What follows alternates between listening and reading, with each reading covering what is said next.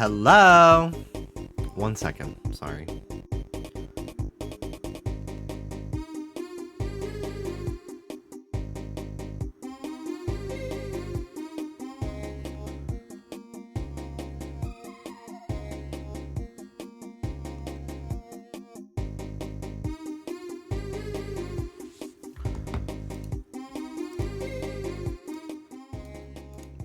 Thank you for waiting. Sorry. It's an important day for my family, so I just wanted to make sure I responded before they all go to bed on the East Coast. Hello, guys. How are you doing today? I'm doing pretty good, all things considered. Today's the winter solstice, according to Animal Crossing. What does that mean? Like, is that the longest day? Longest sunlight in winter? Oscar Raid!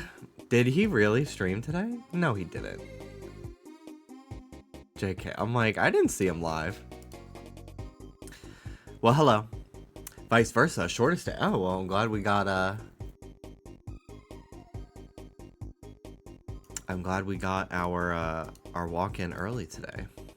Went for a walk today with the dogs, and then I went to a store nearby to get some Christmas gifts, and I got a burrito.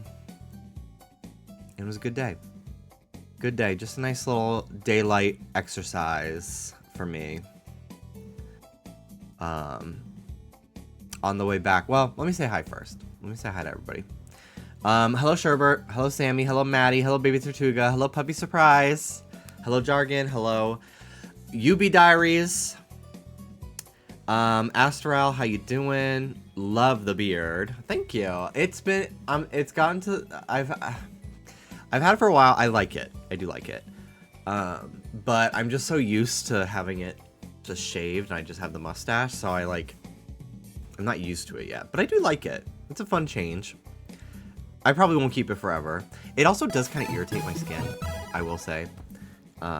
So I don't know. I don't know if I'll keep it. I like the single stash look, but it's cute. I think it looks nice at the moment.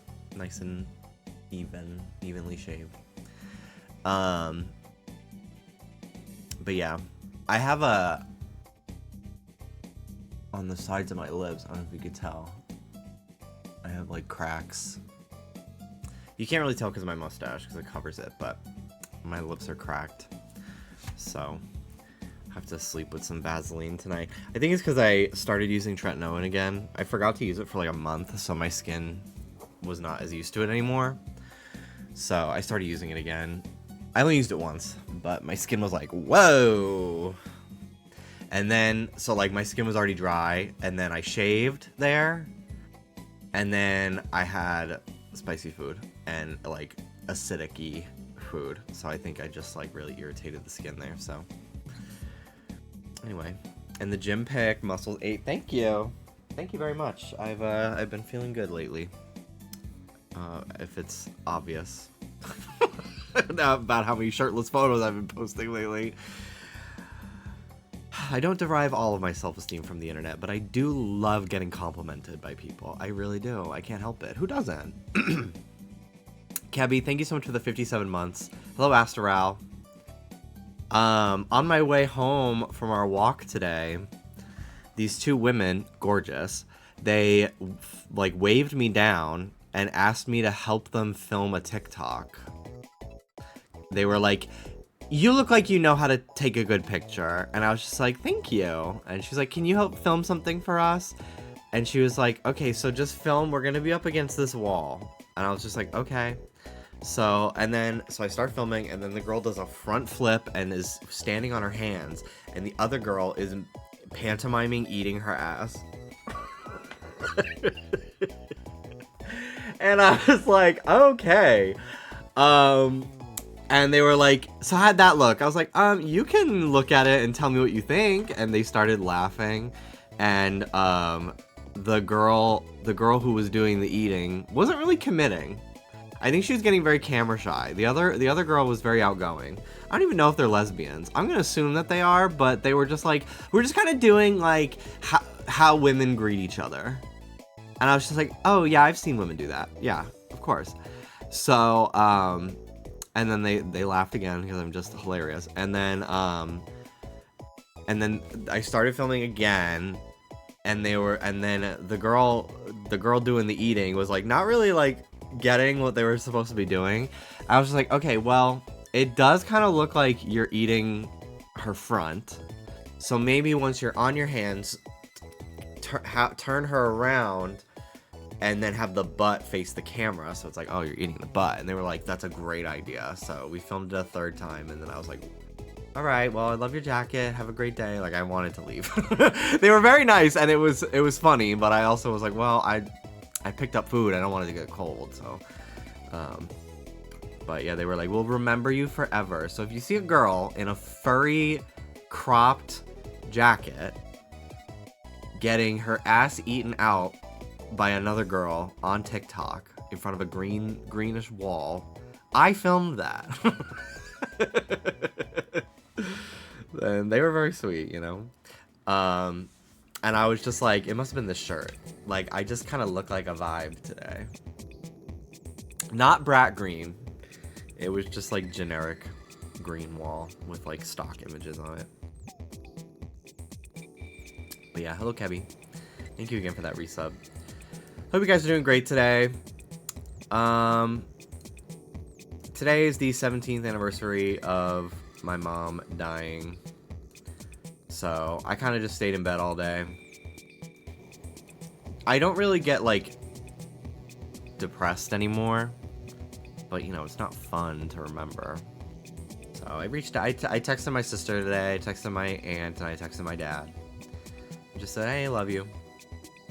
I'll talk to them on Christmas for a full conversation. But, you know, it's an odd day. It's like I don't feel sad in the same way I used to because it's just been so long. And but I do get sad, obviously. But sometimes I get guilty. I feel guilty that I'm not more sad, but it's just because I've like compartmentalized it a bunch. You know, I feel relatively the same as I do every day, to be honest. He's picking not a great time to be stimming, but... You stimming while I talk about my dead mom is crazy. Is that what you're doing? Yeah.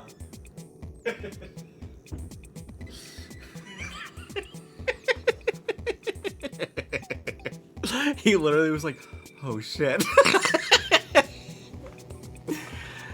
You know, whatever. But you know, it's just not great. I don't love it. I don't love when this day comes up. I think it'll hit me more on the 20th in a few years. 17 is, you know, such a in-between number. It's like, well, it feels not much different than it did for 16, you know. But you know, Billy, it was my late friend's birthday today. She was supposed to be 24. I watched Steel Magnolias on my bestie's anniversary of her death. Very healing. That's wonderful. That's really, really sweet.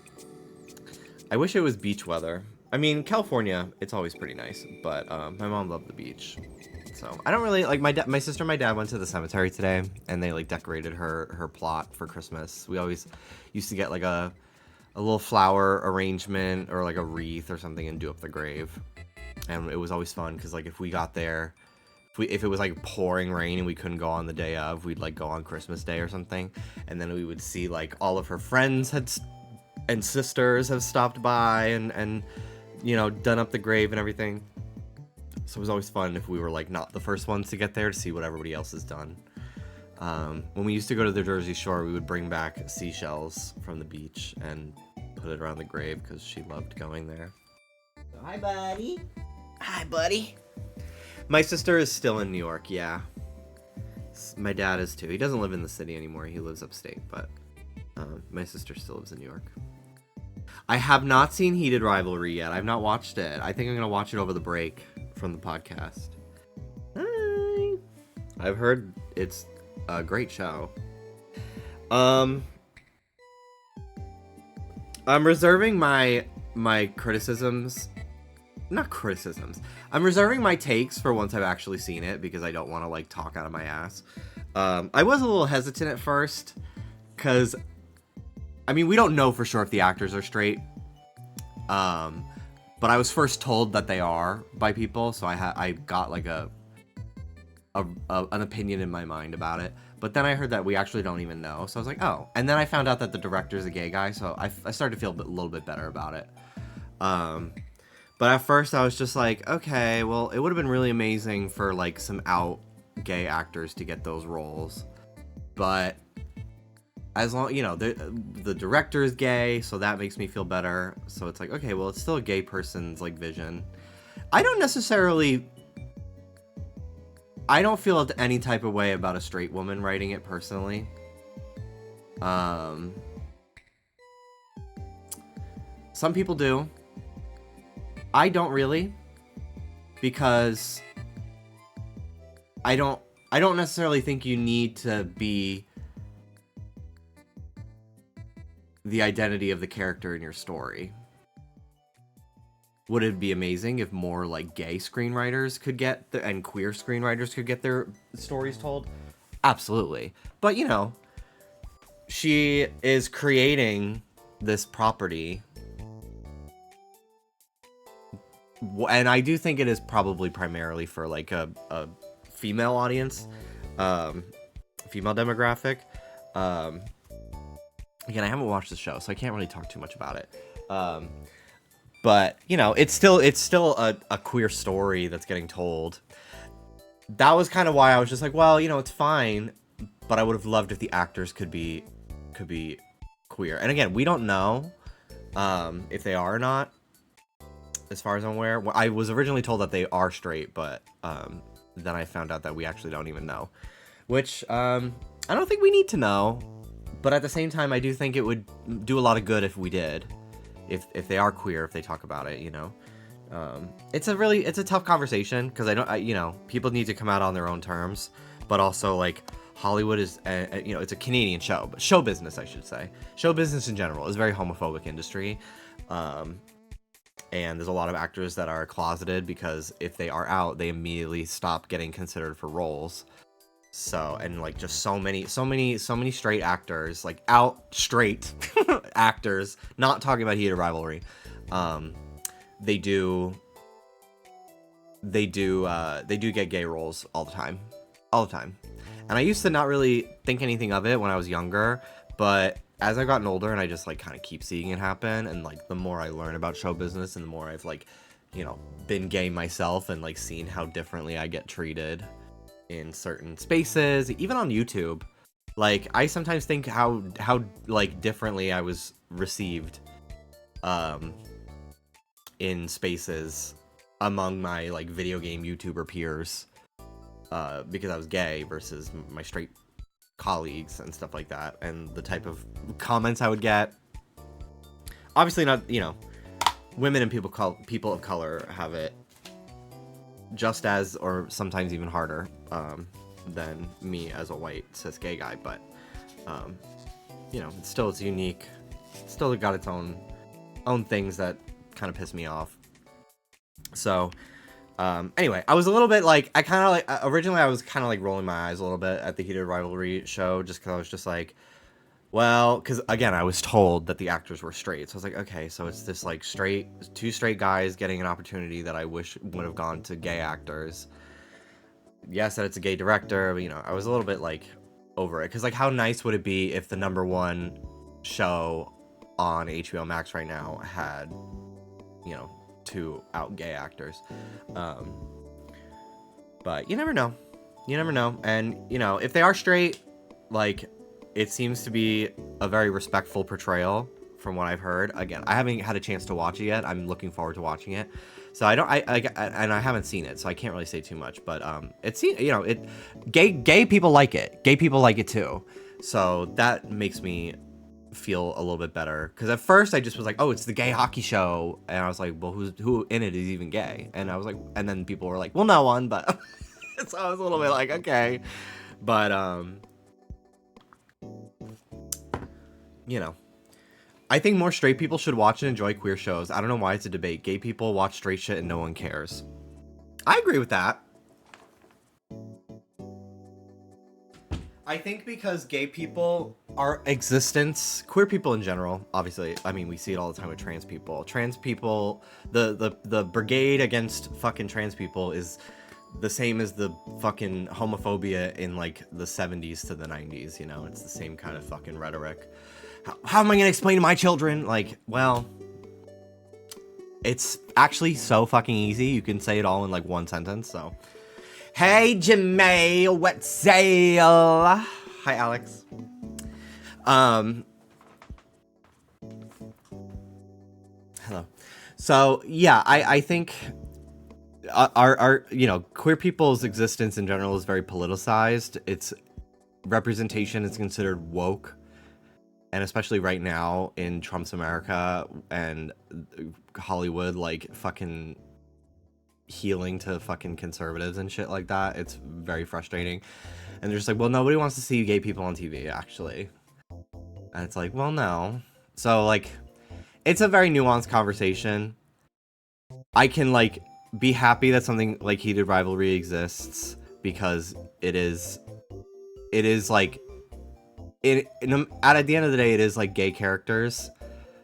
And it seems to be like exploring like the closeted experience of hockey players, like you know, a most likely very real phenomenon. Don't know much about hockey, but I can relate it to other sports I know a little bit more about, like basketball and football and baseball and shit like that. So yeah, I'm reserving any judgment until I've actually seen it myself, because I don't really feel like talking out of my ass. But I think two things can be true. Like, you know, if the actors are not queer, again, they don't have to tell us. I think it would do really wonderful things if they were, but I understand their secrecy and privacy about it, especially how rapidly they seem to be like relatively, unknown actors prior to this, right? So I'm sure it's a lot to process, just the immediate existing in the public eye in general, let alone like talking about your sexuality, especially if maybe they're trying to figure it out. So, you know, I'm not going to try to pressure these guys to come out if they are queer in any way. But, you know, I think just overall, like, I do wish that more like out queer actors could get roles in general. Hi, buddy. I'm not gonna chase you, so if you want to be picked up, you gotta stay put.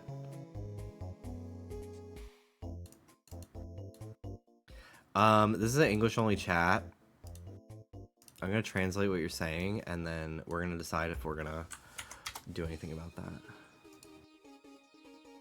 Oh, how's it going? I'm doing wonderful today. I'm good. Thank you for asking.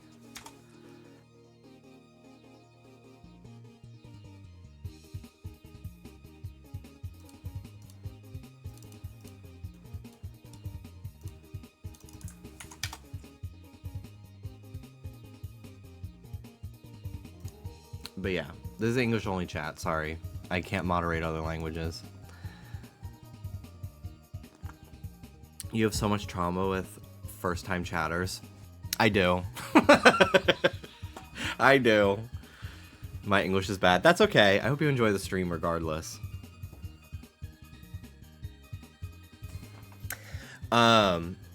She has trauma. I accept that. I accept that. Can you stop running away, little man? You want to leave? Is that what you're trying to tell me? Trying to get me to follow you to the door? Yeah. Bye, buddy. See you later.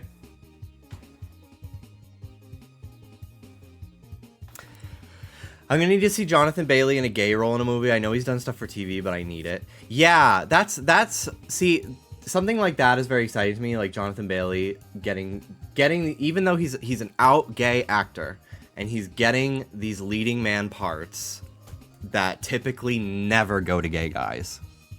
Never. Unless they're so deeply in the closet and nobody knows, but, you know, the people that can fucking suss out the vibe, right? So it makes me very happy to see him, like, getting work and stuff. It makes me very happy.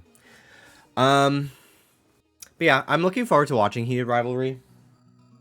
I didn't read the full article, but I know that guy, he was just on Just Trish, actually. He's from I Love LA. He was like, he was talking shit about Heated Rivalry.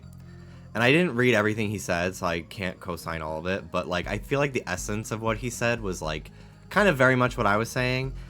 But everybody loves Heated Rivalry, so he got, like, booed, tomato. Plus, I think he's just, people kind of are irritated by him for other reasons that I'm not really aware of. But, seems like it's the vibe. But, yeah, I feel like that's a discussion that people would be willing to hear maybe 5 years from now once Heated Rivalry is, like, passed. But right now it's, like, the new hot show. It's also does come across a little bit, like, jealous and tacky because, like, you're on the same network. So, like, I get why people were upset. I personally probably would have kept my mouth shut. But I also, like, you know, he's a gay guy. He is allowed to, like, feel a type of way. But, again, I'm reserving my judgment because I haven't seen the show. And I'm sure I'll like it, actually, because I've heard it's great. But, yeah, I go on all the time about how I really don't think that...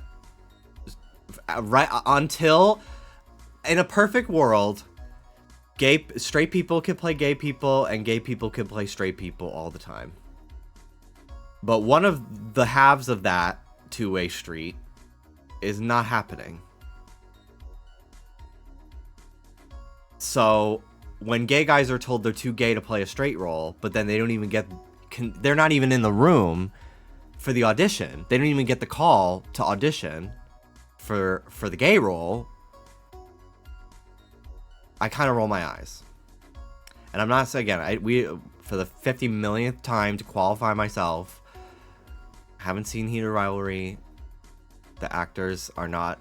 Nobody knows their sexuality. I was told they're straight, but we don't know. I'm reserving judgment till I watch it. I'm excited to watch it. I heard it's great. I'm sure I'll like it. But, you know, you can like something and also have wishes that it was different things transpired or, like, other things could happen.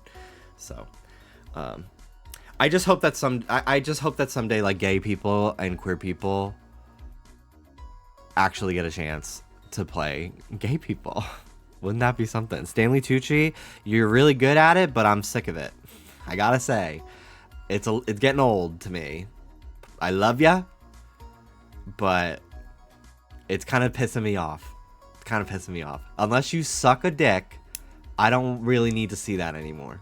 Thank you. So, hello, Mandome. It's getting to be a character. I would also love some people who are rumored to be bi would come out, but I understand being out and bi is probably even harder. Yeah, I can't speak to the bi experience, but Dallas is bi, and I see how even gay people treat him sometimes when he, like, talks about... You're bi.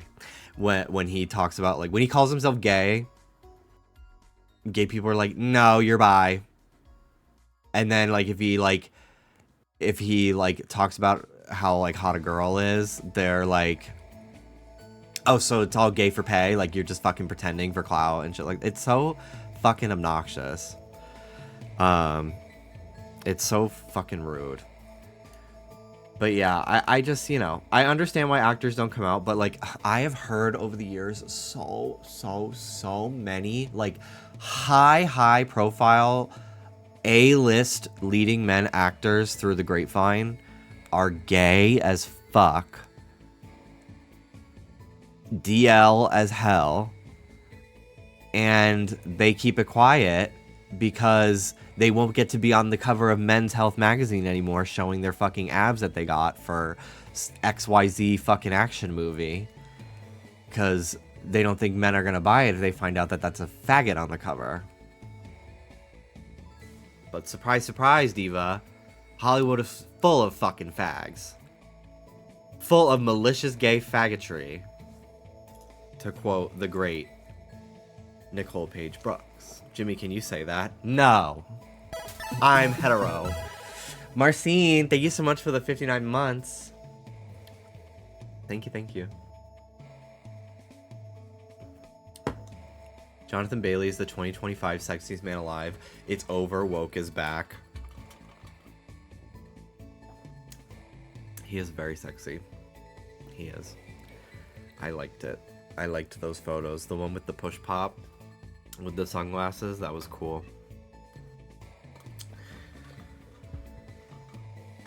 All right. Well, that had my little tangent that I went on here.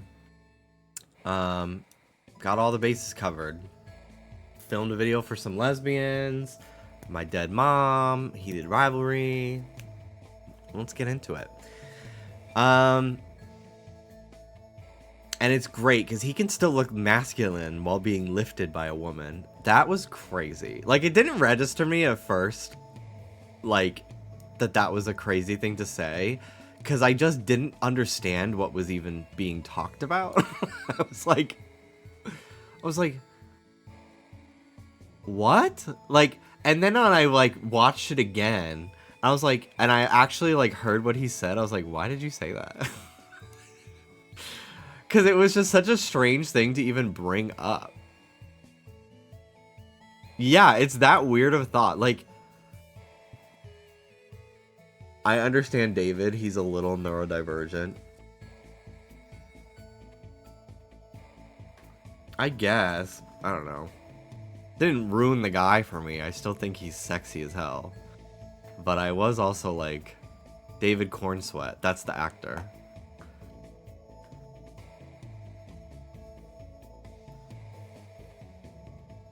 That asked the question. I do love the first naming of it. Are you oomphs?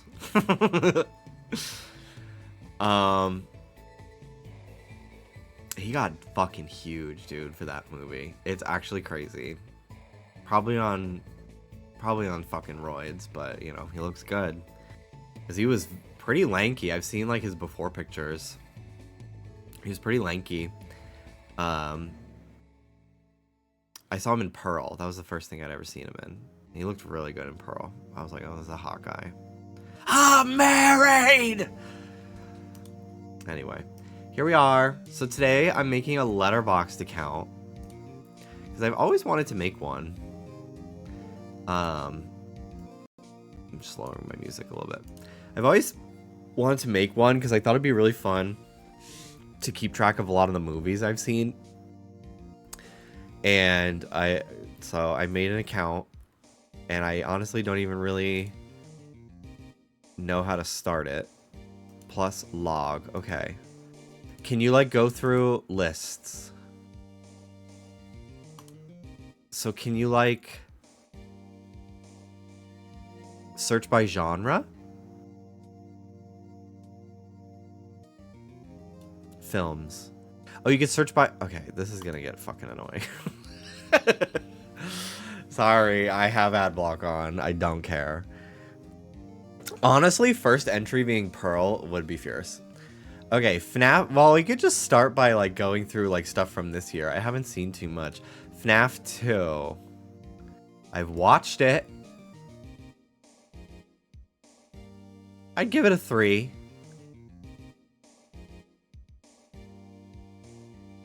And is that it? Films. Yeah, there we go. Watched. FNAF 2. Okay. I keep getting an ad for this movie. Or not ad. I keep getting recommended this movie. Fine, fine. I'll fucking turn off the ad block. I'm seeing them anyway. I keep getting recommended to watch this movie every time I'm on a plane. It's like one of the... Okay. You're really fucking nuts. For the fucking... This ad. This fucking Versace ad. Versace. I don't know why I pronounced it Versace. This is gonna drive me fucking crazy. My username is Jimby Vivo. I thought about doing Jimmy Wetzel, but I was like, well, if I get famous, when I get famous, I don't need people finding me that easily. But yeah, I've never seen this movie. But it's always available on like Delta Airlines and stuff. So I wanted to watch it, but I watched the trailer and I was like, I'm not watching that on a plane. So I need to, let me add that to my watch list.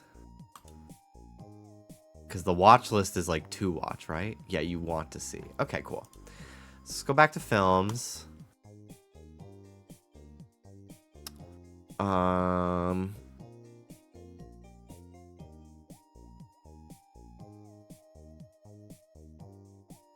These are all like new movies. Let's start by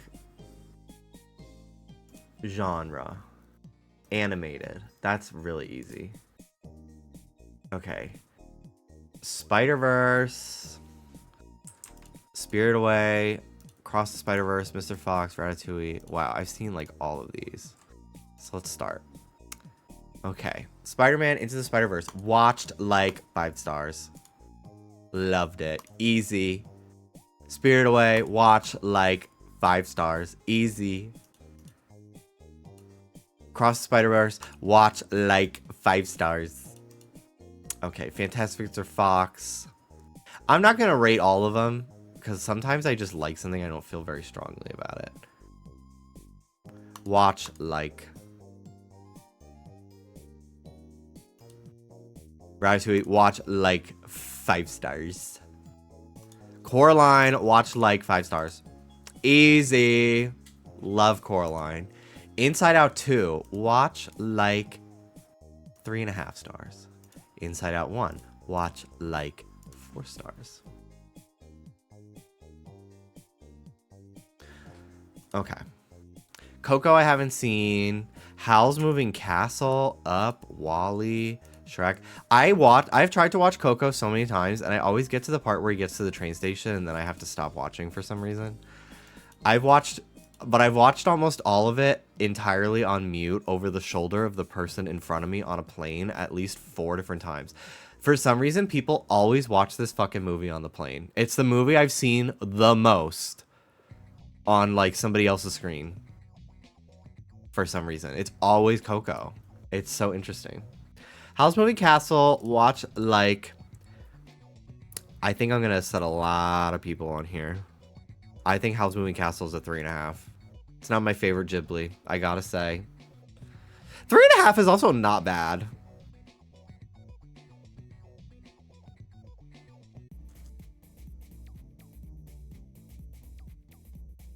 I'm pretty sure I watched Coco for the first time on a plane. It is just kind of that plain ass movie. Coco, Coco, Coco, Coco, Coco, Coco, Coco, Coco, Coco. Why was I kind of eating? Hello, Torlini. Yeah, I watched somebody watch House of Gucci on a plane, and they were sitting next to their child, and then the sex scene started. I watched them frantically try to close the player with the touchscreen, and it was fucking crazy. I watched Challengers on a plane, and I was in the aisle seat, and I certainly was like, well, people are getting it. The way none of us gagged about 3.5 stars for Howl. I think it's pretty fair. I mean, it's not a bad rating. It's just not my favorite. It's not my favorite movie. Maybe because he's a twink. Up is a 4 star. Up is pretty good.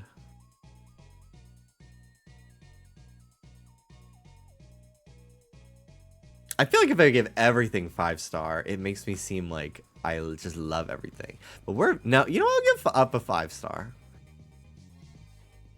Wall-E, watched like Wall-E's a 3.5 for me.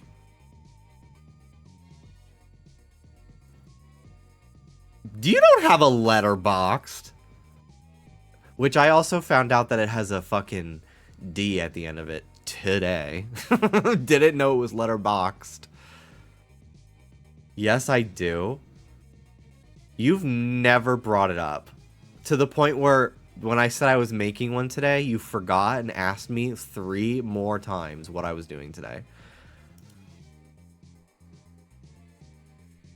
Shrek. Watch Shrek 1, 4. Shrek 2, 6. Soul. I did not care for this movie. Watched.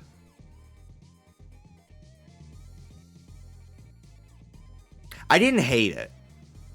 I didn't hate it.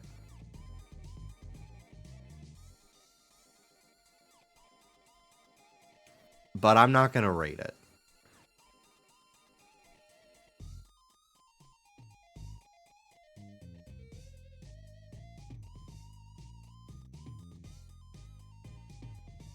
Maybe it just made me too existential. I don't know. I just thought it was fine. I mean, like, he spends, like, the whole movie as a cat. I thought Tina Fey's voice coming out of his body was fucking weird.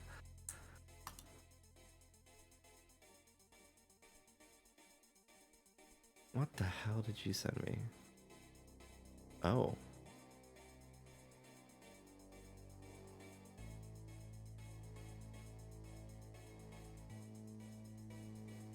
Why did you send me that?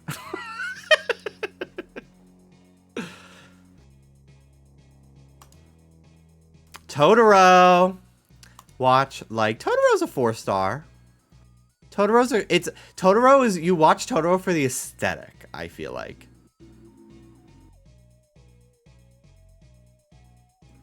I would give it a higher rating.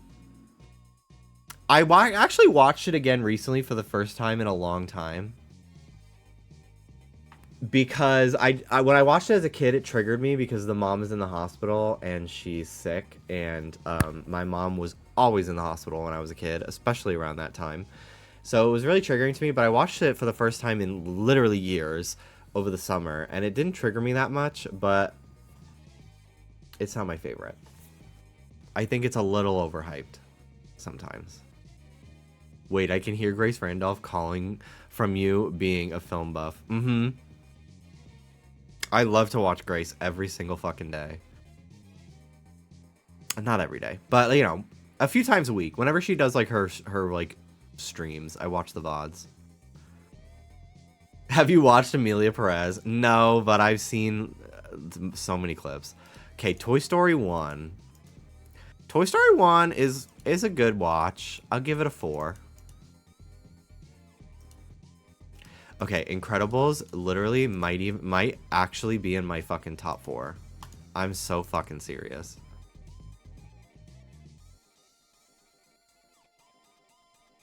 Grace on Just Trish. Me and Oscar, if we had our way, she would be a recurring guest. Me and Oscar both love Grace, and we'll text each other. I'm like, oh, did you watch Grace's video yet? Did you see the part where she said this crazy ass thing? I probably text Oscar / he texts me about Grace Randolph. I would say like twice a week. She comes up. We love Grace. One time, one of the first times Oscar was driving me back from Trisha's house from filming, we were talking about like what we watch on YouTube, and Oscar was like, there's this one woman on YouTube that she talks about film. I was like, Grace Randolph Beyond the Trailer, and he was like, yes. And then we literally talked about her for like 45 minutes on the entire drive home, just talking about how kind of insane she is, but in a good way. Tangled. I watched Tangled. It's good. It's not bad. It's not like the greatest Disney movie. I'd say it's a 3.5.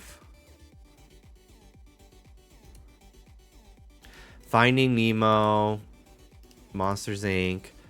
Is this The Last Wish? I think I watched that one. Mononoke, I have not seen in full, so I can't review it. K-pop Demon Hunters, haven't seen yet.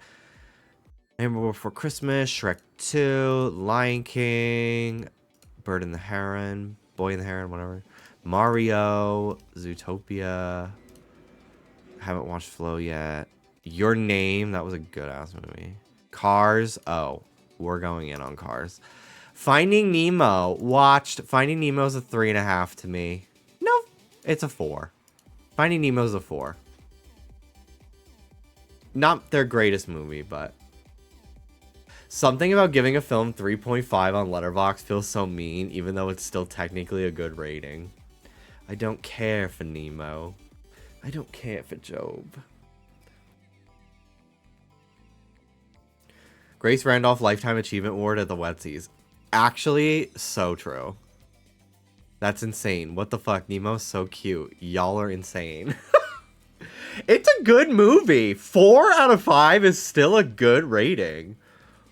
But, like, I don't know. It's not Incredibles. Monsters, Inc. That's a 5-star right there. That's a 5-star film.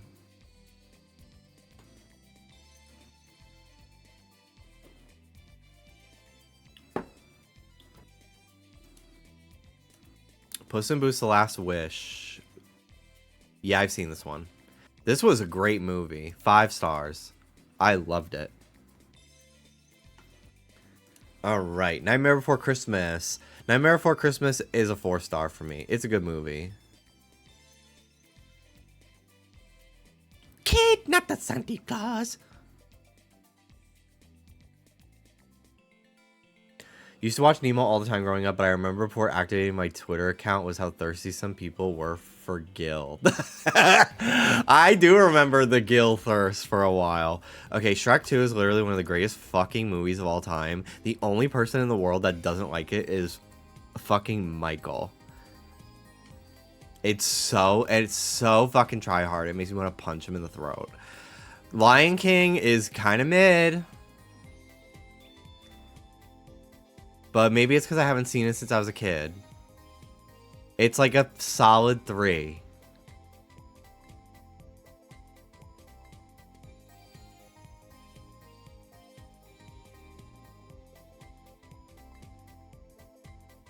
I think it's like just fine. Naughty. Oh, I'll give it a like. I liked it.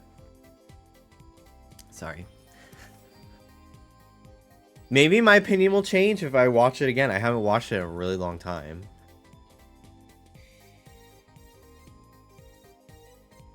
Lion King 2 opinions? None. Boy and the Heron. It was good. Not my favorite Ghibli. I give it a 3.5. No, I give it a 4. I give it a 4. Visually very exciting. No, I'll give it a 3.5. I liked it though.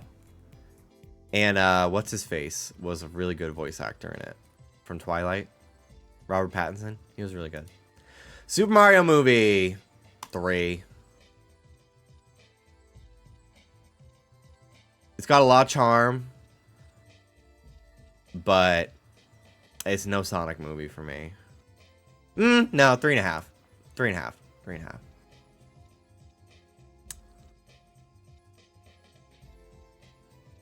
Not enough. It didn't have enough Luigi. And I thought that Seth Rogen's Donkey Kong was so fucking distracting. And, you know, I'll never be happy about Chris Pratt being Mario. Especially when Luigi is so perfectly cast that it just makes him seem like it feels like Luigi's actually a fucking cartoon character, and then Mario is just, you know, typical. We cast a fucking Hollywood actor to do their voice, even though that is kind of what they did with Charlie Day, but it's a 3.5 for me. Zootopia. Okay. Now, if we're going just off of visuals and charm alone, Zootopia is a 5-star film. Now, is it propaganda? Yes. Do I like that? No. So that takes it down a notch for me. So I'm going to give Zootopia a 4-star. Because I do kind of think that it's like metaphor is a little clunky. But overall, I really like it. I really want the Zootopia art book, but it's like $500 on resale market. So I'm going to buy the Zootopia 2 art book that is $40 once I see the movie. Bad Guys also has Bad Guys 2 has an art book too. $500 for the art book. It's out of print, that's why. But Bad Guys 2 has an art book, and I haven't seen that yet, but I love the first one. And it's like $20, and I want that one too. Your Name was very, very good. I do think that the plot, when I first watched it for the first time in theaters, I cried 3 different times. I wasn't medicated yet. And then I watched it again. I showed it to Dallas for the first time a few years ago. And upon rewatching it, and I watched the first time, I watched it subbed. And then the second time I watched it dubbed. And I do kind of think that it's like kind of hard to follow. Just a little bit. Great movie. Beautiful art. But it's a little hard to follow. And I thought maybe, well, I was like, well, maybe it's just because I watched it subbed and I watched it in a theater when I didn't have glasses. You know, all these things going against it. But when I watched it dubbed, it was still kind of hard to follow for me. Like, the twist, I, like, didn't even pick up on the first time until, like, it kind of was hammering it into my head. Whereas the second time, I did feel a little bit more like, oh, I can kind of see it doesn't feel like it's completely out of nowhere anymore. They're like sowing the seeds for you that this is happening. It's a great movie, though. I think everybody should watch it if you love animated movies. It is one of the most beautiful films I've ever seen. I'm going to give it a 4.5. I'm going to give it a 4.5. Cars, half a star. If I could rate it 0, I fucking would. I fucking hate this movie. I fucking hate this movie. I never liked it as a kid when I were to air on Disney Channel. And then I was like, well, maybe I'll give it a chance. So I tried to watch it a few years ago with some friends on Discord. I fucking hate this movie. It feels like it's like a conservative dog whistle. And maybe I'm just being too woke. But it's very much just like, whatever happened to small town vibes? This fucking guy from the big city. Fuck this guy. Blah, blah.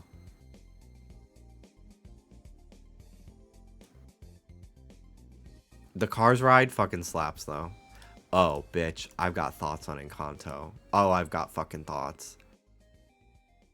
I honestly think that this movie could have been so good, but I just feel like this woman right here, this sinister woman, she just completely, like, ruins it for me. Because, what's her name? Her name, Mirabelle? Yeah, Mirabelle. I'm always confused if it's Mirabella or Mirabelle. Mirabelle is one of the most likable Disney protagonists they've ever created. I fucking loved her. I fucking loved her. But the way her whole family, even her fuck-ass parents, her fucking parents let her mom just fucking treat their daughter like shit. Like, are you fucking nuts? Like, it really fucking bothered me. And the way they treat Bruno, oh my god. Don't even get me started. And it just, like, it doesn't hammer in effectively enough for me that the other characters, especially the matriarch, like, they don't realize how they've treated Mirabelle and Bruno was horrible. Like, I just feel like they don't really learn a lesson, in my opinion. Like, I feel like it doesn't, and I don't know. I just really felt bad for her so much, and it just really made me sad. That being said, it's a beautiful movie. Also, don't really care for her. Love her. Love the strong girl. This girl, I kind of just find her annoying, but, you know, it is what it is. It's kind of, she's supposed to show, like, she's never had to fucking face any sort of social outcast because she has powers and she's beautiful and everybody loves her and blah, blah, blah, blah. But yeah, I'm going to give Encanto a 3. It's not a bad movie. It's a beautiful movie. It's got some great music, but I just feel like this conclusion is not satisfying enough to me. Also, fuck that house. Fuck that house. The house being sentient and fucking treating this one girl like shit based off of nothing. Fuck that house. She should have let it crumble. I also don't love... I thought both Encanto and Turning Red were both, like, family trauma movies, generational trauma movies that came out relatively at the same time. I watched them both, like, back to back in a weekend because I didn't watch them for a while after they came out. And I thought Turning Red was such a better generational trauma movie in terms of, like, how it like addresses the root of the problem versus this movie. Both kind of tried to do the same thing, and I think this one kind of fell flat. Because in this one, it's like, oh, you're actually it's very much like that one Family Guy episode where they all are like nice to Meg and their family falls apart, and they're like, we have to, well, the only reason why our family is good at all is because we get to punch down on you. So that's kind of that's your superpower, is that you don't have any power and you've got to spend most of your life getting treated by like shit so we could have a good life. Like, it really fucking bothered me. I also don't fucking love Lin-Manuel Miranda's music, I gotta say. So I try to put that aside because I do kind of like this music, but I don't know. I kind of find him annoying as fuck. So I don't really... He's not a selling point for me, personally. I hold umbrage with the idea that Mirabel's gift is that she's the next caretaker of the family. Yeah, I don't like it either. Like, if that's true, how about fucking communicate that to everyone when she's a kid? Instead of fucking humiliating her at that ceremony with her door not lighting up. And then having her life be shit. And she lives in like a fucking... Does she live in the kitchen? Doesn't she live in the cupboard? Or some shit? Like, fuck that house. It was just really hard to watch somebody as beautiful and of a soul as her. The nursery, that's right. I know she had like a shitty bedroom. It's just really hard to watch someone so fucking earnest and pure as her get just fucking dogged on by her whole family, the whole movie. It just really bothered me. But it's beautiful. Very visually beautiful. She's a great design too. Yeah, I love her glasses. I love her dress. She's got great songs. Again, I don't really love Lin-Manuel Miranda's music, but I did like it in this movie. I had a lot to say about that movie. Not as much to say about the ones I rated 5 stars. I kind of was just powering through. I think I want to slow down and give each one a little bit of a review. But I tend to have more to say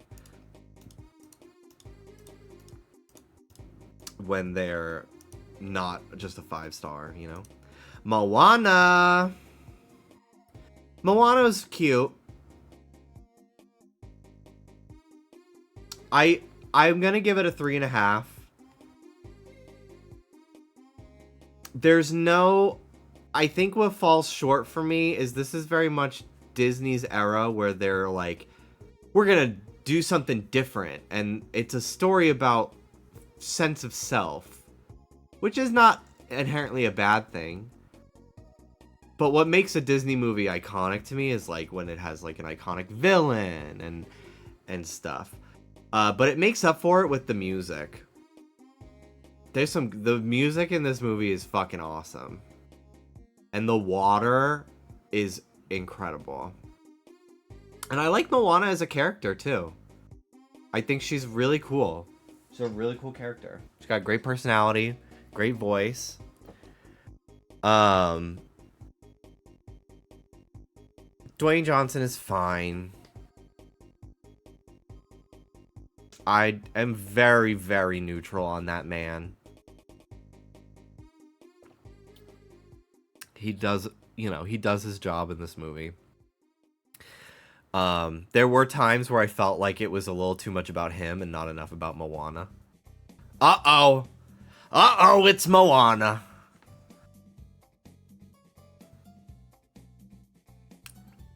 Hello, are we watching a movie? No, I'm on Letterboxd and I'm rating movies and adding them to my watched list.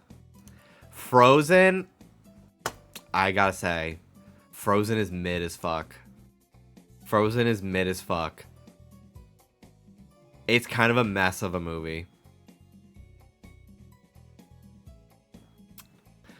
I don't particularly love it. I don't particularly hate it. Let It Go is one of the greatest songs Disney's ever fucking made, I think.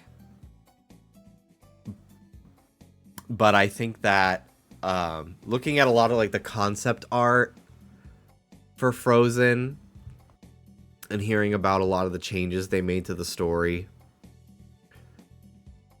I think I would have preferred the movie that it could have been versus what we got. I kind of find Anna annoying. Sometimes. I don't really love most of the songs outside of Let It Go. I feel the same way about Frozen 2. The only song I really love is Into the Unknown.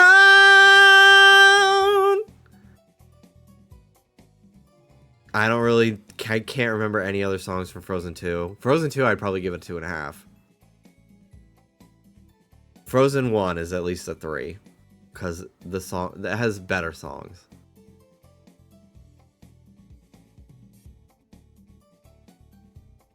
But yeah, I kind of don't really get why Elsa's like has to keep her powers a secret. I don't remember the reason. Ponyo! Watch like 5 stars. One of the literally greatest movies I've ever seen in my entire life. I saw it in theaters 3 times. I convinced 3 different groups of friends of mine to go see Ponyo with me back in the day.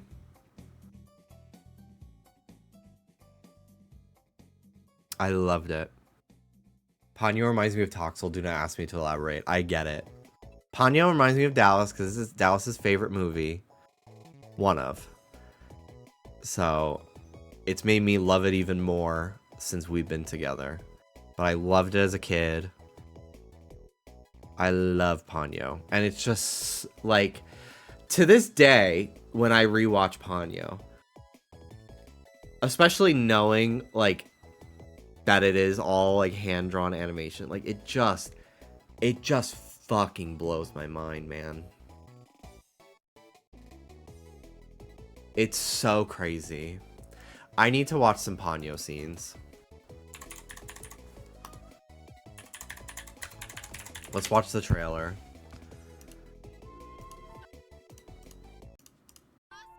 Come right back up, okay? Also, I do love Tina Fey in this movie. And that's fucking Frankie Jonas and Noah Cyrus, which was like how I sold this movie to my friend, to my non-fucking anime enjoying friends as a child. I was just like, it's got Miley Cyrus's sister and the bonus Jonas as the voices and Tina Fey from Saturday Night Live. We got to go see it. Also, Betty White's in this movie too. A goldfish. So scary. Ponyo. Her name is Ponyo. You like see him. She came to me. She might be magic. Like I just like animating this fucking water. I think I would kill myself if I was tasked to do that. But somehow someone out there had a strong enough will to make it happen. Ponyo? Ponyo! No, you tried, but Like I love how the water in this movie both feels like clear but also heavy and like light and airy and whimsical, but also incredibly like it also is dangerous. It's the sea. I will be a human too. Human. Hands. I want hands. I've really only watched the Ghibli movies dubbed. I've never really seen the subbed versions of a lot of them. Just because I think that they always do a really fucking good job with the dubs. And these movies are so visually interesting that I don't want to look away for even a second. Like, I don't want to have to look down for a millisecond to read and look away. I don't mind reading subtitles. I usually watch even English movies I watch everything with subtitles just because it helps me. But like, it's like a secondary thing. Like, it's if like I miss a word. But if I have to like look at the subtitles constantly to know what's happening, I especially with animation, if it's like Parasite, we watched subbed and it was fine. But like, if it's like an animated movie, I don't like to look away for too many times. Sometimes if I've seen a movie a bunch of times, I'm like, I want to see what the original's like.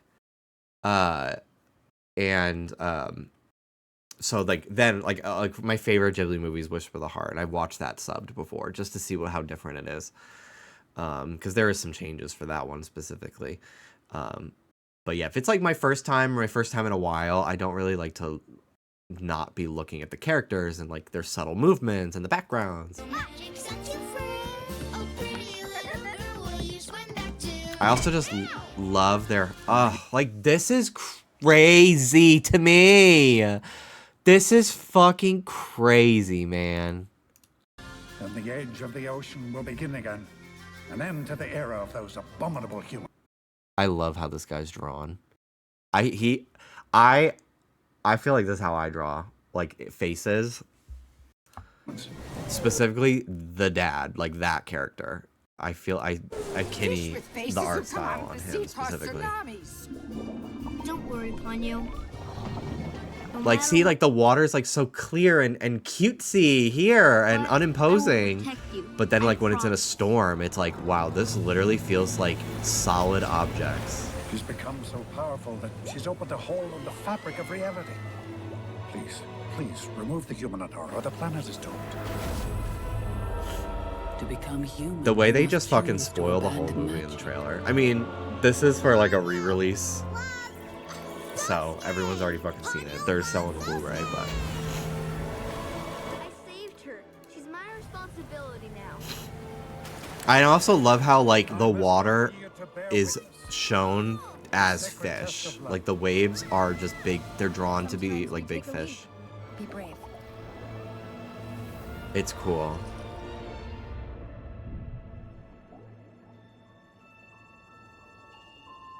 God, it's such a magical movie. I love Ponyo. Love Ponyo.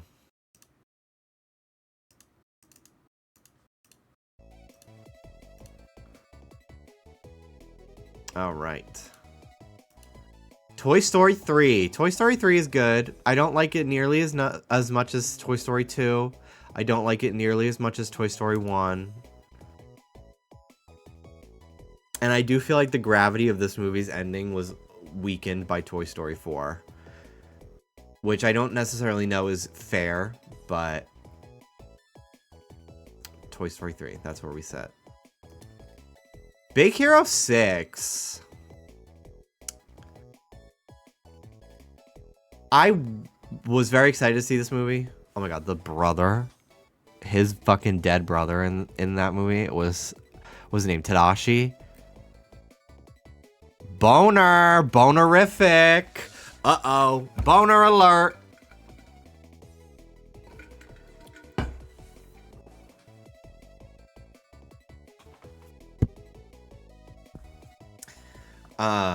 This movie's fine. It's a 3 to me. It's not bad by any means.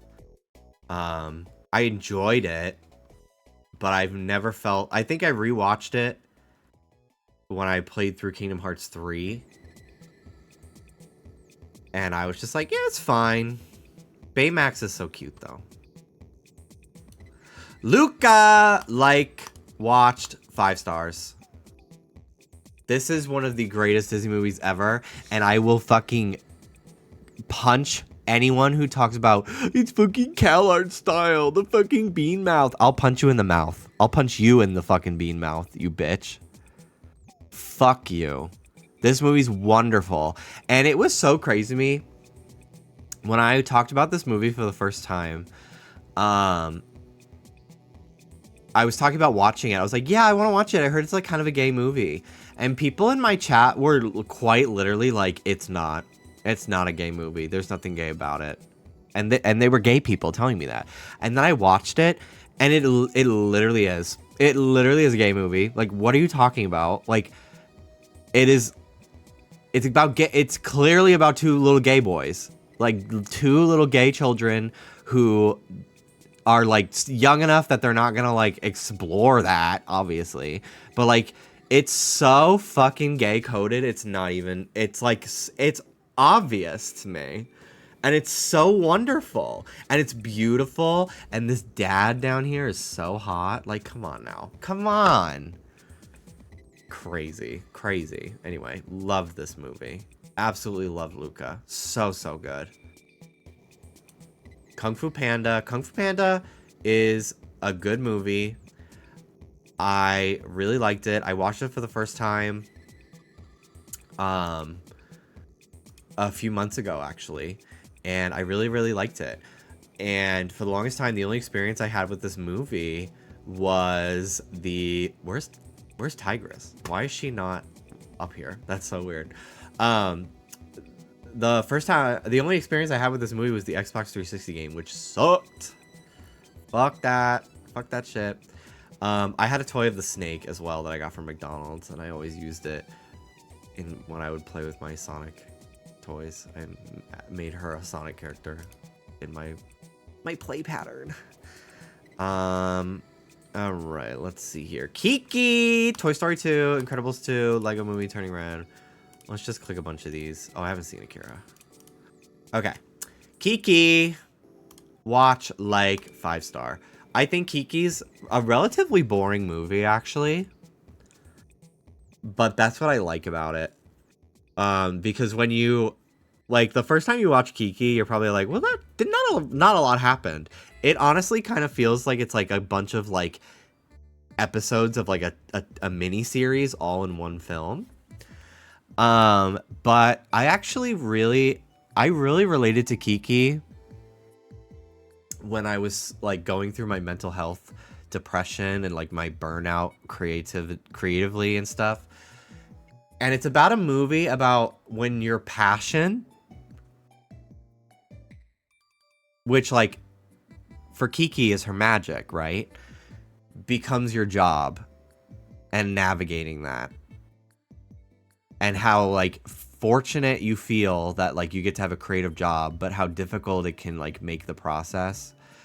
And like Kiki goes through burnout when she loses her magic because of like stressors of life and like using her magic as a career. And it kind of hits you on the head with that metaphor a little bit when she goes to stay with that artist girl. But I'm okay with that because Kiki's a child being taught to understand her emotions. I love this movie. I really love this movie. It's a comfort watch for me for sure. I've seen it a million times. So 5 stars. I love Kiki. Toy Story 2. Toy Story 2 is 4.5. It's not my favorite Disney movie. Not my favorite Pixar. But it's great. I'd say I like it. And I think it's the best of all of them. I think it's got one of the better stories. Jesse's a great character. Toy Story 2 is awesome. Incredibles 2. So, Incredibles 1 is... I'm like genuinely considering putting it in my top 4. I love it that much. And I saw Incredibles 2 when it came out, and I really liked it.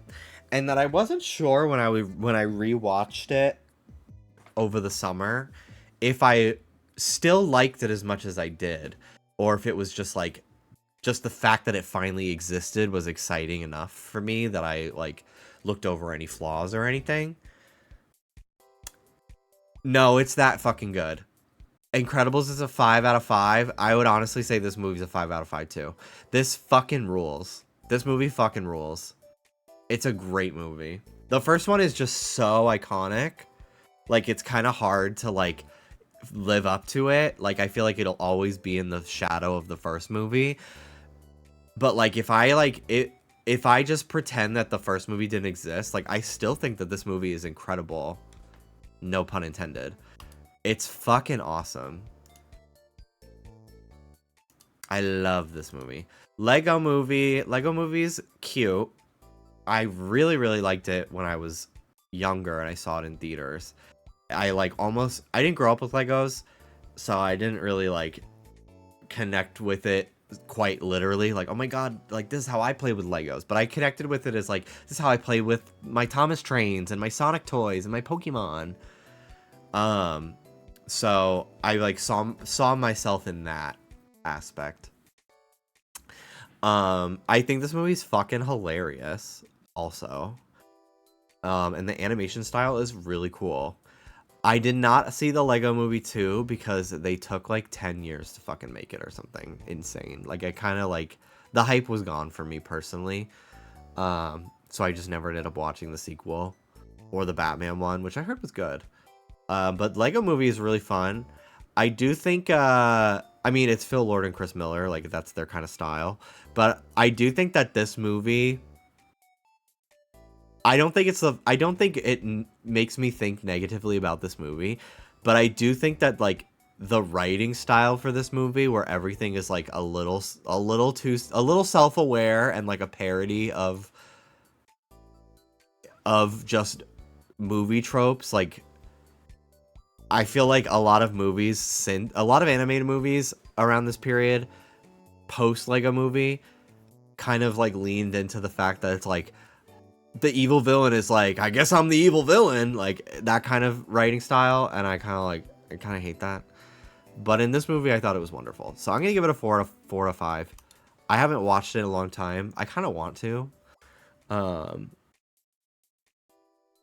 This was before Chris Pratt ruined himself for everyone.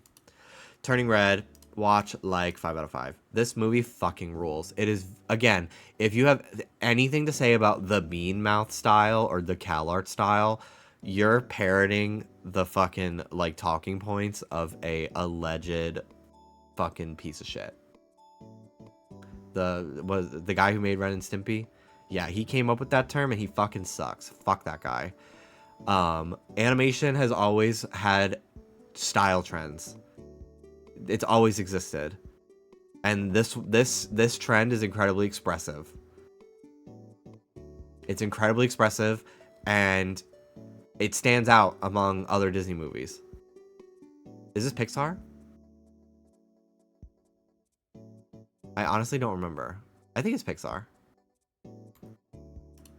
Yeah, Pixar. Stands out among other Pixar movies.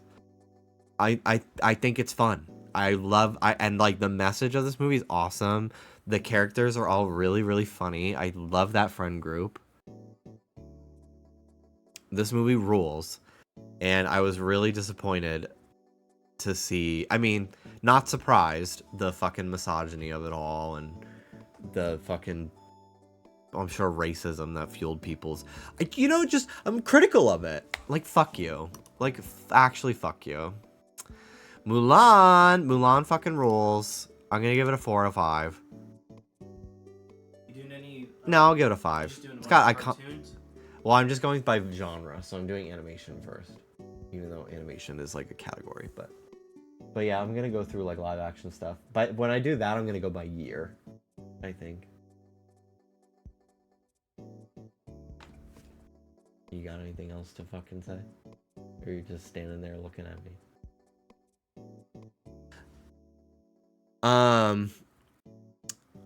Mulan is great. I really like this movie. I've actually never seen Mulan 2, and I think a lot of people like Mulan 2 more. My letterboxd name is Jimby Vivo. But yeah, iconic song. Let's get down to business to defeat the Huns. So good.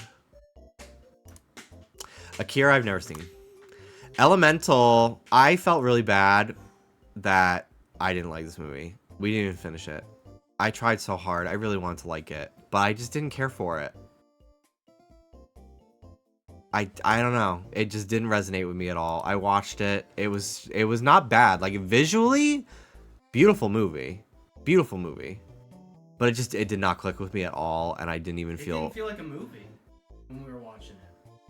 Yeah. The vibe was weird. Yeah, it was a strange Maybe we movie. could give it another try. I'd be willing to give it another shot, but right now it didn't leave. 2028. Yeah, I think that's a good Revisit time. it then. Yeah, maybe. But yeah, right now it's so in the middle for me. But visually, very cool movie. I liked a lot of the character designs. I thought they were really cool. We could watch it when we have our movie theater in our house. Mm. So that's gonna be like 2029. But I was thinking 28 was like pushing it. Like we could even do it 27. oh, Toy Story 4, half a star. I fucking loathe this movie. There are very few times where I've gone to see a movie in theaters and left angry. You feel that way? Yes. Wow. I fucking hate this movie. I fall in love with you. Over and over. Like, so, first of all, like, the big spoiler of the movie, I guess, is that Woody completely fucking disavows his entire ethos of sticking by the kid who needs him. What was her name? Bonnie? Is that her name? He like, his whole thing has always been being loyal and protective of Andy. And then he gets given to Bonnie at the end of 3. And he's like, fuck that kid. Who gives a shit about her? I'm gonna live with Bo Peep, who looks bad in this movie. I don't like the change to her design in this movie. She looks so weird. Like, it doesn't look like her. I don't know. I never actually just noticed that until this poster, and I'm like, why does she look like that? I don't get it. I don't know. I thought this movie was fucking weird as fuck, and kind of just, I don't enjoy the ending. I feel like it goes against Woody's entire character, and it seems like they're just undoing it now, because Toy Story 5, Woody's back, even though he's supposed to live at a fucking traveling circus or whatever the fuck. So like, it literally, this movie didn't need to exist. Do you like Forky? What's his name? No, Forky. He is a spork, but they call him Forky. Didn't care for him either. Is he the villain? No. He's a clueless idiot. He's a that easy causes the easy events to of the story to produce toy. happen. Bonnie makes him. Right. Which, like, that is fascinating. That toys can be made from non-toy parts and become sentient. Trash. That begs the question: is all the trash sentient in the universe? He literally, like, he's like, his first words are just trash, trash. Like, he tries to throw himself in the garbage. He should. Because he doesn't understand. He doesn't have that, like, sentience yet. That he's like, he has an identity. Like, it's like the thought of a literal fucking piece of garbage. He is. Lilo and Stitch, watch like 5 out of 5. This is the greatest fucking movie Disney's ever made. Greatest hand-drawn Disney Studios movie ever. It was so ahead of its time. They had to unwoke it with the IRL one. I like can't even begin to fucking talk about that one. We didn't see it. I went off about it on Just Trish for like 25 minutes earlier this year. I hated all the changes they made. I haven't seen it. I refuse to watch it, but I watched breakdowns of all the changes. Thank you. Stitch is so cute. He's so funny. There's so much subtlety to his movements and comedy and personality. It's just the perfect fucking movie. It's awesome. I love, love, love Lilo and Stitch. Brave, never seen it. Meredith. Megamind. Wreck-It Ralph. Aladdin I've seen. Monsters University I've seen. Madagascar. Emperor's New Groove. Finding Dory I have not seen. Beauty and the Beast. Hercules. Polar Express. Frozen 2. Zootopia 2. Cars 2. Iron Giant, Moana 2, Shrek the Third, Bug's Life, Little Mermaid. Okay. Megamind. Megamind's a 5 out of 5. This movie fucking rules. It's so goddamn funny. It is such a funny movie.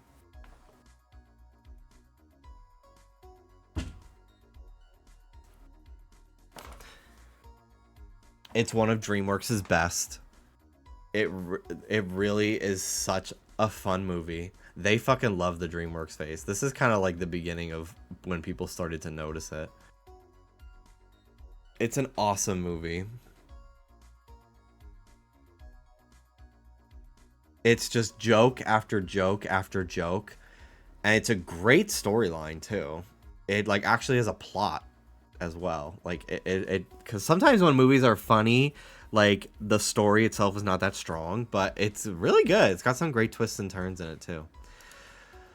Wreck-It Ralph is good. I saw it on a date. It was my first date ever. I'm gonna give it a 3.5. I liked it more back in the day than I do now. I gotta say.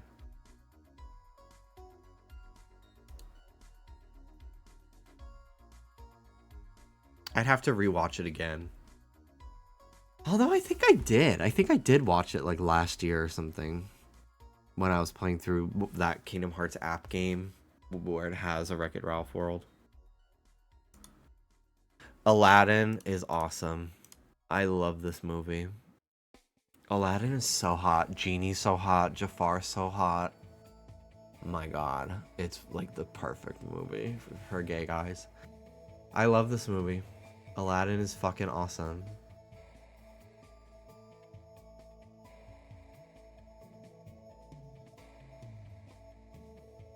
I haven't watched it in a minute. Like 2 years. I'll watch it again. Monsters University. I've seen it. I barely remember any of it. So I'm going to assume that that means it's like kind of more on the mid side. If it didn't really stick with me. You know? Like, because there's movies I've seen a long time ago that I remember feeling very strongly about. This was not one of them.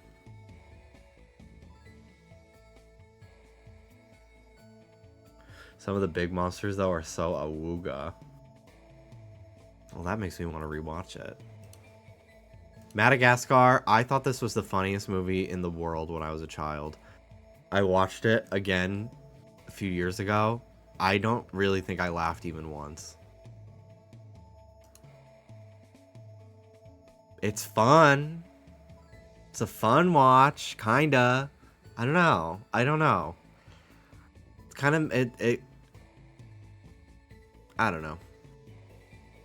Dude, those animals are so fucking funny. I want to merge without looking. That to me is funnier than the entirety of fucking the actual movie. Emperor's New Groove.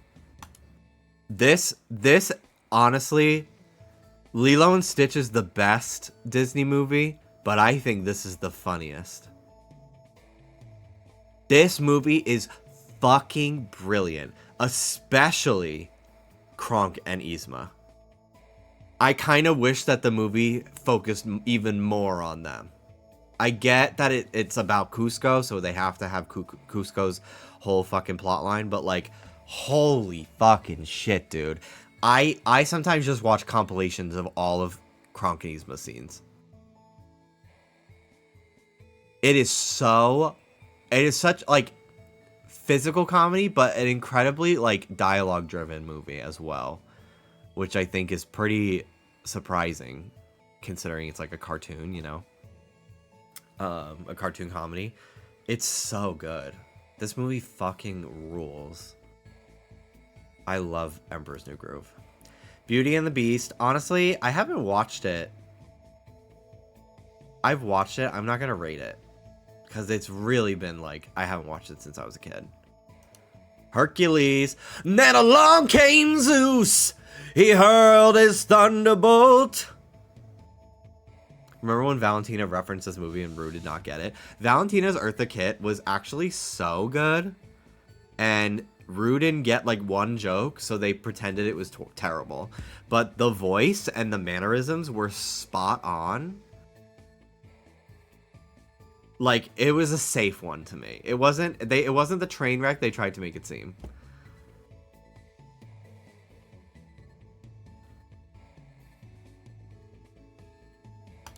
I love Hercules. I love Hercules. I fucking love this movie. Meg, one of my favorite Disney heroines ever. Also, I love that Hercules is muscly, but he looks like he's that like soft muscle that you just want to like sink you want to bite him. Anyone else? Like, he's like, I also really love how, like, you can see it with his elbows. Like, everything in this movie is like a curve that comes to a sharp point. You know what I mean?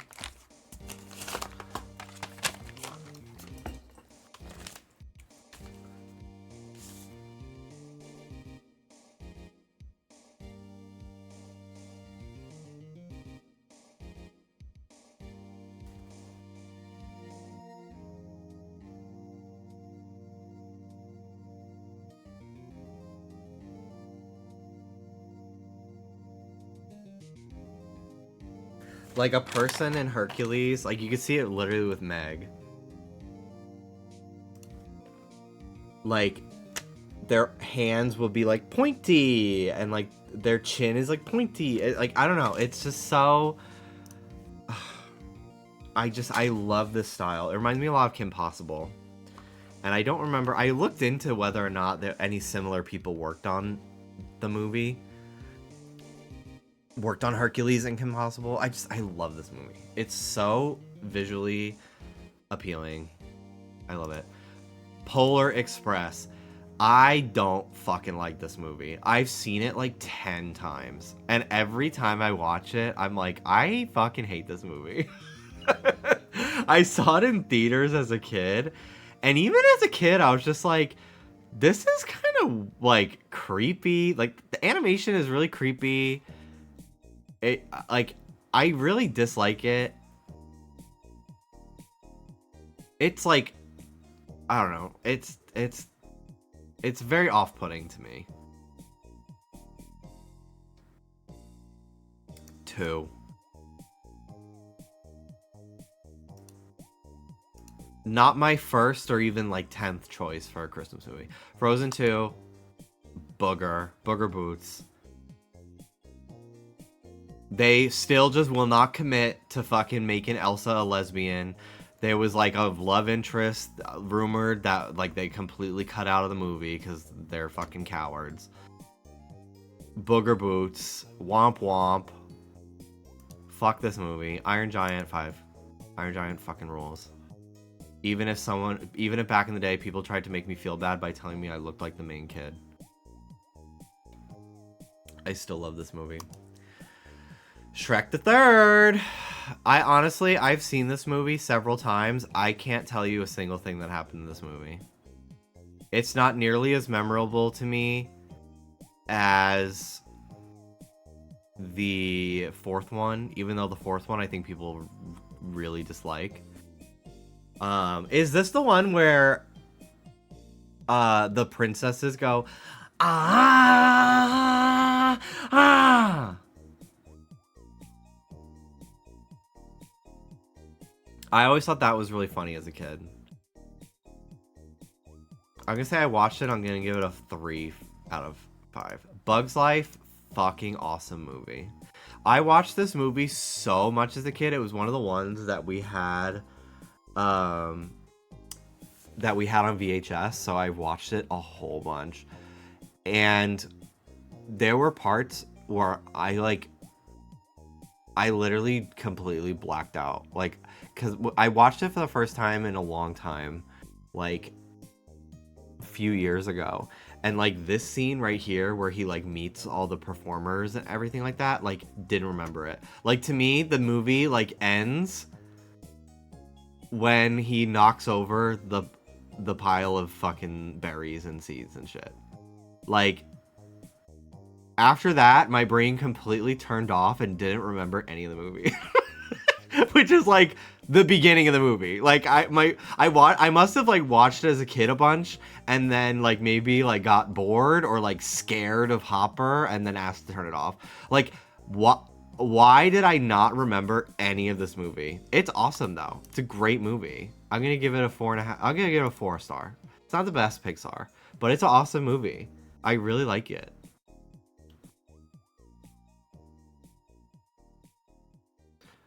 But yeah, I like, it was one of the movies I like watched the most as a kid, but I retained none of it to the point where I felt like I was watching it for the first time when I was an adult. Little Mermaid, I actually think that this movie is like kind of not mid, but it's not my favorite Disney. But Ursula is one of the greatest characters to ever come out of that fucking studio. That it makes it a 4-star for me. I like this movie for Ursula. The music is great too. Part of your world. Like, that's great. Under the sea. Under the sea. But like, oh my god. Ursula is so impactful. Part of your polycule.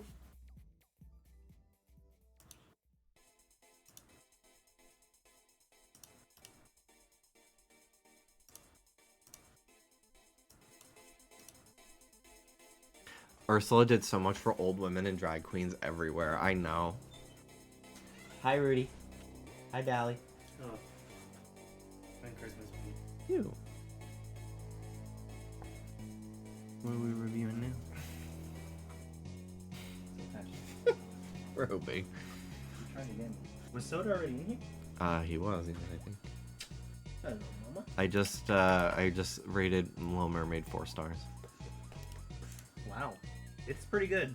I think it's great, but my favorite part of that movie is Ursula. I don't really care too much for Ariel. Like, I like her. She's in the one of the better protagonists, but the music's great. I like how they made the dicks on Palace under there for the cover.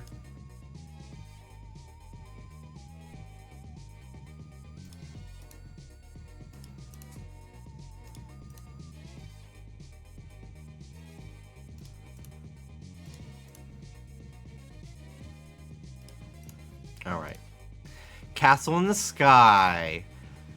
I love this movie. I think this is a great Ghibli movie. I'm gonna give it a 4.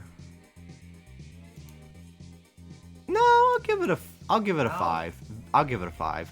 Wow. There's so many different locations in this movie. It really feels like a grand adventure. They really go to a lot of different spots. It's a fun, like, adventure movie.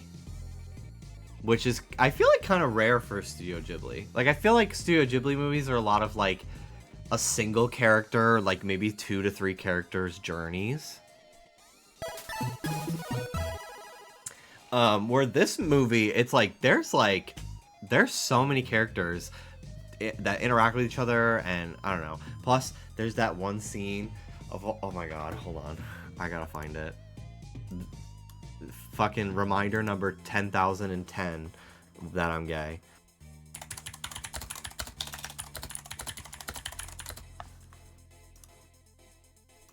Why don't you just try and make me? Maybe I will. Oh, yeah. Make your shirt explode.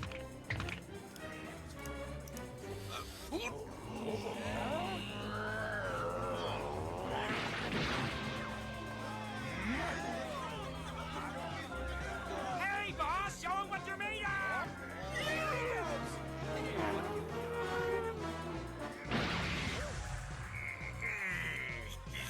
Why don't you just try and make me? Like, oh my god, bitch. It's so good. It's so fucking good. That actually makes it a 5 out of 5 for me. Lauren, thank you for the 67 months. So is this algorithmically loaded into the genre? So yeah, it's literally just, you can like look at like categories. So I'm in the animation category. So it's just showing like every animated movie. Not in any particular order, really. Because like Shrek 2 is long after Shrek 3 in the list, I think. iMovie. But you can also sort by year, comedy, drama, shit like that. So I'm just going through animation because that's the category I feel the most passionately about anyway. In my opinion, Klaus fucking rules. We just watched it again like last week. This is a great Christmas movie. It's on Netflix. If you've never seen it, I highly recommend. It's about a guy who gets sent to develop the first, not the first, but like a functioning post office in a faraway town. And he like he meets this guy who basically obviously becomes fucking Santa Claus. Not really a spoiler. You were meant for making toys. And it's a 3D animated movie designed to look like a 2D animated film. I go with you. There's no need for you to come with me, really. Tonight, then. Oh my god. Do not tell me they fucking put high hopes in the trailer for this movie. No fucking way. Did they fucking put high hopes? Our cousin told us. I think it's the other way around. That it's a 2D animated movie to look 3D? I don't think so.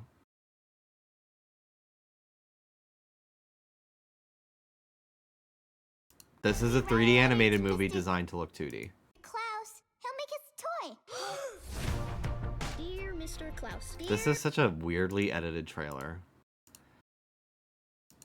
You don't really get a good look at literally Mel, the composition in this fucking movie rules. I think you're doing. This is Smearensburg, the unhappiest place on earth. And you two can't change that. The music is fucking pissing me off. The film is so much better than this trailer. Thank you. Thank you. Like, what the fuck is this trailer? Dear Mr. Klaus, I shoveled all the yards in my street today. That's good, right? Look it up. It isn't 3D models.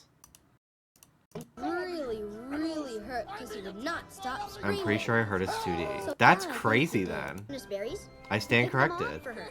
Klaus. I always remember it being marketed as a 3D animated film made to look like 2D. Hi, Mr. Postman! Miss Alva is the best teacher ever. Toy, please. I don't want to spoil too much because there's some fun developments in that movie. The Wind Rises. I'm not even gonna rate this movie because I watched it once. I liked it, but I honestly don't even really remember it. And I think I might have watched it before there was a dub. So, and I was watching it on a fucking web browser. I think I pirated this movie. So I didn't really get the. When I watch, if I'm not to the Studio Ghibli movie, if it's one I haven't seen before, I should be watching it on a fucking TV. Maybe I'll watch it. Maybe I'll watch it tonight. I do have HBO Max again, and it's on there. It's on. All the Ghibli movies are on there. But yeah, this movie fucking rules visually. That's all I remember. But I don't remember if I cared for the story at all. But I mean, that's a given. Okay, this movie, I actually don't like this movie. I find it to be really unsettling animation-wise. But it's also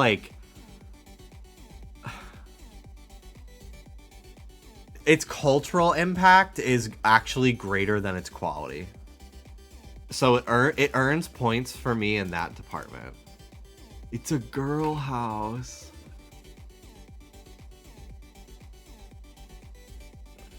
I feel like I'm betraying my generation to say I dislike this art style, but no, I agree. That's how I feel too.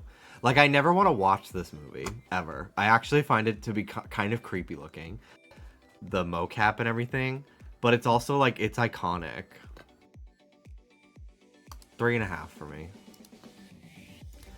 Okay, B-movie, unironically, is a very interesting story. Oh my god, yeah, you have a leaf, Mel!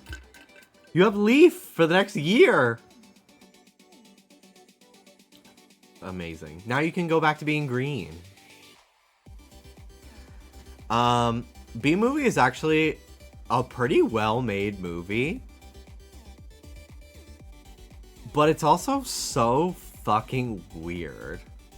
I've seen this movie so often because my neighbor got a bootleg DVD of it at the bar one time.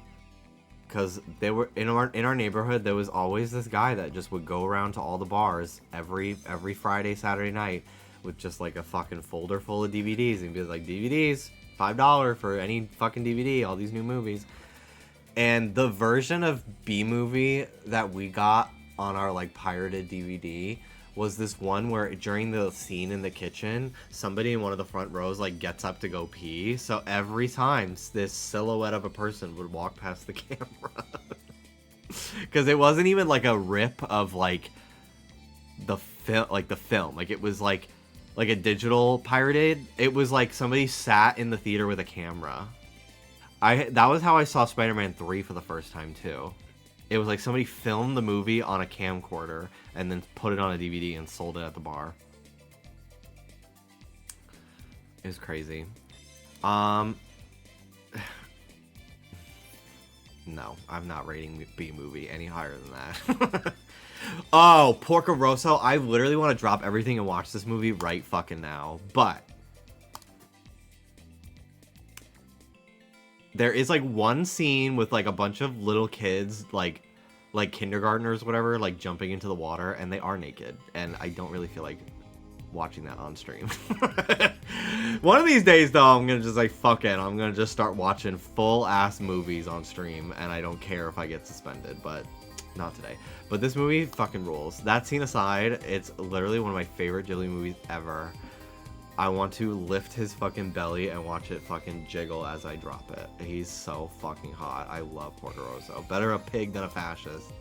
Wallace and Gromit. Oh, I thought this was Curse of the Were-Rabbit. Never mind. I didn't see this one. This movie sucks until the last like 20 minutes. Very creative visually. I'll give it a 1.5. Tom Holland is pretty good in this movie. Chris Pratt is so distractingly himself. This kind of movie to me.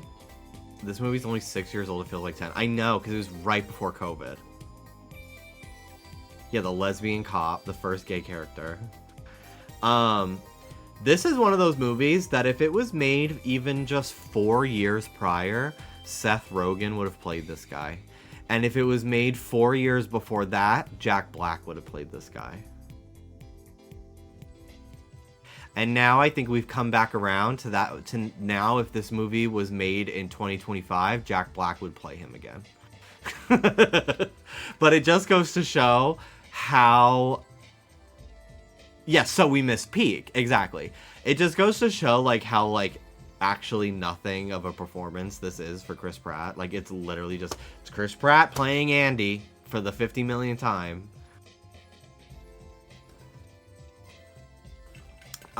Yeah, this movie, I don't love it. I don't care for this movie. This is in my top 4. I'm not even fucking kidding. How do I put it in my top 4? How do you do that? This is what, like, genuinely my favorite movie of all time.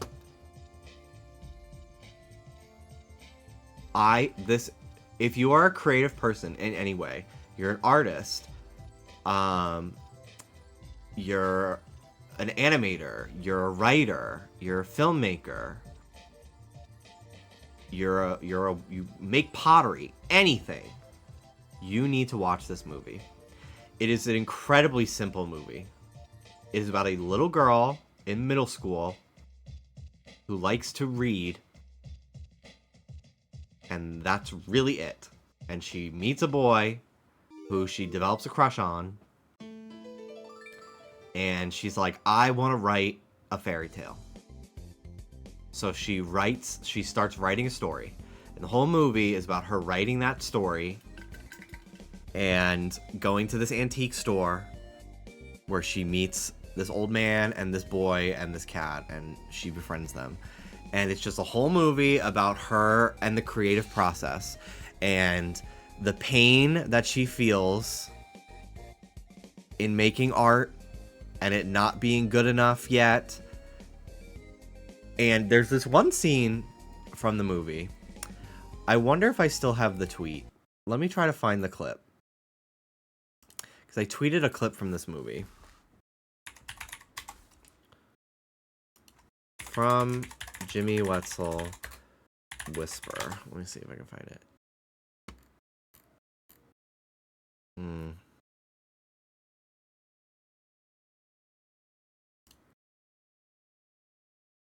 I must have deleted it. Jimby Viva?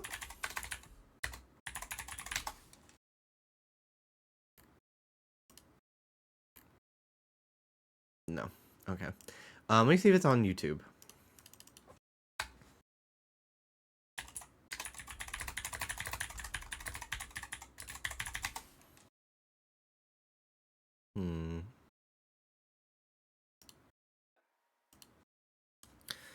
I'm just gonna pull up HBO Max. Sign in. Agree. They had a deal for HBO Max on Instagram, like over Thanksgiving, where you can get it $2.99 a month for an entire year. You have to pay for the year up front, but it was $2.99. It's with ads, but so I did that, and that was before I heard about Heated Rivalry. So now I get to watch Heated Rivalry on it. Whisper of the Heart. Here we go. Resume. I love this movie. Let's see.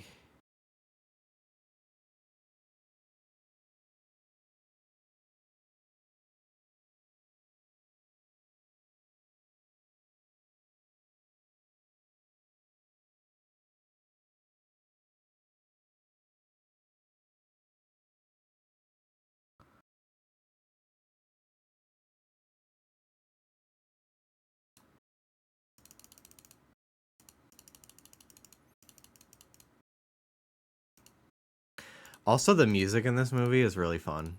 And I really think the dub is really great. Ashley Tisdale's in it.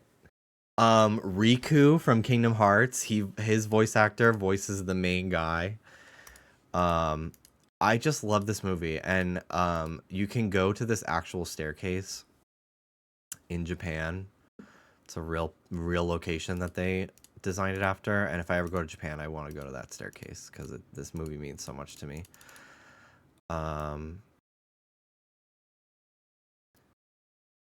Oh yeah, this is where the fucking lo-fi beats to relax and study to originated before they made it an OC. It was originally a looping GIF of this. Like, so many people have seen a picture from this movie before and don't even know it.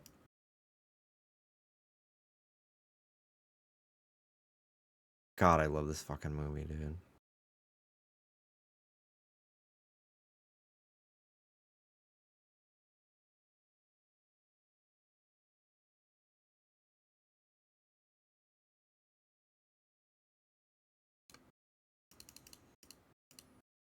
Okay. No one should expect perfection when they're first. Here we go. I was the Baron. One thing about him inspires Spirit. I'll be looking forward to it. Like, come on, man. It's so good.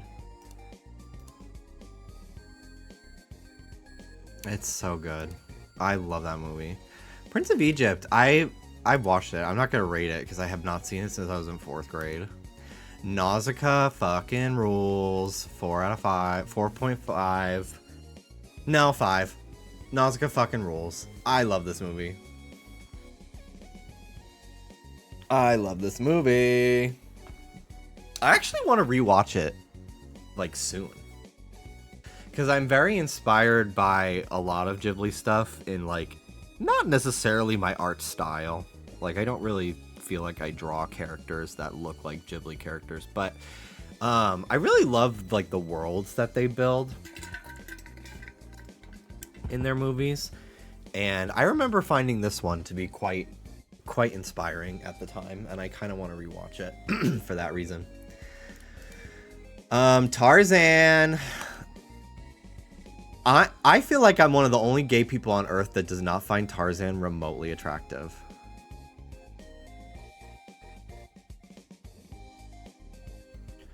Like, I don't get it. I don't look at him and, like, think, like, oh my god, Tarzan's so fucking hot. Like, I don't know. I don't get it. I feel like a different fucking world. Rip to the Tarzan Milo guy. Oh yeah, I did hear about that. That's very sad.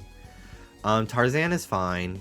I weirdly was, like, obsessed with this movie as a kid. I had a plushie of the elephant from this movie, but like I really don't like remember anything about it. I love your jacket. Thank you. It's just a shirt. It's just a button up, but it does kind of look like a jacket. But it's just a shirt. But thank you, Gamma, for the 69 months. I'm just gonna move on from Tarzan. I don't really have an opinion.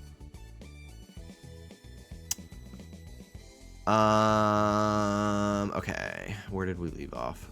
Wreck-It Ralph 2. Wreck-It Ralph 2. Even the fucking icon being an app with like a notification for the logo, that shit pissed me off.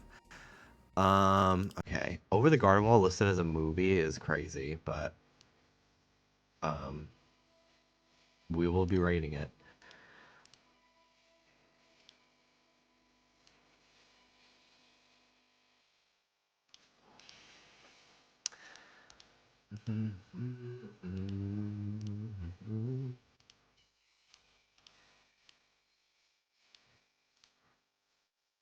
I really want to watch Suzume. I really liked Weathering with You as well.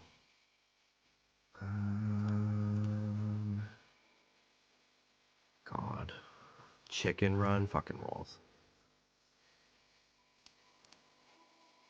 I can rate robots now that I've seen it. Okay. Wreck-It Ralph 2. I watched this movie. Chop. Chop. Chop. Chop. Chop. Chop. Chop. I think this movie was one of my biggest disappointments ever.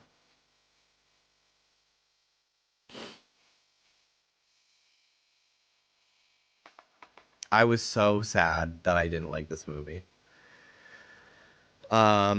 It feels so random, Ralph's, like, character development in this movie. It's like he regresses to being a different type of neurotic. Like, it's so odd. It's really weird. And it, like, because it's on the internet, it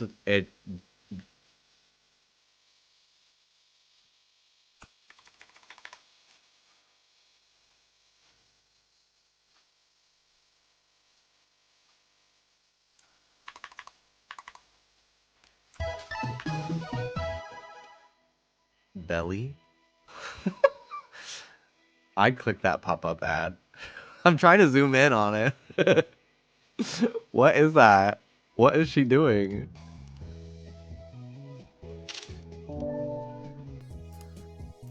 She trying to fucking lure me into a really fun website? What the hell is that? Belly! Okay, anyway.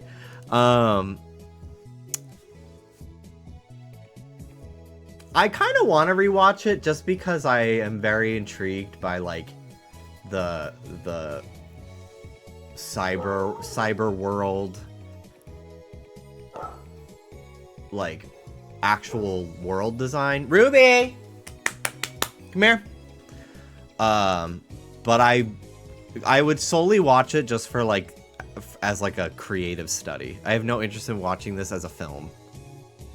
I'll be a little less hard on it, because the Disney princess scene is funny, but I also think it's, like, it's literally, like, so, like, look at all of our other movies. Don't you love how we're a brand that has acquired so many properties like Marvel? Don't you love Marvel? And what about the princesses? You love the princesses, right? Like, the princess scene would be so cute on its own as, like, just like a fun little like a House of Mouse type like scene.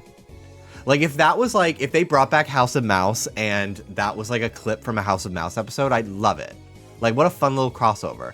But the fact that that's like just like a huge just part of this movie, I just kind of am like, oh my god.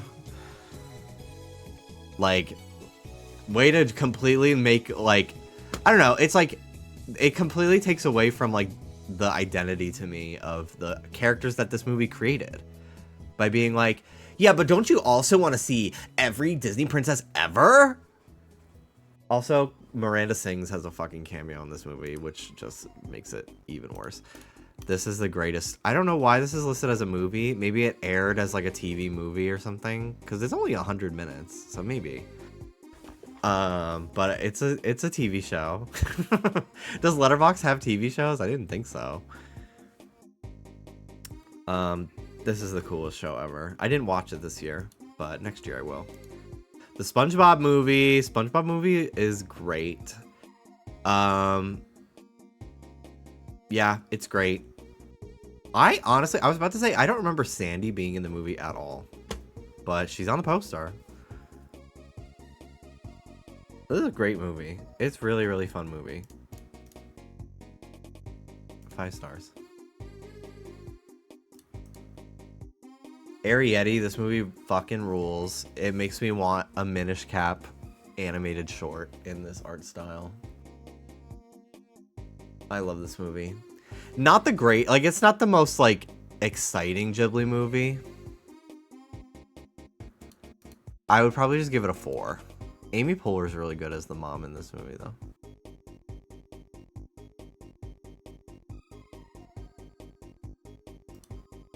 Shrek Forever After. I actually think that this movie is a lot better than people give it credit for.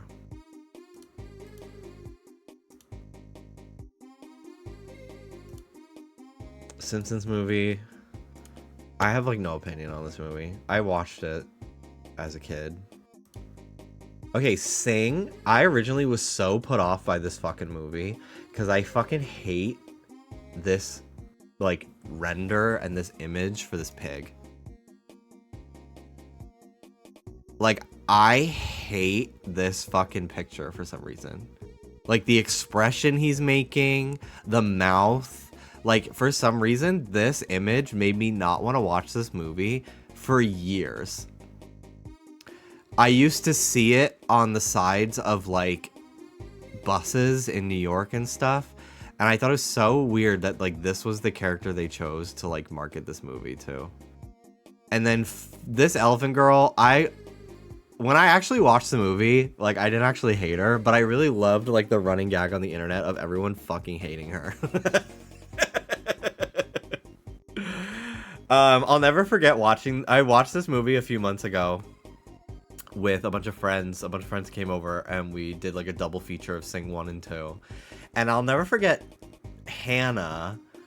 She said, and oh my god, and the gorilla in this movie is voiced by Taron Egerton, who is everyone's hall pass. I was like, who is that? Like, that I'll never forget that. I was just like, what? Like, I don't even know who that is. And like, I looked him up and like, he's conventionally attractive, but like, I wouldn't risk it all for Taron Egerton. But I just thought it was so, I've never heard of like a man from Hannah who like a celebrity guy that she's ever expressed like an opinion about like that before. So I just was like, I just really stuck out in my mind to me. But this movie is awesome. This movie is great. I love this movie. And the second one is honestly just as good, maybe even a little bit better. It's a really good movie. Great music. Great music. Something about this pig. I don't think he's voiced by James Corden, but he seems like he is in essence. I think when I look at him, I see James Corden, and it's not because he's chubby. It's because he's annoying. But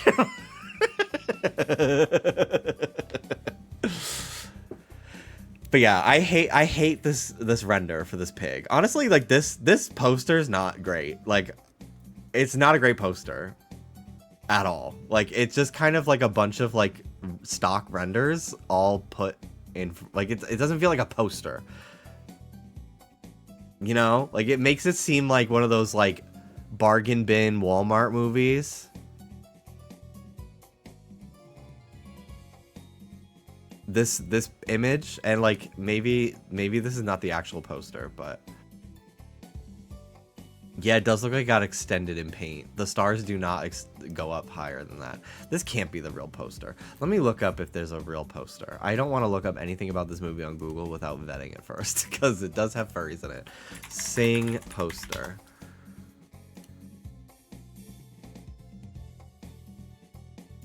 Okay, this is a better poster. This is a good poster. See, I don't hate the pig here. I just hate that image. I hate this fucking picture of him. But this is great. I love her. She's so fierce. The pig mom. Here it is again. A cast poster. Yeah, this is a good poster. This one.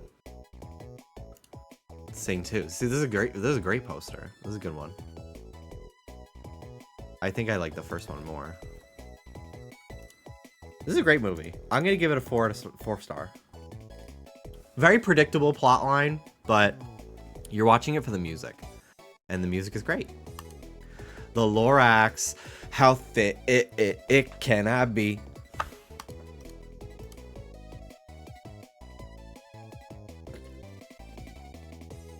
It's a very mid movie. The memes are more enjoyable than the movie.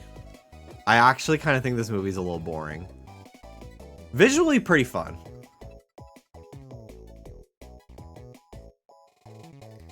Yeah, the watch to liked ratio is crazy. I would still say I like this movie. The most iconic thing about this movie to me, though, besides the fucking Let It Grow song,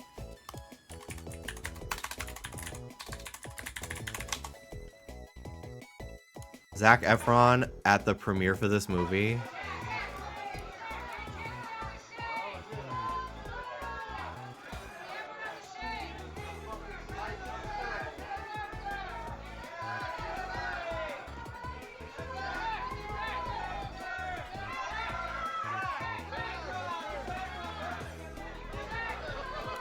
So he dropped a condom. He brought a condom with him to the Lorax premiere. Which, like, it's great to stay protected, but, like, you... To the Lorax? Like, you have plans for after the Lorax after party? Like, what? It's so random. There's pictures of him actually picking up, like, the condom. Like, people know it was a condom. I mean, it's great to stay protected, but it is just crazy. Yeah, it does kind of feel like a marketing ploy, right? But also, like, what?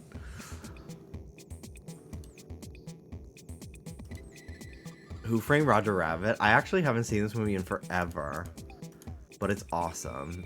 I'm gonna give it 5. How can you not? This movie rules. And the creator of Roger Rabbit, Disney fucking dragged their feet on renewing the copyright, and the rights reverted back to the creator of Roger Rabbit. So he can finally do all these Roger Rabbit projects that he's been wanting to make his entire life, and Disney's just not allowed him to because they own the rights. But he owns the rights to Roger Rabbit again, so he said he wants to make like a new movie about Jessica Rabbit and a bunch of stuff. It's probably not going to have all like the iconic tunes in it, depending on what studio puts it out. But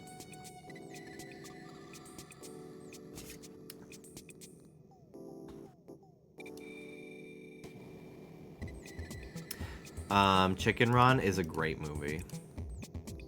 I'm gonna give it a 5. I'm gonna give it a 5, actually. I love Chicken Run.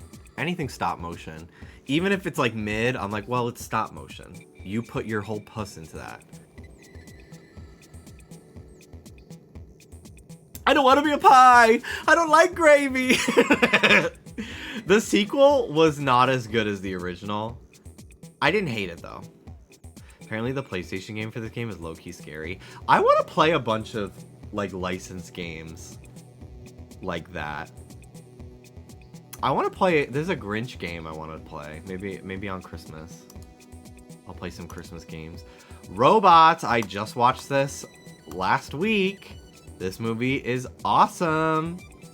I was very inspired by it, like city-wise. I was like, this is a really cool like civilization they've built here. This ratio is crazy. I think a lot of people take liking a lot more seriously than I am. I think that must be what it is. I don't know, the ratings are pretty in the middle. You either love it or you think it's mid, really. No one thinks it's like 4.5. I thought this was a really awesome movie. And it is one of those movies where it's like joke, joke, joke, joke, joke. But it's a really great movie about like capitalism and body image and how like basically like the elites are like, well, we might as well just kill the homeless and poor. And then anybody else who's in the middle, we're going to sell them products to make them feel bad about how they are so that they buy our products. And if they can't buy them, that means they're poor and they need to be melted and killed. That's basically, and it's like, wow, that's kind of what we're dealing with right now. Cool. So, yeah, great movie. I need to take a bathroom break. I'll be right back.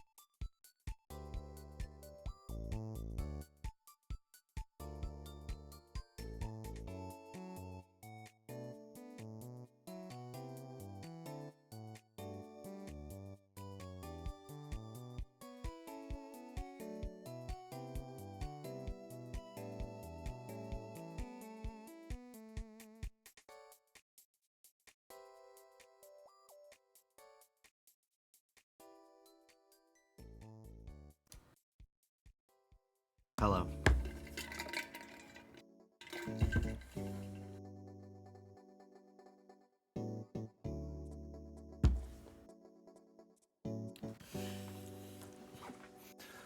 And Jennifer Coolidge as the hot aunt, calling Aunt Fanny the hot aunt. She's gorgeous. I've been on a Robin Williams binge lately. One I watched really not expecting anything from it was RV. That movie's one of the unexpectedly high quality comedies. Yeah, I remember really liking RV as a kid. It was, I think, where my crush on Josh Hutcherson first started when I was younger. And then Terabithia. And then I only watched him in the first Hunger Games, but I thought he was so cute in that too. And I mean, I still love him as an adult. He's great in FNAF. Didn't love him in FNAF 2. I don't think they used him like nearly enough. It was not really Mike's story in that movie. It was really like Vanessa's story, which I can respect, but it did kind of feel like he literally had nothing to do. Did you hear him say after Hunger Games he really struggled finding roles? Which is so crazy because I feel like Jennifer Lawrence thrived. Like she's been in everything ever since. It's so crazy. I wonder why. I really wonder why. Because he's so good in that movie. He's really incredible. In all of them. Especially the last few. Mel, I want to watch Toys. Have you seen that? I've been getting a lot of screenshots from that movie. It's a Robin Williams movie. Because everyone's like, this movie is full of liminal space after liminal space. I'll show it. Hold up.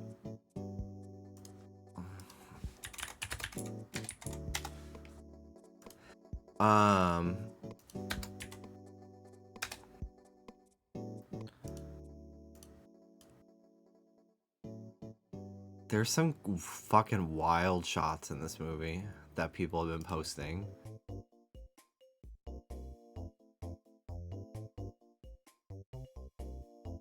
Like, this is eerie as fuck, man.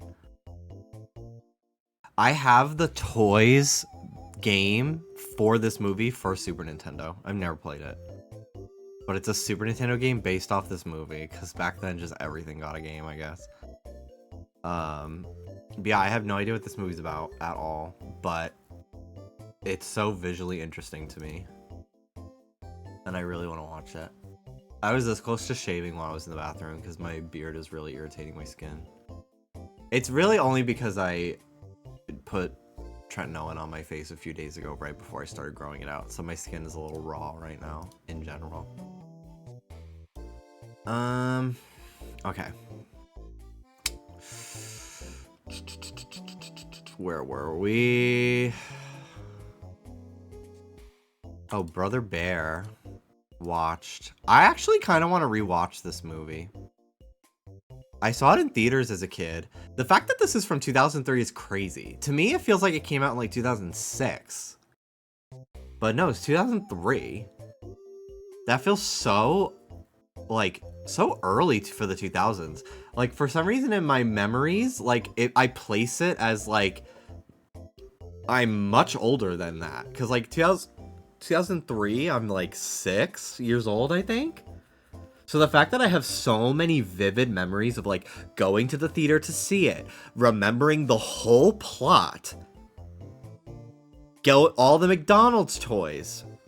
Maybe because they made a Brother Bear 2. Maybe, although the McDonald's toys I remember getting, I think, were released for the first movie.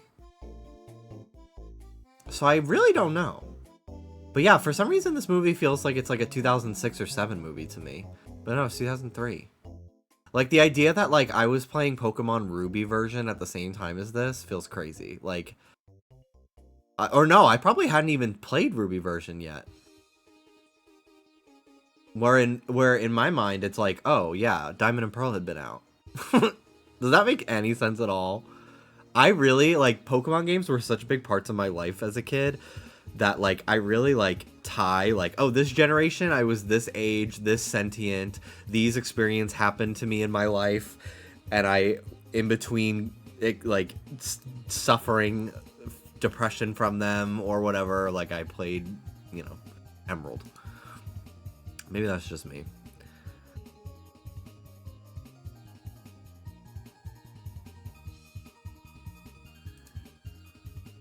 Yep, same. I tied them to what grade I was in. Yeah. Like, Ruby version, I was in first grade and into second. Emerald version was second grade because I got it as a present. My birthday was around the same time as my communion. So one of my aunts got me Pokemon Emerald for my communion / birthday. And then 4th grade, Diamond and Pearl. 6th grade was Platinum. 7th grade was Heart Gold. I remember playing it at play practice. 8th grade was Black and White. Junior year was X and Y.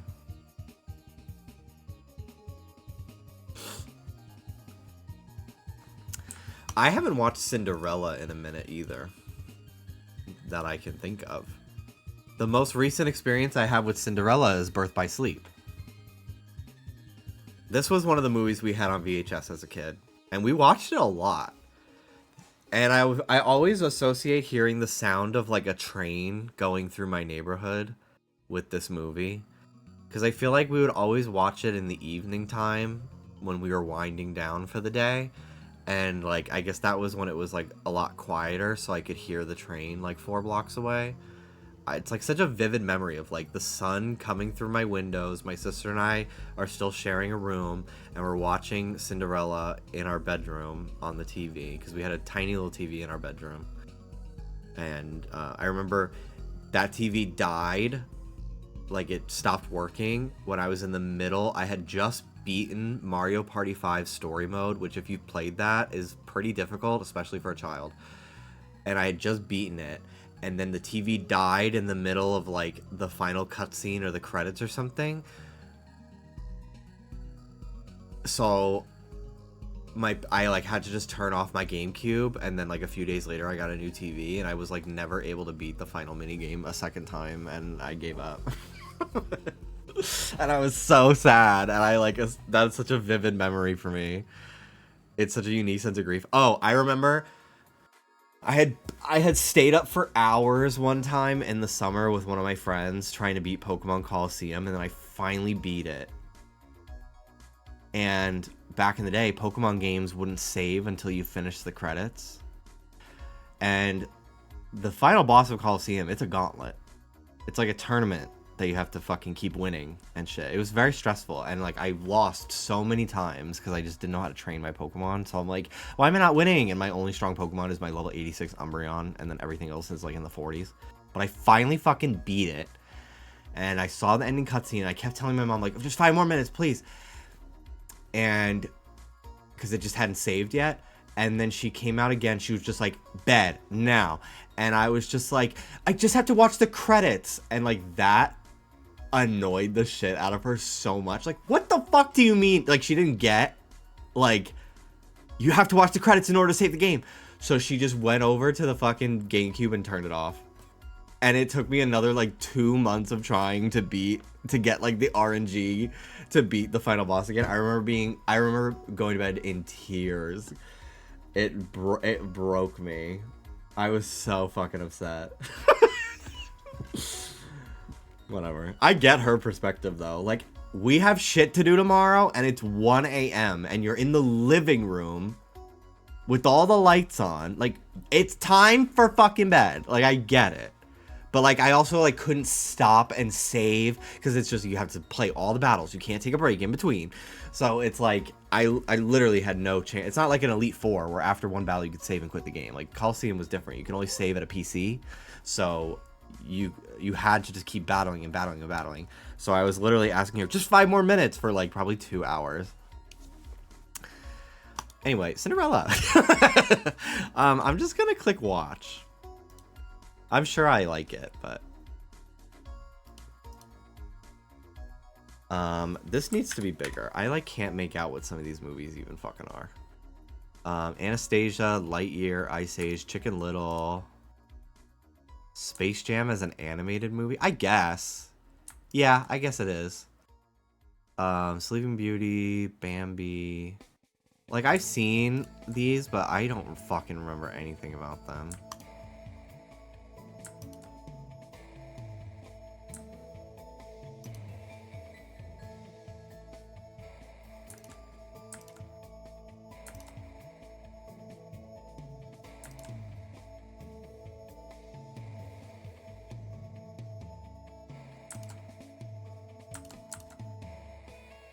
This must be Curse of the Were-Rabbit. Yeah. Okay. Look at all the tabs. Oh, you can't see. Cinderella, we're done. Treasure Planet. Treasure Planet is awesome. I'd give it a 4. I kind of want to rewatch it, actually. It's been a minute. This is a really cool movie. I'll give it a 4.5.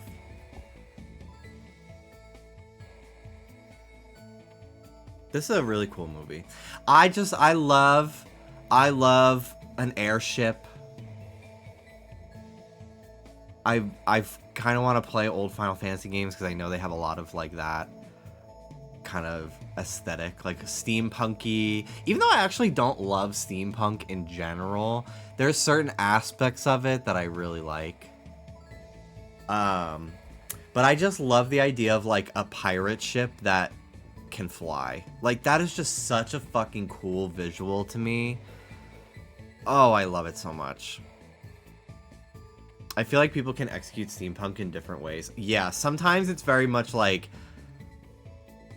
this to me is like cool steampunk, and then there's like hipster steampunk where it's like my handlebar mustache and my hat that has gears on it that emits steam. Like, I'm just like, I don't resonate with that personally. Okay, Chicken Little fucking rules. This movie's awesome. One little slip. One little slip. This is also just a weird movie, too. Like, what a plot. It also takes a really long time for, like, the inciting event of the movie to happen. I feel like this movie, it's like, how long is it? 80 minutes? I feel like the movie for the first, like, 60 is just about how much his life sucks ass. And in the last 20 minutes of the actual plot, it's so crazy. But I love it. I love Chicken Little. Space Jam is good.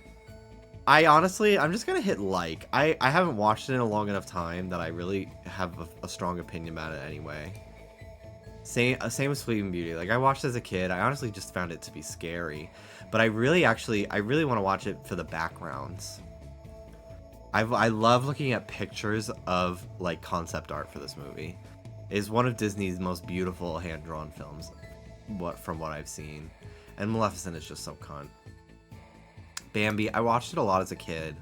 I don't really ever feel like watching it ever again, though. Okay, Meet the Robinsons. I remember, like, for some reason, yeah, 2007. Like, I'm like a tween at that age, so, like, a lot of things that are, like, for kids, like, just, I guess, not all of them, like, a lot of things I still really liked, but sometimes, like, if something was marketed, like, not perfectly, it completely rubbed me the wrong way. Like, I actually thought I was gonna hate Adventure Time when they first started marketing it, because I thought the commercials were corny as fuck, and then I actually watched it and I loved it back in the day.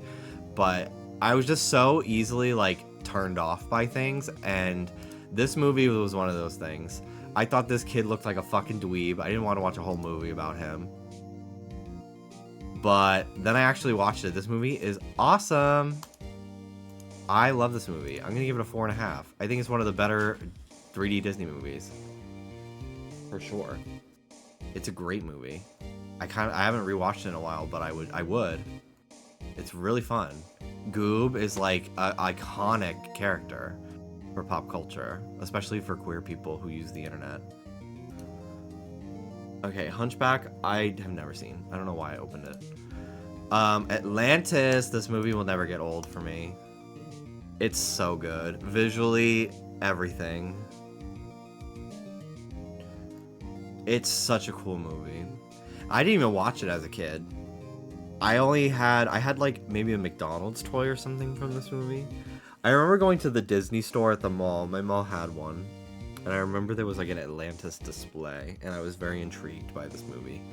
But I never actually watched it. Happy Feet. Well, I mean, I never watched it as a kid. I did watch it as an adult. And it is such an awesome movie. Happy Feet. I watched it. The amount of Piplup and Webkinz penguins that were named Mumble because of this movie is probably astronomical. 1 million people watched it. Not even 100,000 people liked it. And I'm one of them. I kind of want to rewatch it. I think it'd be fun to watch with some friends on Discord or something. Okay, am I the only one that thought that they marketed this movie as like a slightly lesbian like movie? Like, did anyone else think that this movie was being sold as like a little bit queer? Because I remember finding it incredibly jarring, spoilers, when you find out that this is like her grandma as a little girl. And it's like her ghost or fucking something. Which is a crazy fucking, like, thing to trick people. Surprise! I think they only added the family link in the dub. What the fuck? That is... Americans... If that's true, American dubs stay fucking doing that. Sailor Moon making the lesbians cousins. What in the fuck?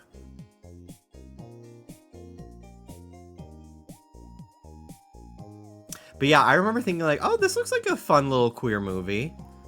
And then I watched it. I was like, she's her what? She's who now? Can you say that again? What? Because like, do not tell me that that's not a little fucking they, she right there. Like, be so fucking for real. That is a they, she, Steven Universe fan fiction writing little lesbian girl. Like... Be so fucking for real. Over the Hedge, chop. Dallas and I tried to watch this like earlier this year because we found a bunch of his DVDs and we tried to watch this. I remember thinking this was the funniest movie in the world as a kid. I literally couldn't make it like 30 minutes into this movie.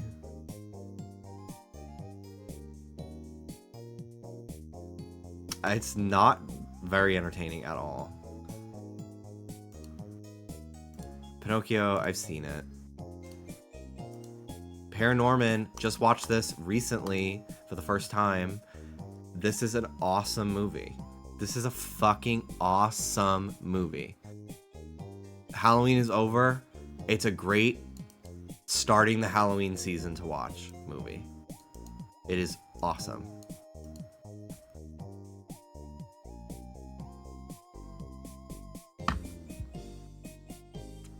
I got curious about Marnie, and there's a Japanese Reddit comment that talks about it with nuance. It ends with, but there's no way around the fact that at the surface level, Ghibli made a film about a girl falling in love with her own grandmother.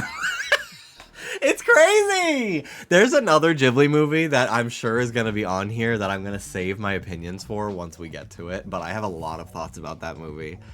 I have a lot of thoughts. I would watch Marnie with you. There's so many movies that I literally want to watch like tonight. I'm on break, so I'm gonna have a lot more free weeknights for the next 2 weeks, so we have plenty of time. I would watch movies tonight. Yeah, me too. I'll probably be live for like another hour. Lady and the Tramp. I watched this as a kid. The only thing I really remember is the the pretty fucking racist song with the cats. That I can't lie, when I was a kid and I didn't know anything, when I was like 6, I had this Disney CD where a bunch of Disney stars were singing covers of classic Disney movies, and Hillary and Haley Duff had a cover of the Siamese cat song, and I listened to it all the time. And as I've gotten older, I'm like, yikes. Flushed Away. Okay. This movie is full of very attractive rats. First and foremost, this one. The tummy out. I'm a little feral for this rat, I gotta say. Then there's some really sexy frogs in this movie. This is a good movie. It's a 3.5. It's a 3.5. But this rat, this fucking evil, this sinister rat, Wallace and Gromit: Curse of the Were-Rabbit. I saw this in theaters and I actually thought it was really scary. I don't really remember anything about it though, but I'm gonna just give it a 4 because I love stop motion. So Peter Pan, I haven't watched it in a long time. I'm not even gonna rate it. Captain Hook is a gay man though, without a doubt.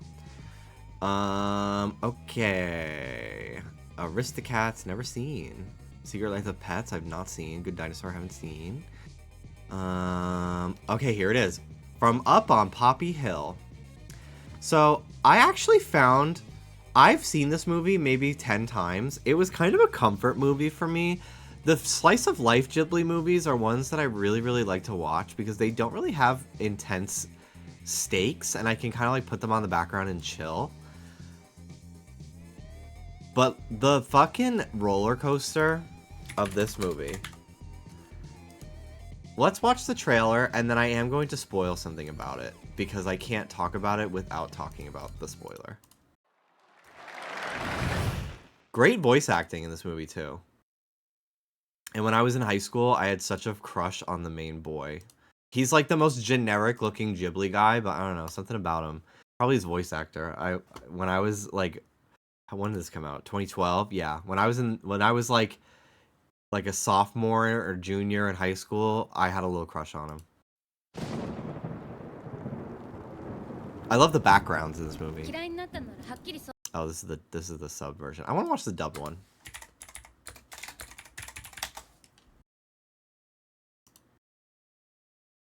Sometimes the UK dub is different though. In some places, yeah, this is it. Okay. I just love like how quaint this is. I love like a seaside Japanese town setting. In some places, you can tell what time of year it is by which flowers are in bloom. In Yokohama, it's which boats you see passing through the harbor. We have a great view of the boats from my house on Poppy Hill. Like the music is just so seems quaint. The whole country is eager to get rid of the old and make way for the new. But some of us aren't so ready to let go of the past. Umi, I know how much you miss your father. I hope you find someone. Then maybe you won't need to raise those flags anymore. So this movie is made by Miyazaki's son, I think. And he kind of went 2 for 2 of making like a mid to bad movie. I think that this movie is a lot better than I haven't seen his other one, which is Tales of Earthsea. I haven't seen that one. But a lot of people said that it's like kind of a flop. I actually thought that this movie was kind of like, I thought it was good, like it's a good slice of life, like mid-tier Ghibli. But I really feel bad for the director because I think it seems like Hayao Miyazaki hates his son. Like I think like it kind of, that's like the only thing about Miyazaki that like kind of rubs me the wrong way. I think he fucking hates his son. For like I think he's very disappointed in his son, which is like, it must be really fucking hard to like want to be an artist and your dad is Miyazaki and he like hates you. I don't know. That's just like what the vibe I get, and what I've seen on the internet. A lot of people are like, kind of are like, yeah, it seems like Miyazaki like doesn't really think his son's very talented, which is, I don't know. It's tough. So I kind of root for this movie just because I really feel bad for the guy, because I honestly don't think it's that bad, but like it's no Spirit Away. Like I don't even think it, like this movie did very well for Ghibli either, because like, you know, anyway, let's keep watching the trailer because it's a cute like little love story. What is it? Oh, looks like someone's getting your messages.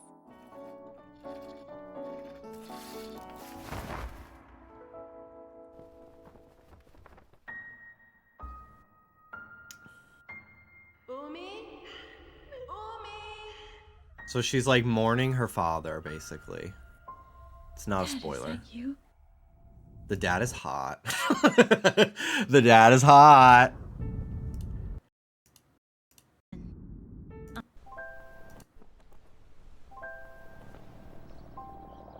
Like, there's just some beautiful shots in this movie. I often see passing by. Oh, Aubrey Plaza's a voice in this. What's this? That's a boat I often see passing by. This might sound crazy, but I think it's answering your flags. Answering my flags?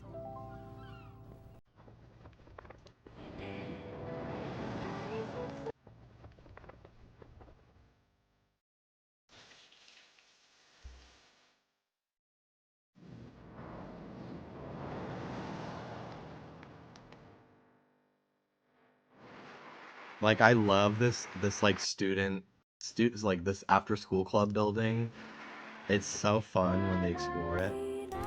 Okay, so that's all I'm gonna show. So until I put my hands down, I'm gonna be spoiling this movie. Please do not react in chat with anything but an emoji or an emote, okay? Well, maybe not emoji. Just use an emote. Okay? I'm gonna give you 10, 9, 8, 7, 6, 5, 4, 3, 2, 1. Okay, so about halfway through this movie, as you're like really rooting for this couple and you think they're so cute together and they're like really, really starting to fall in love very strongly, they find out that they have the same dad. And and they spend the entire movie like kind of still wanting to be in love, but then also not feeling comfortable, and they're like, well, what do we do now? I don't know. And it's like, and then even that is like a spoiler, Mel. I'm gonna delete it. But like, so what Mel said it, but so then they find out that they're not brothers. They're not brother and sister. So he thought that this guy was his father, but it wasn't actually, or something like that. So they're not related. And this guy, the guy who the boy, I forget his name, thinks is his dad is not actually his dad. But it's just like, why? What? Like, why?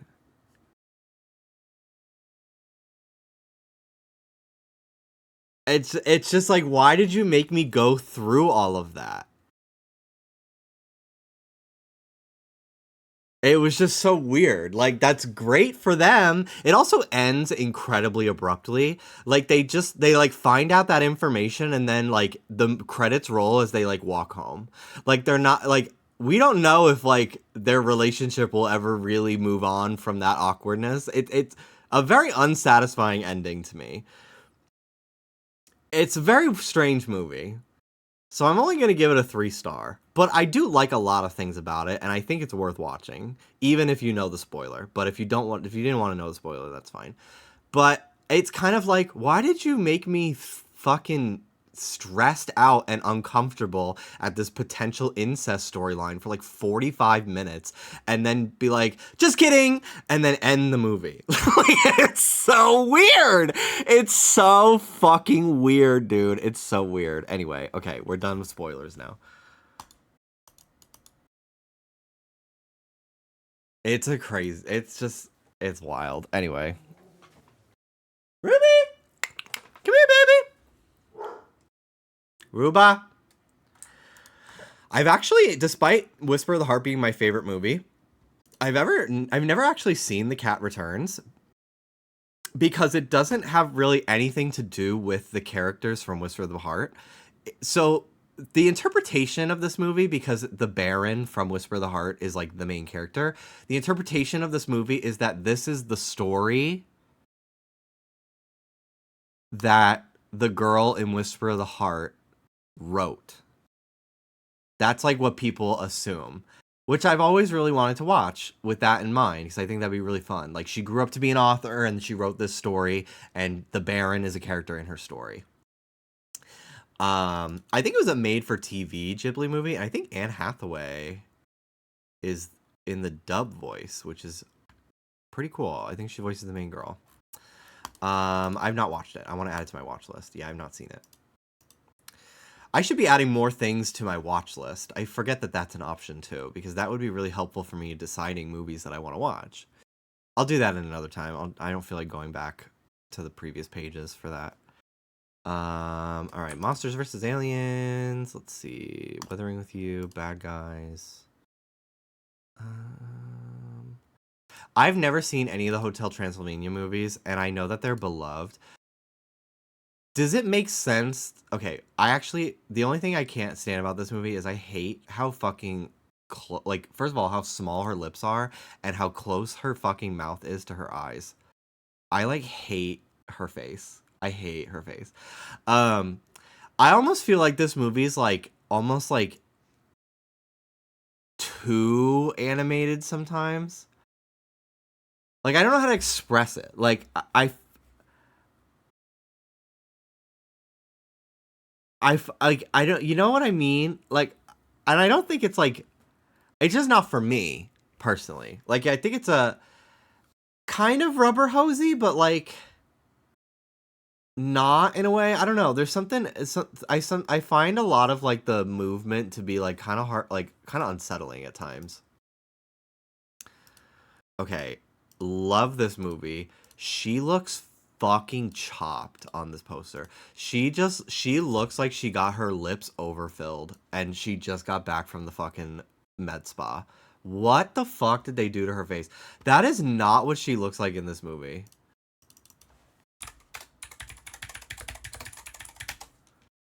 Like, okay, this is an ugly ass model too. Like, she does not like look like that in the actual film. This is a better image of her. This is a way better image of her.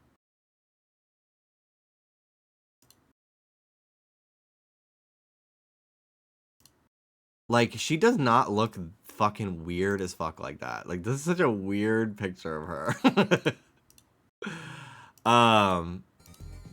Anyway, this movie is great. This is a great movie. And it's really been revitalized by the fucking meme of, I think his name is Bob. Of this blob. Like, smiling and, like, looking. That gif. Like... Like, I don't know why this movie had such a resurgence this year, but I have put that gif of him in the running for GIF of the year. It's that. What did I write down for GIF of the year in my Wetsy Awards category? What did I write? Oh, Bob smiling from Monsters vs. Aliens. Yeah, with the crying emoji. Yeah, the blue blob. Maya Pen 15 blowing her breath and then going Cynthia Erivo tapping her head and Rapunzel randomly turning into Dory.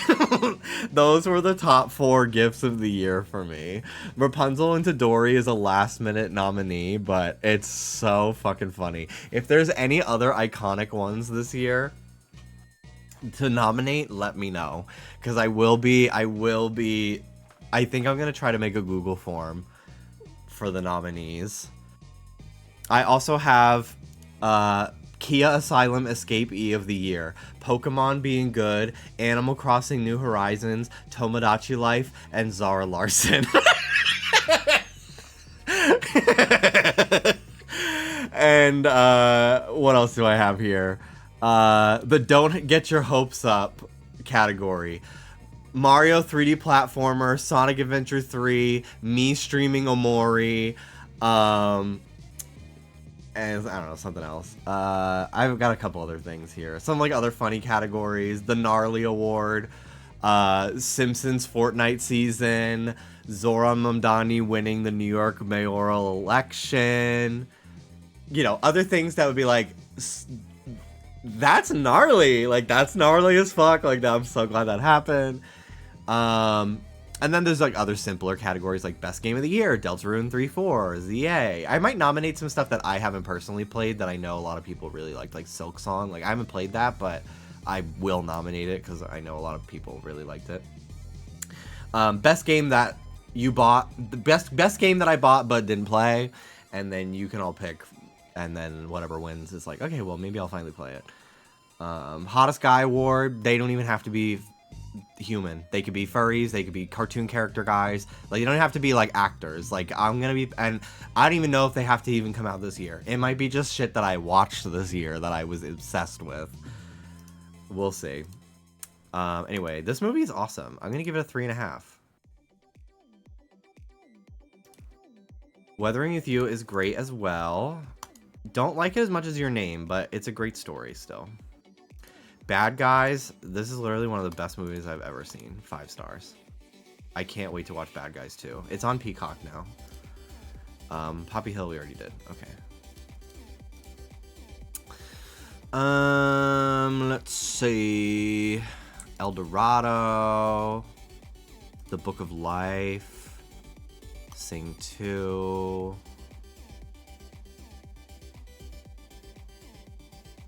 Only Yesterday. Okay, Road to El Dorado. I hate this picture. I honestly don't really love the official renders for the main guys. Their eyes look like bug eyes. Like, but especially the blonde one. Like, this is such a strange drawing. Like, his eyes are going like this. Like, it needs to be tweaked.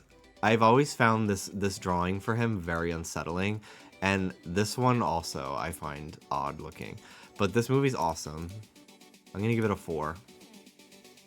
My only critique is I hate his hair. That's it.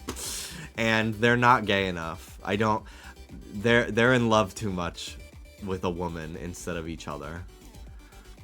The Book of Life. This movie is great. I haven't watched it in so long, but I really liked it back in the day. I'm gonna give it a 4.5.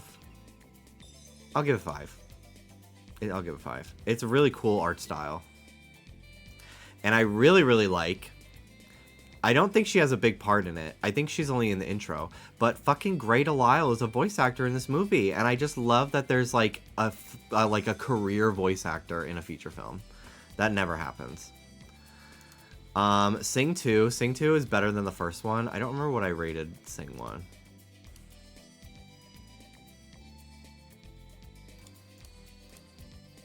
Let's see. Let's keep it consistent here. 4 stars. I'll give it 4 stars. I don't think either of them are more than that. You want to know who I was really impressed by in this movie, though? Halsey. Halsey voice acts and sings, but like voice acts in this movie, and she doesn't just do her own voice. She does like a character voice. She has like a New Yorkie accent. She's just like, Daddy, put me in your movie. She really commits. I am very impressed, and I'm not a Halsey fan, really. I don't hate her, but my ex was really into Halsey, and I listen to more Halsey than I think any human should for their entire life. So I don't really like to think about Halsey, but yeah. Only Yesterday. This movie is strange. It's kind of triggering. Her dad is kind of a horrible guy. Like, he like hits her when she's a little kid, which like she's supposed to be like, it's like in the 50s. Like, that's just what fucking parents did back then. But it's hard to watch. But it's also like it's a really interesting movie, I will say.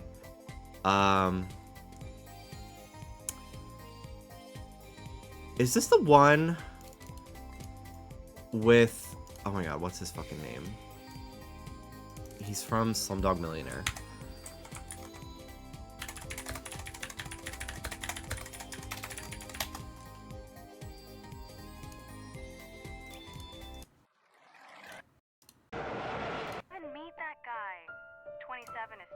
Yeah, Daisy Ridley and Dev Patel. So Daisy Ridley has a British accent, and she does an American accent for this movie. Dev Patel, I think, also has like a British accent, maybe, in the movie, but doesn't change his accent, which is fine, but his character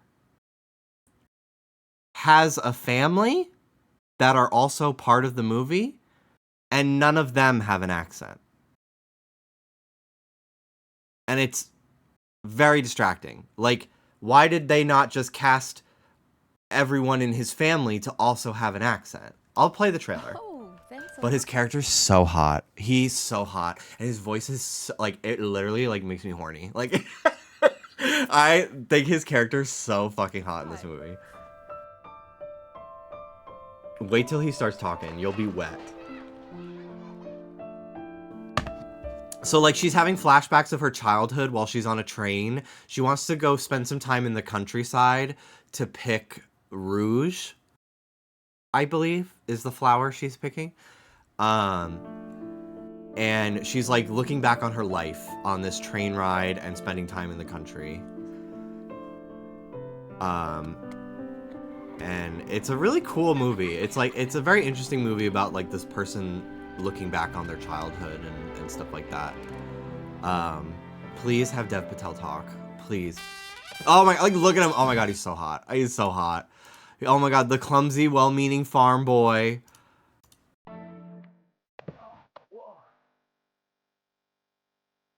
Fuck me in the fields. When my sisters recall the good old days, it's mainly about fashions or... There's a scene with him in a suit, and it literally is, I guess, horny. High point of their youth. But for me, it was just fifth grade. You can't be serious. Mother! You can't trust boys, even if you have a crush on them.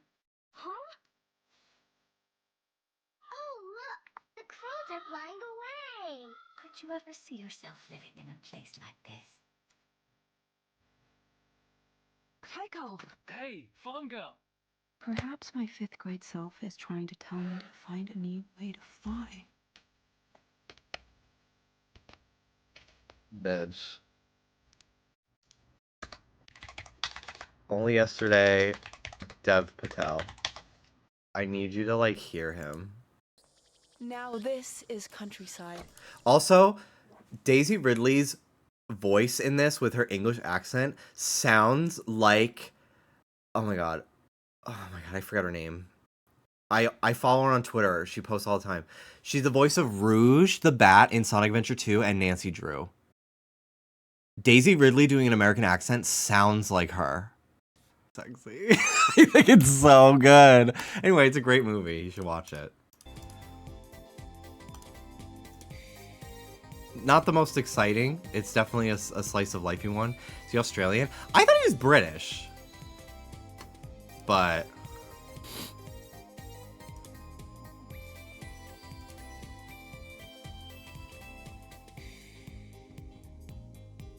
Some of the things he does say does sound a little Australian, though. Goofy movie. I have seen the Emoji Movie. Trolls. Charlie Brown Christmas being a movie is so funny. Jimmy would not like The Green Knight. Really? You think so? Although sometimes I do think, Mel, you do have a good sense of what I like. But sometimes you I think you underestimate the type of thing I like. Jimmy, I really don't think you would like it.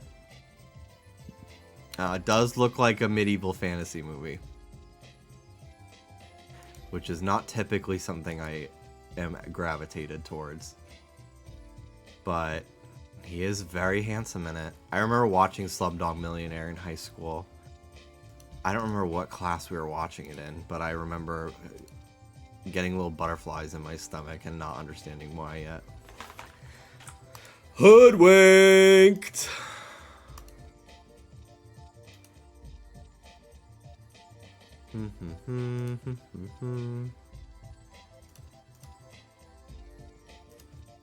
Okay.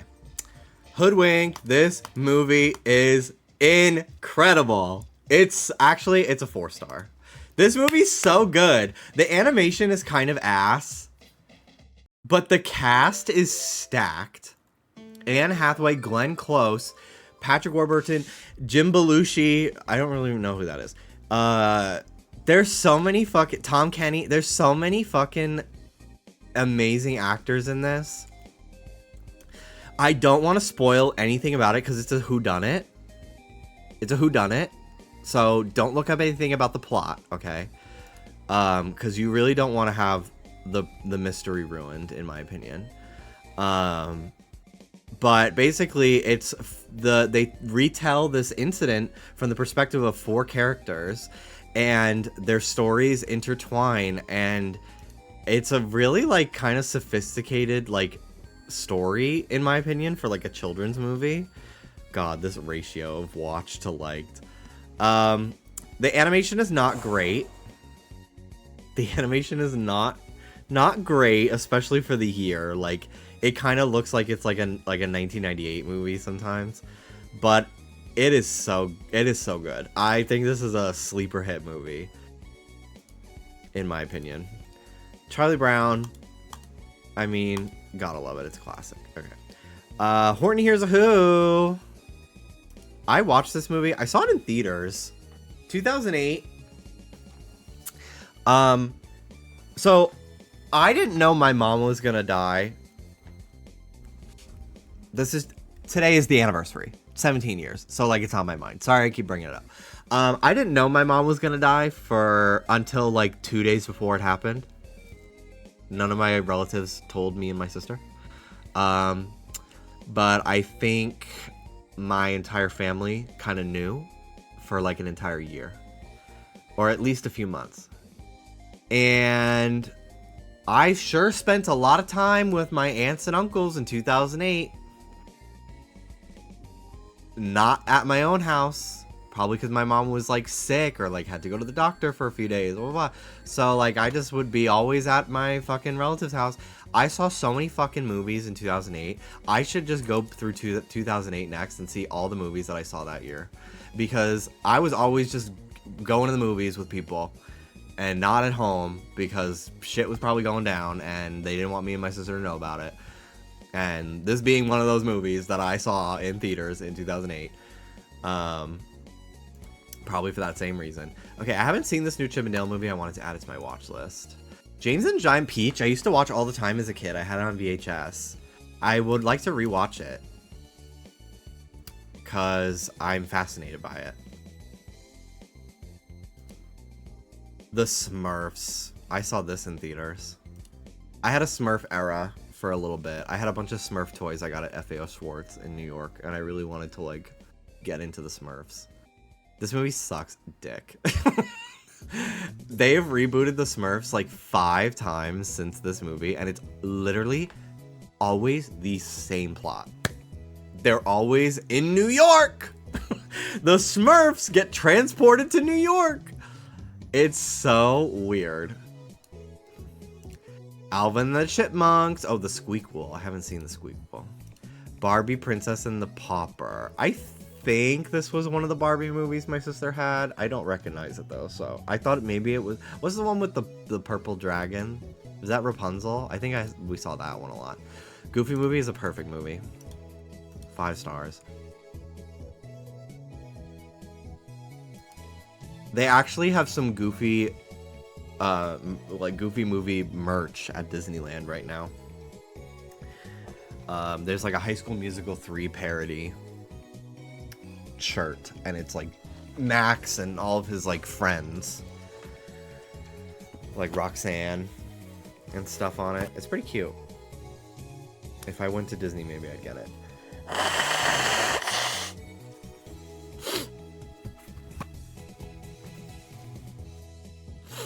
Okay. This movie is one of the worst movies I've ever seen in my entire life. I'm being so fucking for real. And it's not even because it's like, it's the Emoji Movie, and it like, I feel like it was almost like when this movie first came out, using emojis was like new, and it also felt so like, it honestly almost felt like cringe to use an emoji. Like when emojis first started out. Like I remember having such an aversion to using emojis until like 2018. And I would start to use like some emojis, but only like ironically. I don't think I started to earnestly use emojis until like 2020. And I love an emoji. They're great. I think like queer people found a way to make them camp. But this was at the point where like, I mean, also like, how the fuck do you make an emoji movie? Like, let's be fucking for real here. You know, whatever. But yeah, I remember just like, it also just is like, I feel like the Labubu movie, which is sad because I love Labubu. I need to get my fan from my bedroom. I think the Labubu movie is going to have a similar fate to the Emoji movie, where people are just going to be so... I think there will be something very corporate feeling about the Labubu movie. Mike White being behind the... Really? Oh my god, he did write this movie. That's crazy. That's so crazy. Oh, hold on.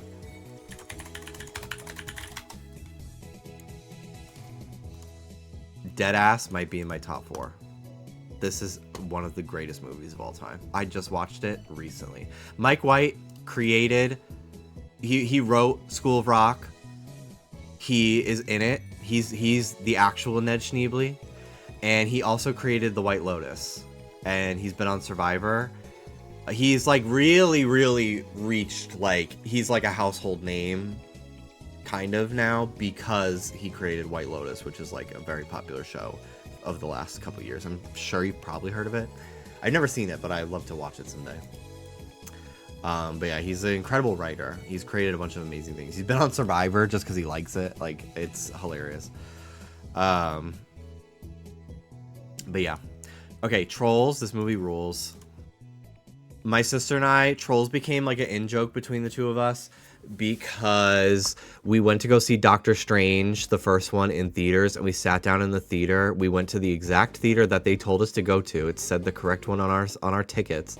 We sat down. All of a sudden, I see the DreamWorks logo, and I'm like, what? And then Trolls started to happen in front of us. And so they just got like all the theaters mixed up on their like system. So Trolls started to play. And we were like, this is so crazy. Like, if we didn't actually want to see Doctor Strange, like, we would just sit here and watch Trolls instead. So we went to the actual theater that was actually showing Doctor Strange. We sat down at our seats, and somebody left a Trolls popcorn bucket on our seats. So we're like, oh my god, Trolls again, taunting us. And then the projector was broken, and the copy of the movie or something was broken, so they couldn't actually show us Doctor Strange. We couldn't actually see it. We couldn't actually see the movie. So we never got to watch it that night. I think we ended up going again. Like, we tried again at a different theater the next morning, and we got our like tickets refunded. But we were like, we need to watch Trolls. Like, that was a sign from the universe that we need to watch Trolls. So once that movie came out on streaming, we watched Trolls, and we fucking loved it. And my sister, next time I go home, I want to get it. My sister went to Party City one time and got like a Trolls birthday party, like, just, you know, cup that you give to all the kids at the party, and then they could take it home. It's just like a little plastic cup. I love that cup, and I used to drink stuff out of it all the time back home, and I want it out here in LA. So next time I go home, I gotta get my Trolls cup. But yeah, this movie is fucking awesome. I haven't seen the other Trolls movies, but this movie's awesome. Also, Ricky Dillon is in it. My friend Ricky Dillon is in it, and I'm so jealous that he's in this movie. Why does Charlie Brown Christmas keep showing up? Did I just open it in a new tab like twice? I think Ricky has like a background voice, and he was recast in the sequel, which is sad. I've always wanted to watch Wolf Children. I'm gonna add it to my watch list. Chicken Run. I watched it. It's a mid movie. I do think it was still stop motion though, which I appreciate, if I remember correctly.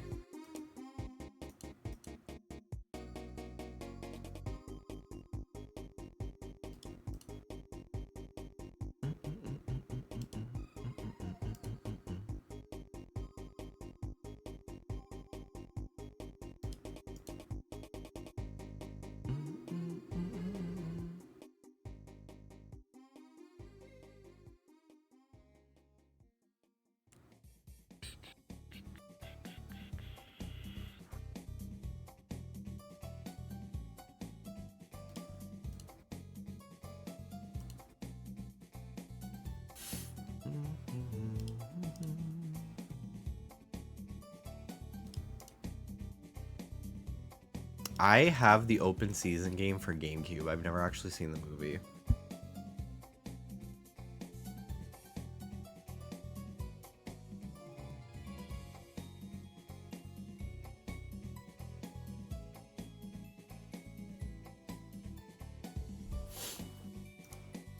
Okay.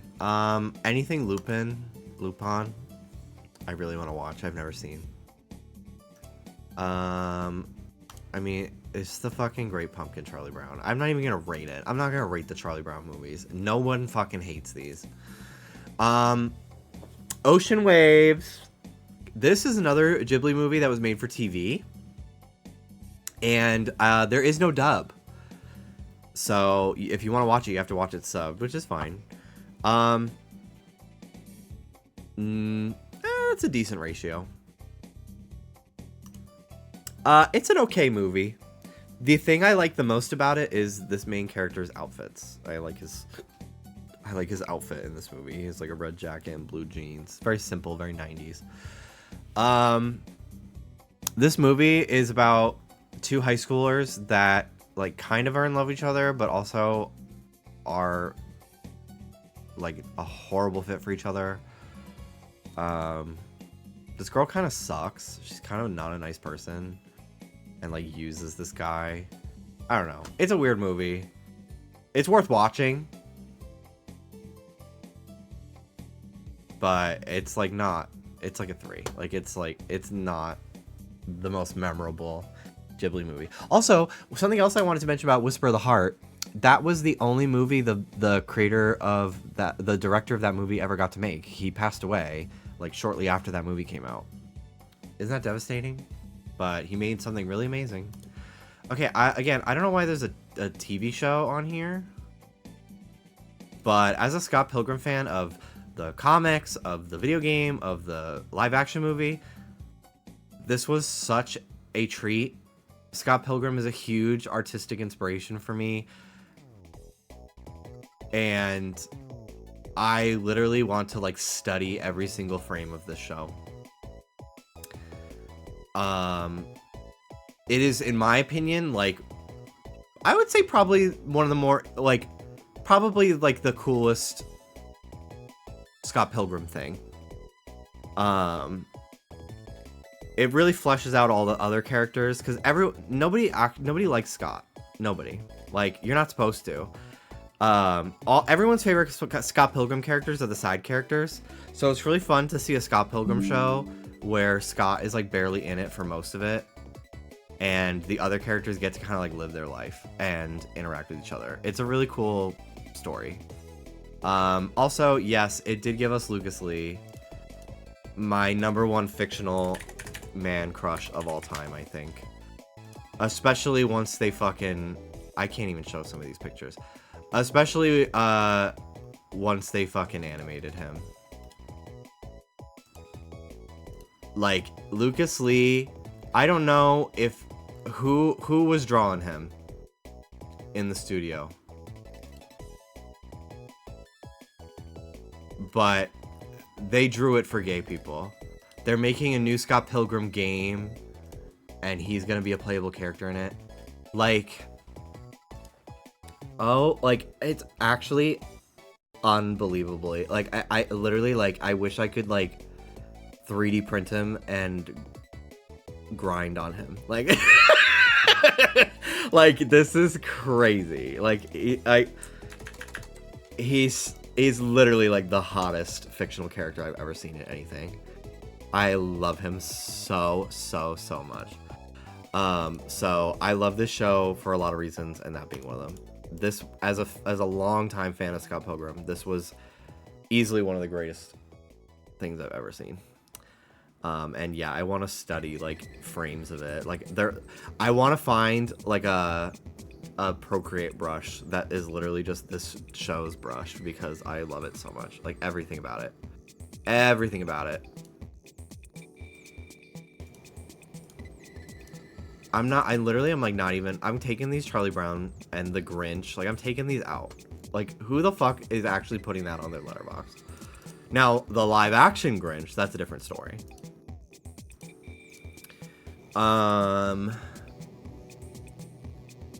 Okay. Let's see.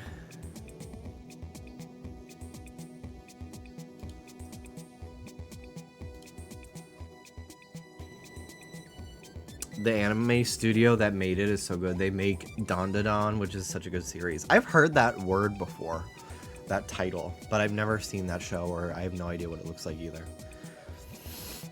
I would like to watch the Peanuts movie. I'll add it to my watch list.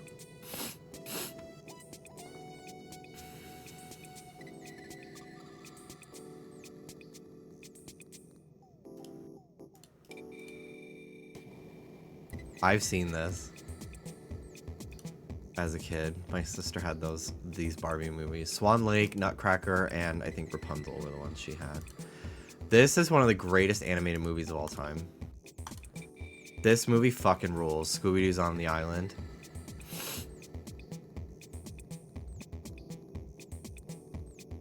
I will say, it is crazy that... So, the zombies... I mean, everyone's fucking seen this movie. The zombies are... Because this movie takes place in New Orleans, the zombies are like... A bunch of them are like Confederate soldiers. And then you find out like the zombies are like the good guys, like trying to stop like the owners of the house. And it's so weird for them to be like, the Confederate soldiers, they're on our side. It's like,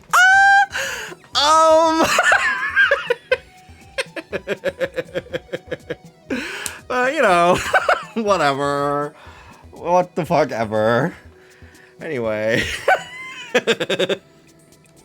They're dead, so they got their comeuppance, but it is crazy. Like, they are literally zombies. Okay, this movie is so strange to me. 'Cause it's not bad.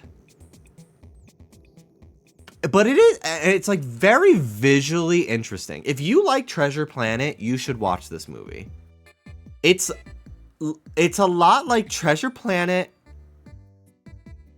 and Atlantis, while also being a generational trauma story. And so basically, the reason why this movie bombed is because this character is the son of this character, who is the son of this character. And it's about the dynamic of a son who had a weird relationship with his father, kind of strained relationship with his father, now reunites with his father, and they have beef, and his son really likes the grandpa. And it's just like, he's like, how come you're so much better to your grandson than your own son?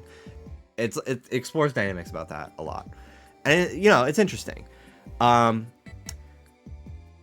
This character is also gay. He's a gay guy character. Disney's most recent first gay character. And it's not really like a big part of the movie. It has two very easily editable out scenes, because of course it does. But he's a gay character. He has a crush on like a boy in his neighborhood that we see like a little glimpse of before they go on their adventure. And then there's like one conversation about how he likes this guy and what he should do to like talk to him, basically.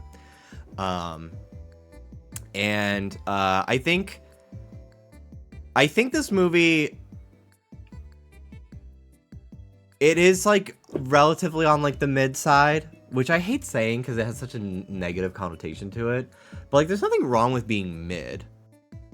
But I think a lot of people use mid as like a dig. But like, it is just mid. Like there's good stuff, but it's also not the most interesting story. But like visually, it's incredibly captivating. The strange world is quite strange, and it's worth the watch, I think. But basically, I think Disney already like didn't really believe in the plot.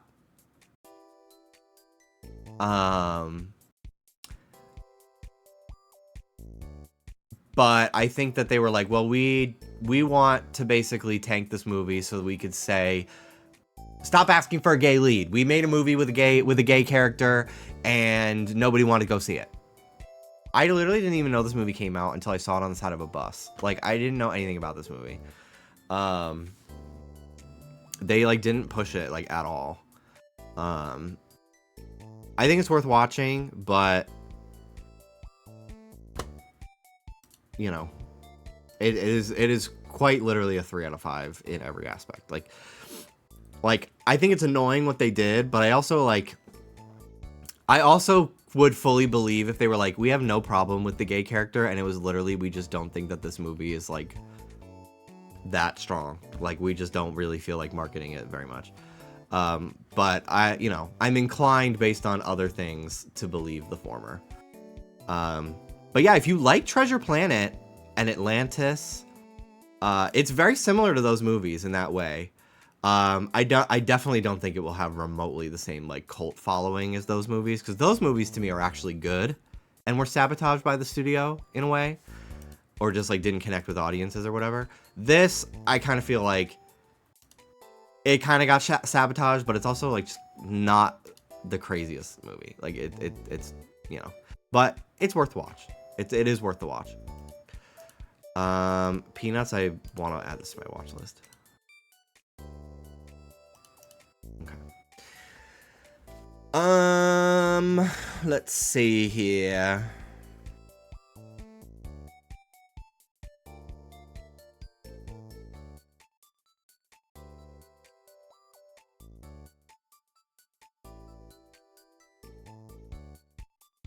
Pokemon. Oh my god, I gotta see this Looney Tunes movie. I'm such a fake bitch. I was talking so much shit about how everyone needs to go see this movie in theaters, and I didn't have the time. Watch list. I need to watch this movie so fucking bad, dude.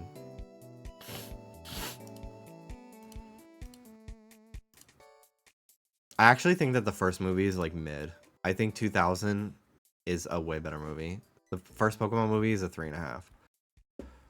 Like, it's iconic for being the first movie and Mewtwo and everything, but it's actually like not even in my top 10 favorite Pokemon movies. Actually, no, it probably would be. There's not that many Pokemon movies. It's not in my top 5 by any means.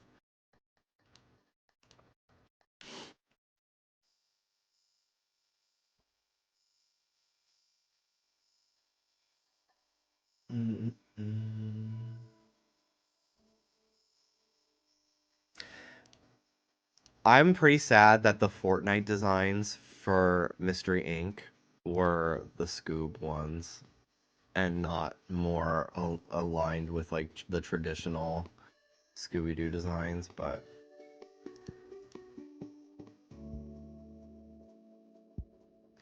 Charlie Puth did a song for that movie that Dallas and I love. It's like that summer feeling. We love that song.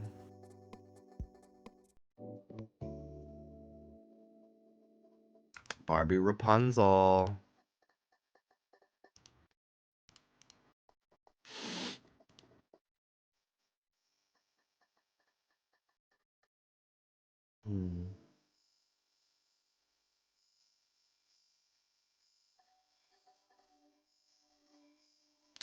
Barnyard, I've seen. I've seen this Winnie the Pooh. 2011 Winnie the Pooh. Is this the Piglet one? Or is that a different one?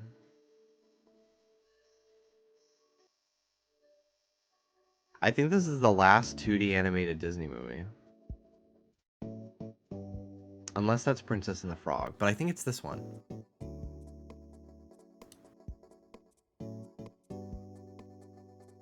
Apparently, they are bringing back 2D animation. Scoob 2 was made, just never released. That's crazy. I didn't know that.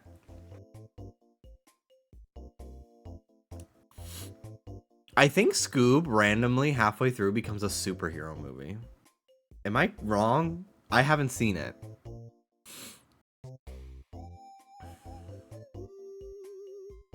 I thought it was annoying how they once again just like cast celebrities to play these iconic characters with iconic voices, some of whom are still alive. Like the voice of Freddy and Scooby is still alive, and they had Zac Efron play Fred instead.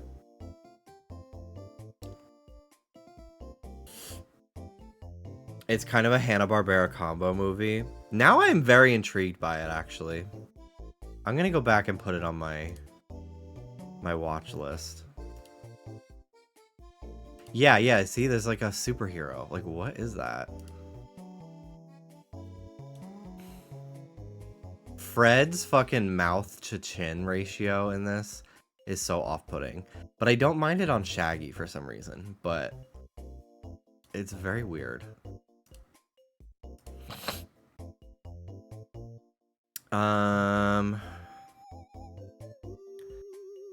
This is kind of the Floptina page. They've got all the good movies up ahead. And then here we are on page whatever the fuck. Okay, Little Mermaid 2. I think this movie is so ass. This movie's so weird. So many of these direct to VHS / DVD sequels. It's so crazy that Disney now does like theatrical sequels. Cause these were like notoriously like seen as bad back in the day. And also like sellout-y for them to do. It left a heavy visual impression on me that movies only do when you're a child. That's so interesting, because I remember watching it as a child and being like, what is this? I also didn't understand that that wasn't Ursula. And I was just like, why is she skinny? It's her sister. Use her sister. Her sister. Use her sister.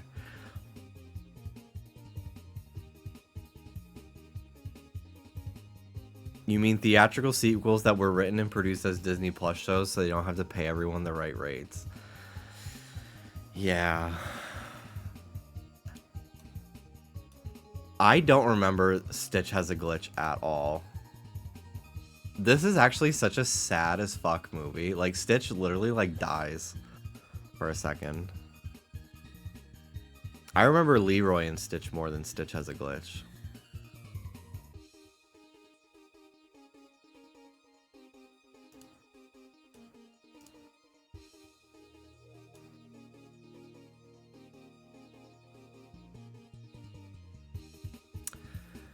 Let's see.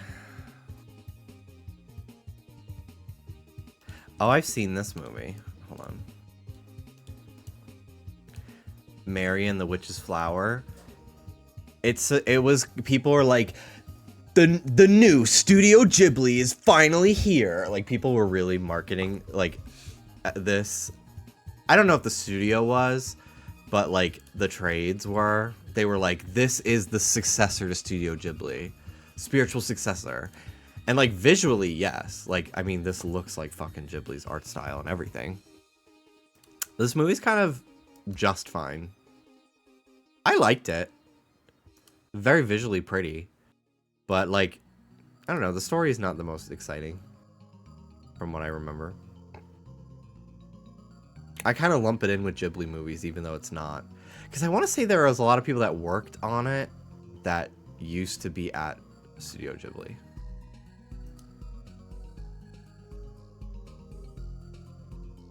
Why do I feel like I was told that I would like this movie or something? Maybe I'm thinking of a different movie. Because 2018 feels too long ago for me to have heard about this movie, but I've heard the name. Maybe I just know the word. Or is there a game with Mirai in it? Maybe I'm thinking of a game.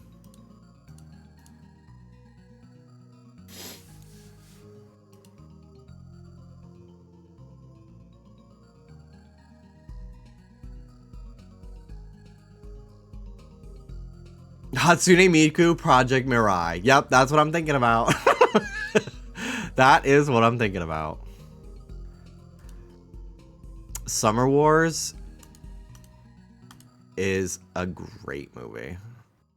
I fucking love Summer Wars.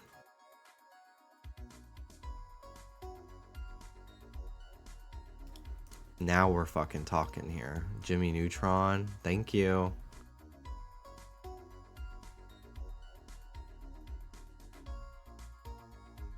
Cinderella, the concept of a Cinderella 3 kills me. Like, what do you fucking mean?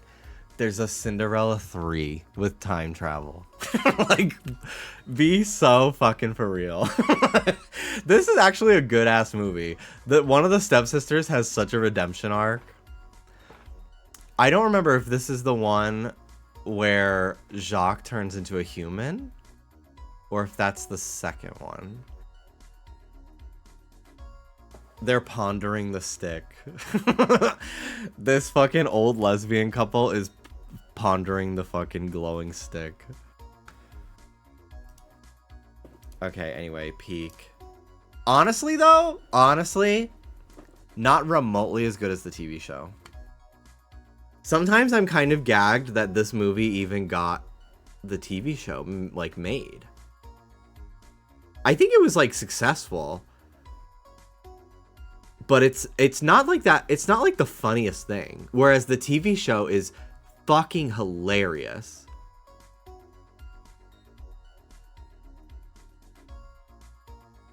The TV show is one of those shows where it's like, wow, it really is joke after joke after joke.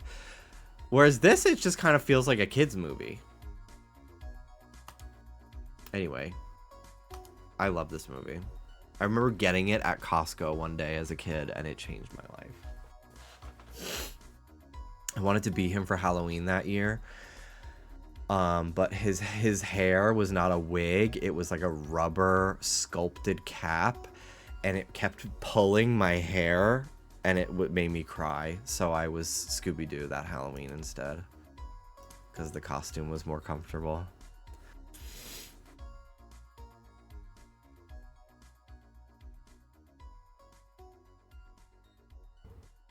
Did you like it because his name was Jimmy? No, I actually thought it was annoying at first because kids in my class would call me Jimmy Neutron.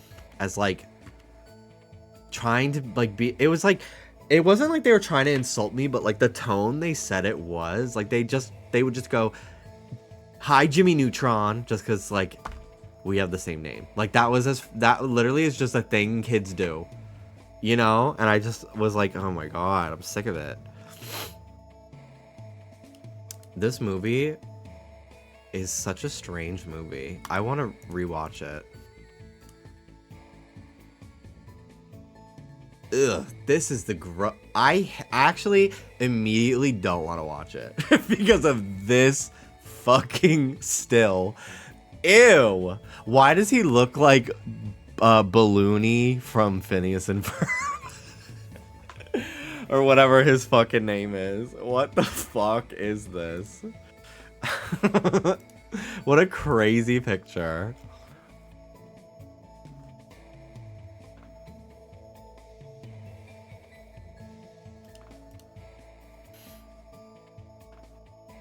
Oh my god, this fucking furry movie. I want to watch this so bad. I've never seen it, but like, the amount of fucking gay furries that their entire fucking art style comes from this movie.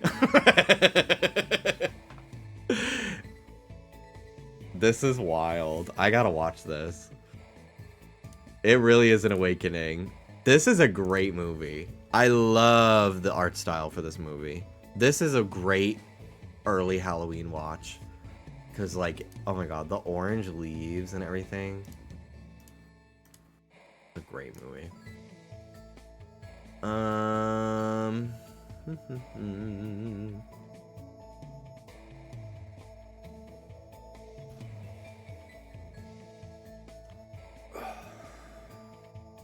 I've seen Promare. People told me it was like this gay ass movie, but I think it was just Fujo's drawing fan art. I think this movie would have been better as a TV show. It's also like so visually dynamic that it almost is like busy and I don't really know where to look. It was almost overwhelming. And I kind of thought the plot was like a little rushed. It's a 3 out of 5 for me. Art style is beautiful. I just think it would have been better as a show to really develop this insanely packed cast of characters. And then, yeah, I feel like it was incredibly overstimulating. And just because something has a lot going on doesn't necessarily make it good. It's kind of like the Transformers movies. Like, they're like overloaded with like visual effects and stimuli that like you don't know where to look, and you just like absorb nothing from the scene. Like a very like let me try to find an example of it. Let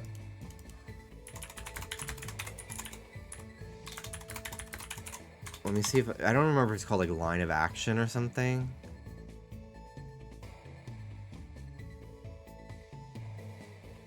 Is that what it's called? Helps guides a character's choices from the start of No, that's a story developing thing. So basically, it'll be like if you have like a fight scene and you have a character punching and the impact of the punch is here, the next shot, the focal point is in this region of the shot. So your eyes are like following and you're not darting across the screen every time there's a cut. I don't know what the word for that is. I forget. Let me look it up.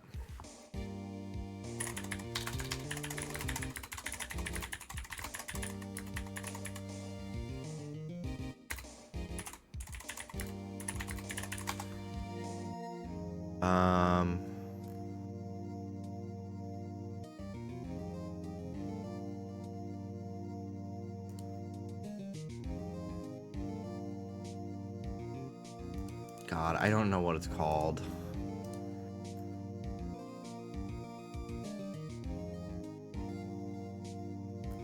But it's a thing. It's like it's a way to fucking make a movie.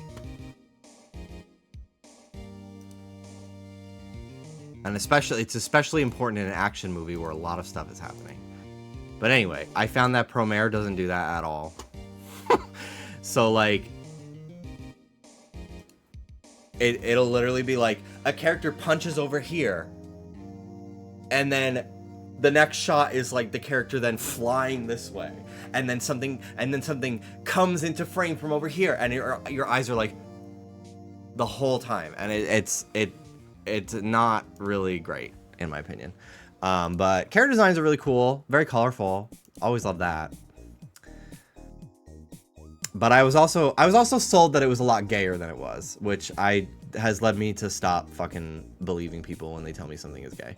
Because just because you ship the characters doesn't mean it has any remotely gay subtext. Okay, this is a short, and it's a really cute short. I believe it's Disney. It's a Disney short. I'm pretty sure. Oh my god, I literally thought that I wrote this, because this is my current profile picture on Discord. Is this baby Jigsaw picture.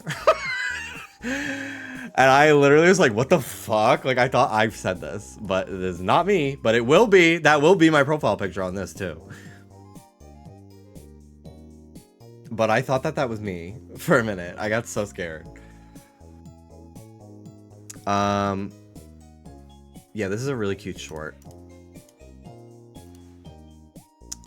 Steven Universe movie. Great movie.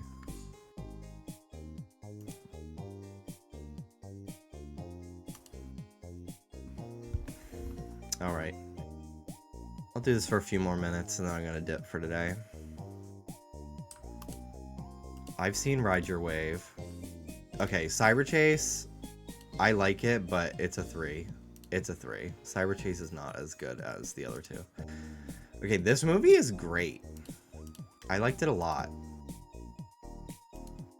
It's a really good movie. I don't want to spoil anything about it. Ride Your Wave. Highly recommend. Oh my god. 8 Crazy Nights. I fucking hate this movie. This movie sucks, dude. I really... Yeah, I'm about to end though. This movie sucks.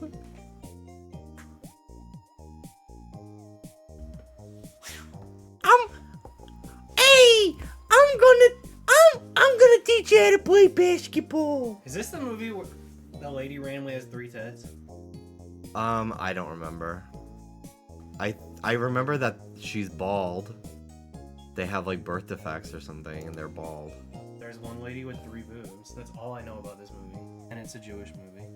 Well, yeah, it's about Hanukkah, but it's just like it's not a great movie. Adam Sandler voice.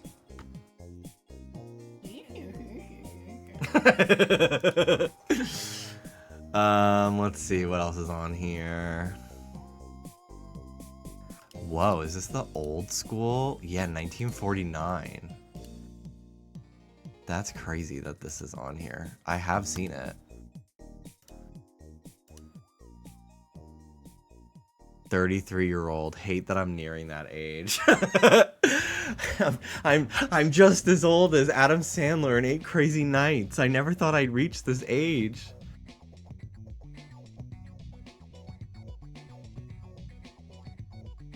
Alright, so let's see. Oh, Three Musketeers. We've been talking about watching this for so long, Mel.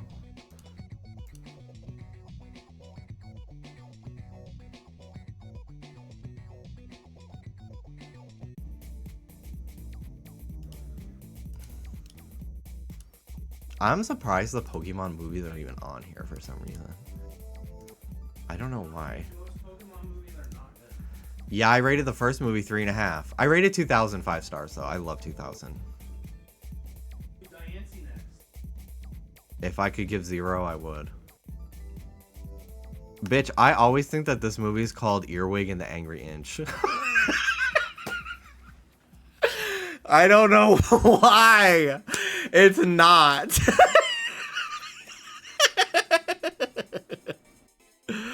Because, what is it? Hedwig? Earwig? I don't know. Like, I feel like it's pretty fucking obvious how I would think that. You know? Like, what do you mean, how? Anyway, I tried to watch this movie. I thought it was bad as fuck. Oh my god, poor Goro. Another Goro Miyazaki movie that sucks. Damn. That's what he's him making these flops is why Miyazaki refuses to retire.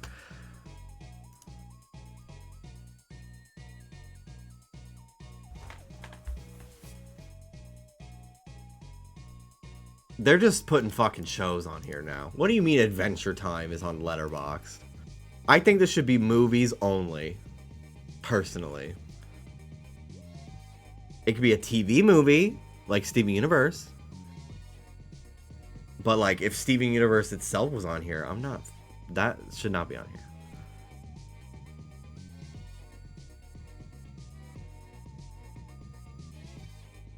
Alright, we're gonna do one more page. And then I'm done for today. Unless there's nothing on this page that I've seen, and then we're gonna do one more page. Damn.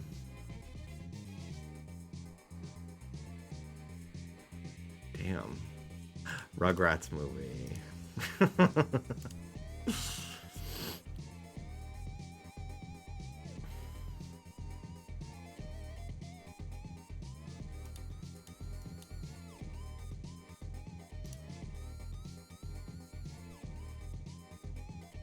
I used to have a joke in my stand-up act that I was trying to write when I was 18.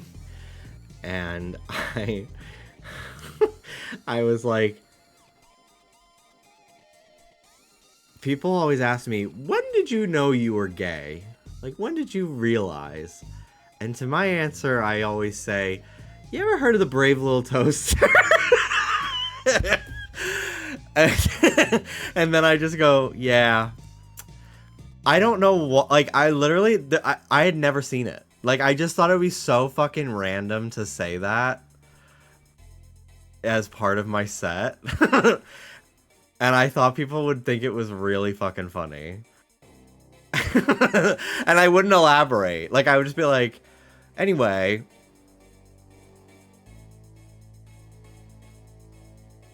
Anyway, when I was a kid, though, I saw, like, a commercial for this movie on, like, Toon Disney or something.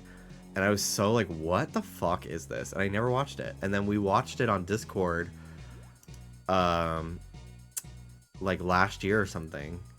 And, it sucks.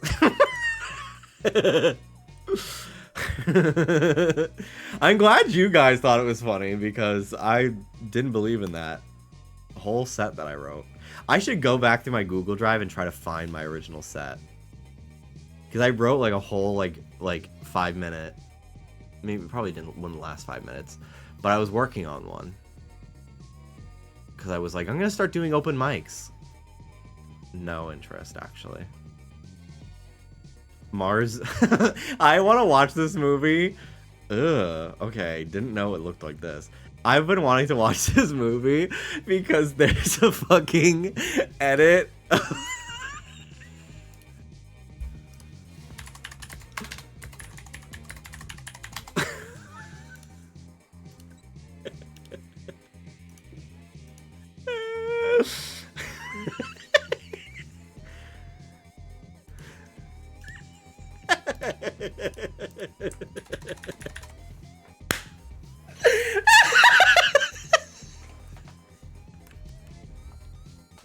I love this fucking picture so much. It's so fucking funny, dude.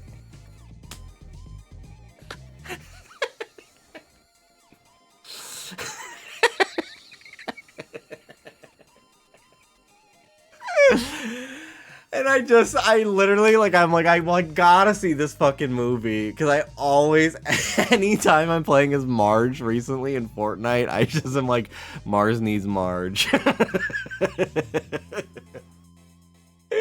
It's so fucking stupid to me.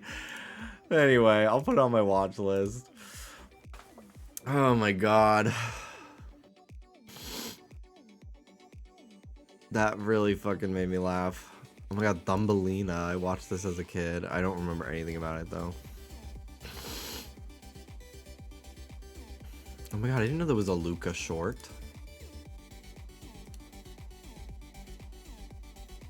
I want to watch this. It's on Disney Plus. Cool. I keep thinking that this is the Evanescence. I keep thinking this is the Evanescence album cover.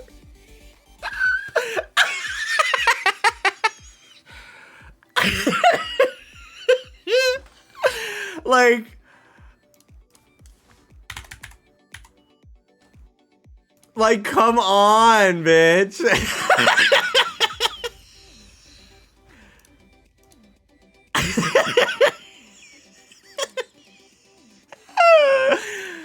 Oh my god. Okay.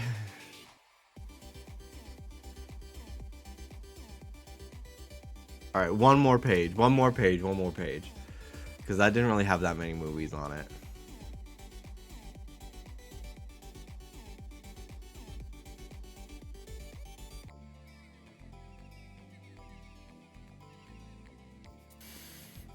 What the hell is this? Do you like to read? What is this? The Girl from Jupiter. Oh, Wes and that makes sense. Okay.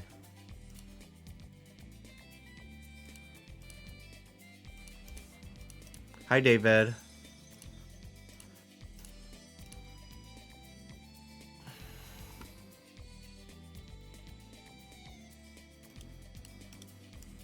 I love this short. This doggy is so cute. And you can only see like the guy in its legs, but I thought he was so hot. His owner, like you literally only see his legs, but I thought he was so sexy. Like, let me pull it up. Hold on. Maybe it's on YouTube. Right.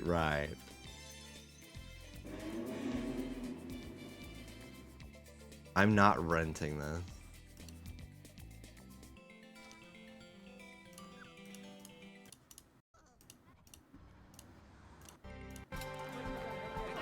Okay, no, you kind of see his, oh yeah, you see him here. Mama.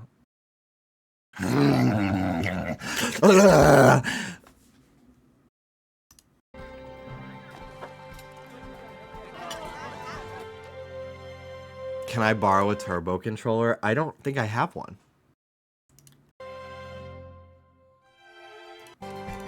Hey guys, Lisa here again.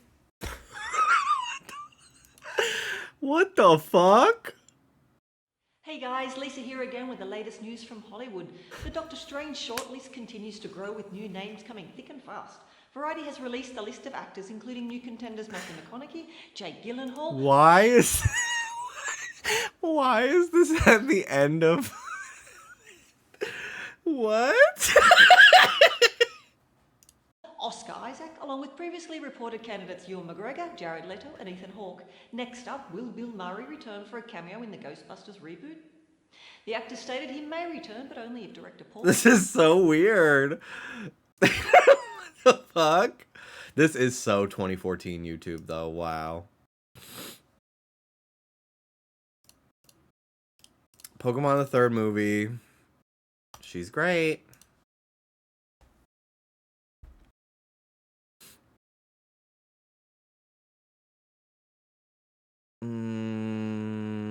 Oh, this one's good.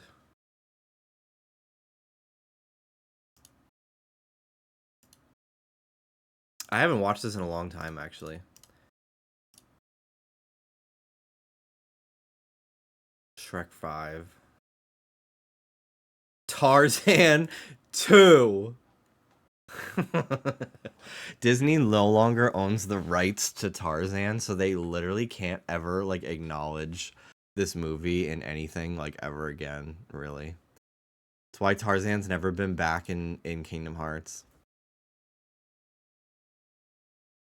Rugrats in Paris. Is this a sequel to Atlantis? What? I need to watch this. Rugrats in Paris.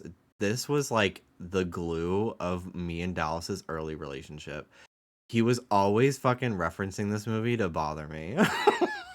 He would be like, this is just like in Rugrats in Paris. And I was like, will you shut up? Will you shut the fuck up? I actually think I saw Rugrats in Paris before the original Rugrats movie as a kid. Okay. This is the last page we're doing. South Park post-COVID. What a good start. Ooh, I want to watch this Diary of a Wimpy Kid. Actually, I've never seen the animated one.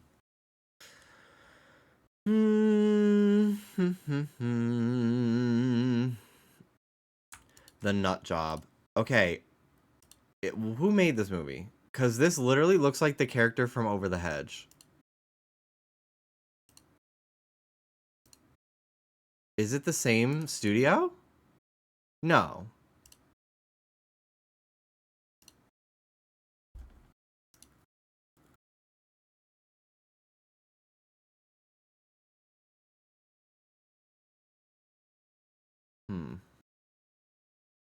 I've never seen Cloudy with a Chance of Meatballs, actually.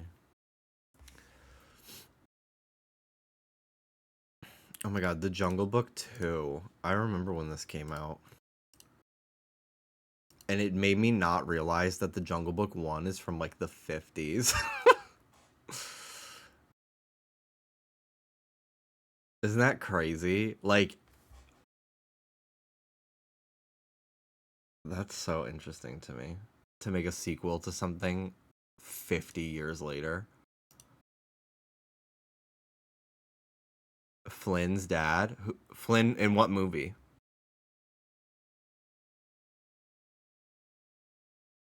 Ratatoing. What is this? What is this? What is this?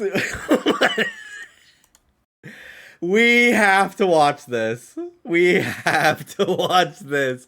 Hang on. Hang on. Hi, Lisa. Hi. Full movie. Oh my god.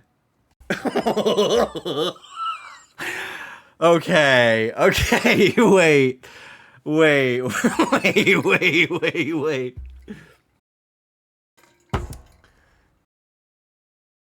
Do we watch this tonight? Or do I save this? This might be a weeknight. We gotta mentally prepare for Ratatoing.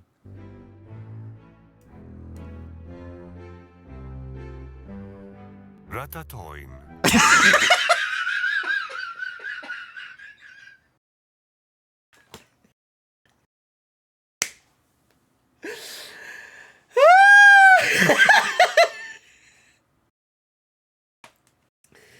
Ratatoing.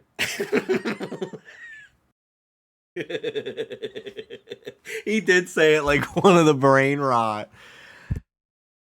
Oh my god. Ratatoing. Okay, I need to go get my fan before I take part in anything like this. Give me a minute.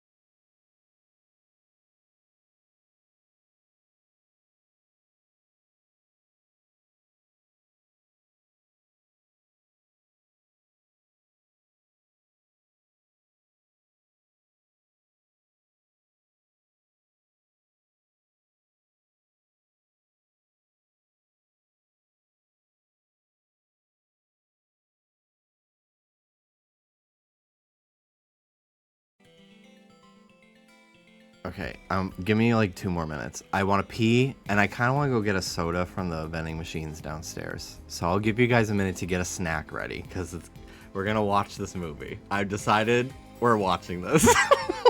And then we're going to rank it. Okay.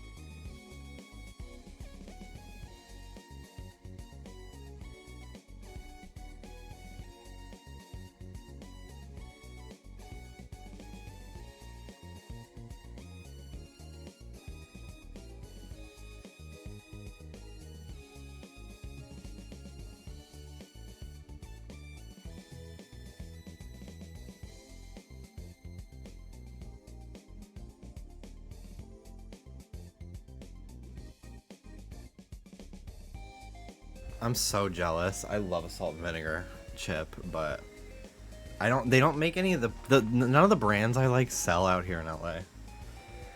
It's like Pringles and Lay's, and my favorite is Wise and Utz. Hi, Booba. Hi, Ruby. Before we start, Ruby! Ruby! Nuki! My Tuki! Guys, she's so cute. She got a nice walk today. It was so cute.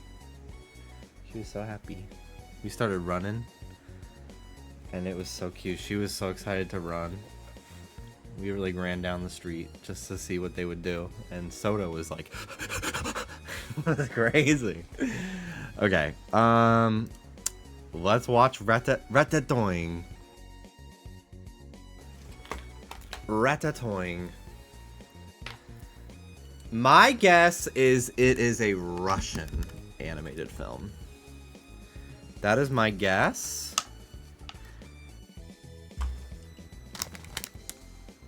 But it could be French.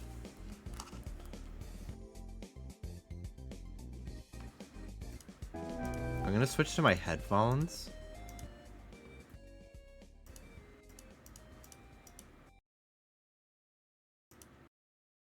Okay.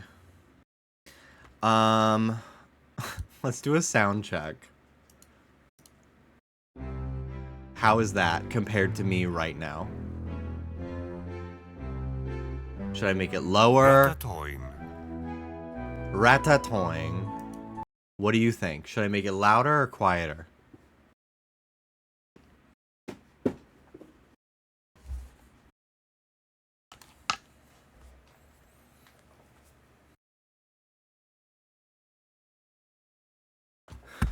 I can always adjust it.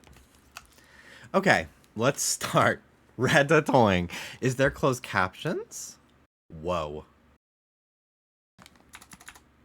That's good.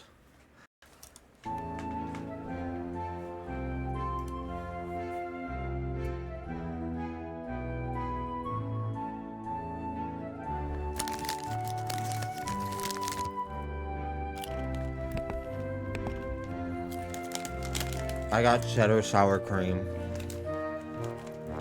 I love this. And a Coke.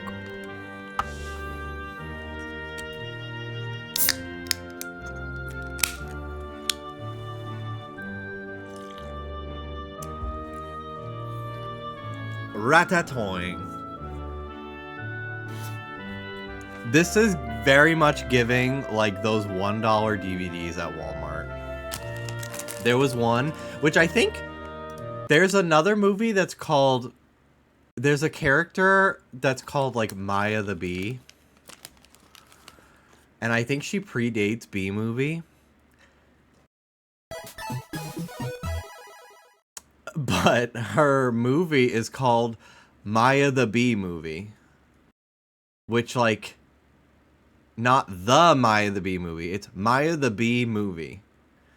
And it says Maya the Bee Movie in big letters. So people buy that one by mistake. For all the kids asking for Bee Movie for Christmas. Forever Fenway, thank you for the 51 months.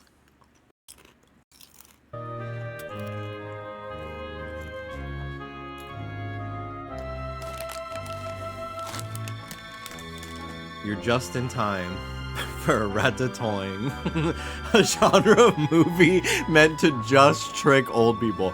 Yes, and honestly, thank God for it. Chris, thank you so much for the 68 months. I'm gonna lower it a teensy bit. Damn, this is a long-ass opening credits. The marvelous city, land of sun and heat.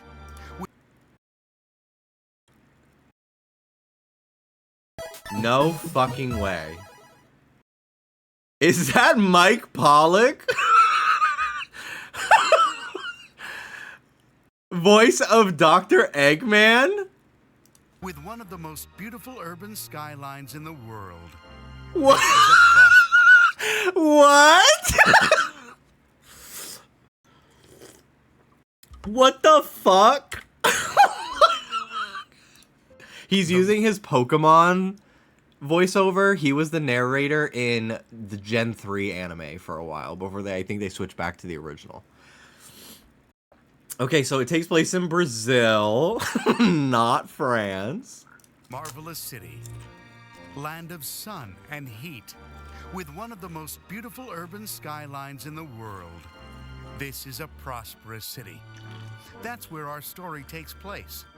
In the heart of this city, in a very famous and sophisticated restaurant, frequented by the most notable residents of this. Them leaving in his, like, getting all the spit out of his mouth. Did you hear that? Dedicated restaurant, frequented by. Do you hear it? They didn't want to edit out him going.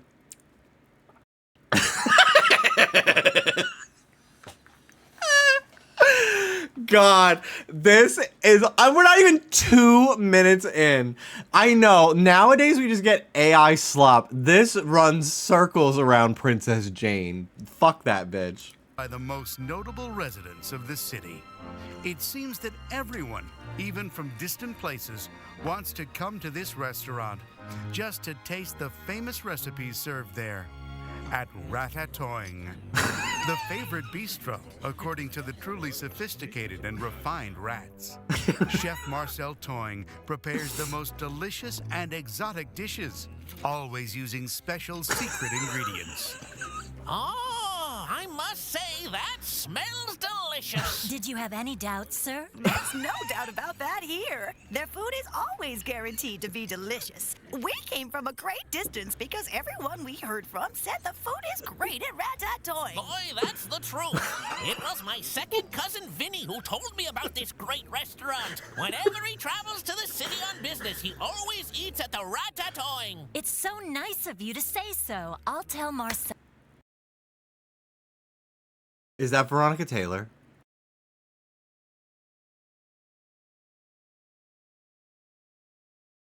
Oh no, it's Lisa Ortiz.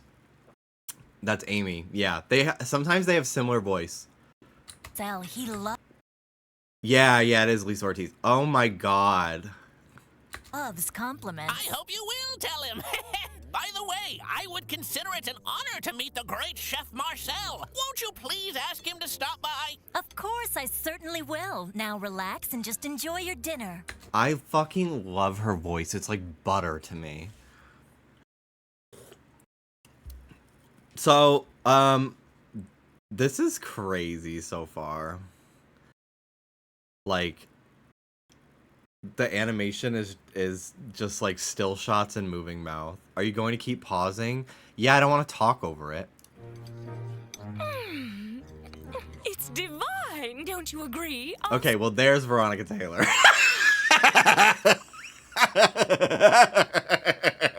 That's Ash's mom. Yes, Maria Liche, just divine. Indeed, this restaurant is very good, Maria Liche. You were absolutely right. Oh, were you questioning my good taste, darling?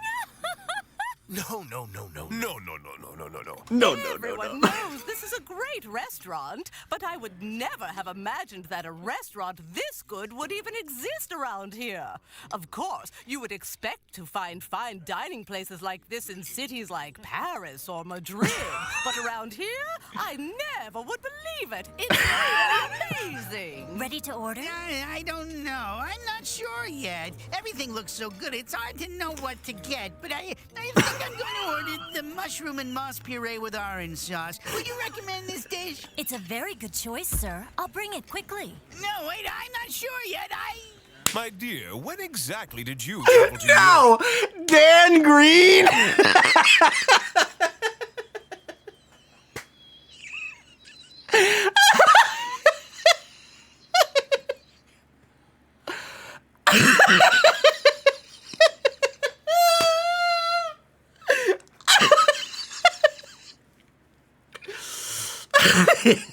I'm gonna throw up. This is so... Why are there so many customers at this restaurant that have so much to say. This literally sounds like a listening test for like Spanish class. This is Genshin ass dialogue. Oh my god, this is so good. This is so fucking good. It's so wordy. Who cares? I just want to concentrate on the wonderful food. There being nothing. Oh. What the heck is this? Waiter! I think I'll order something else instead of the mushroom and moss. This one here looks very good. Bring me the larva's pie smothered in asparagus sauce. That does sound so delicious, and it's exactly what I think I want tonight. Okay, I'll put this order in the kitchen. Is there something you need? There's something strange over here. The way you can't tell who's the main character because they all look the same. What seems to be the problem, sir? I ordered the flies with gorgonzola sauce, and this is definitely camembert sauce. But this definitely is gorgonzola, sir. It is not camembert.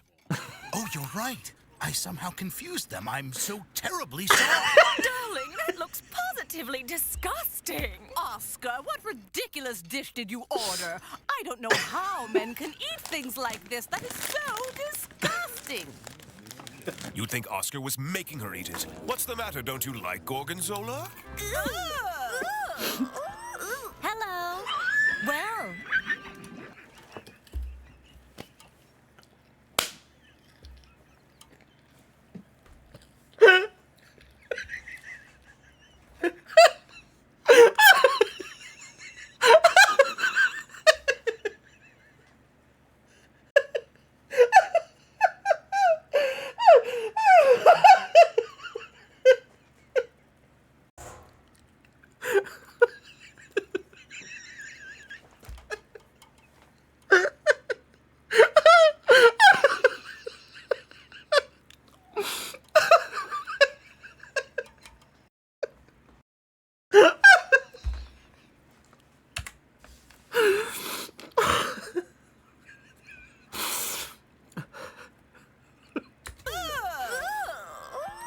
Hello.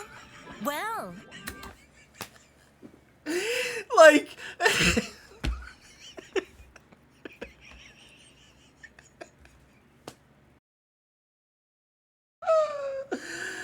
her walk is so fucking cunty.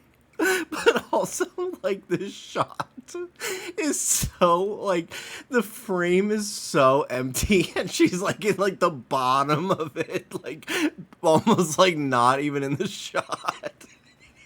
And like it's just so awkward. Like there's so many pauses. It's so far away. Holy shit. Oh my god, that was so fucking funny. Hello. Well. It's turning out. Also, she's so little and he's huge. Hello. Well. Hello. Well. It's turning out to be some night tonight, huh, Marcel? Yeah, you're right. So far tonight, I've been asked to make 12 olive creams and soda. Is it ready? Well, almost. Tell me, has the party at table 4 decided their order? Yes, he ordered tonight's special, the larva pie. Carol, why didn't you tell me sooner? You know perfectly well that dish requires a lot more time to prepare than other dishes. You've got to take it easy. Hey, guys, do you know that the party at table 4 has changed his order again? Now he wants Let me guess. He wants the spicy, fatty, and crisp spaghetti. Precisely. That guy always ends up ordering the same thing. I'm glad you know the ordering habits of your clientele. Wow, Marcel, it looks like you set a new record.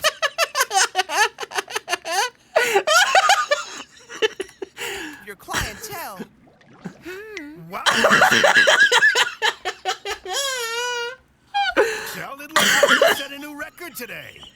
Her walking away, cunty. Look at she.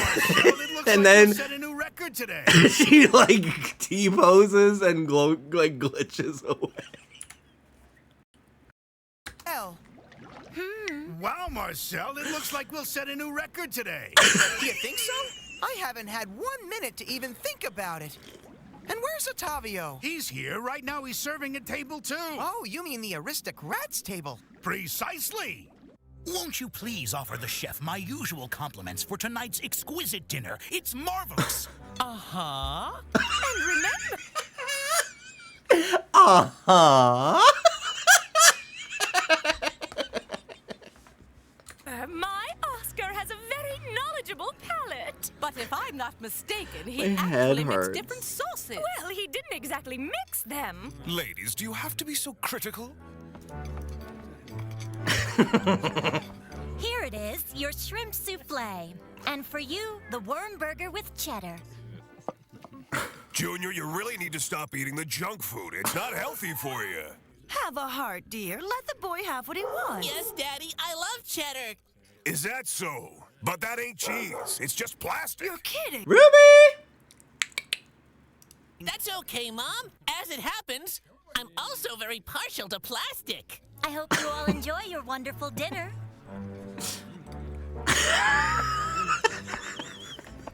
Do you need anything else at this time? No, thank you, but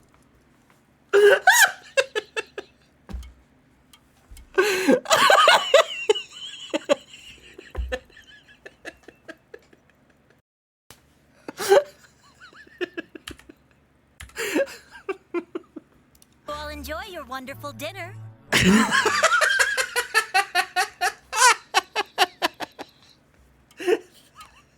That fucking wink, dude, was crazy. And then she fucking like slowly walks away. Like they're like, oh my god. Do you need anything else at this time? no, thank you. But I would also like to send my compliments to the chef. I believe there are some dishes we can only find at the Ratatoing. Won't you tell us what your secret is? Some of the ingredients we use are rare and very hard to come by. That is our secret. What do you mean rare ingredients? And where do these rare ingredients come from? How come no one else in town seems to be able to get them? I don't know, sir. I just serve the food here. But I know we always seem to have all the secret ingredients we The need secret for every ingredient's dish we gonna be serve. rat. Excuse me. Isn't it?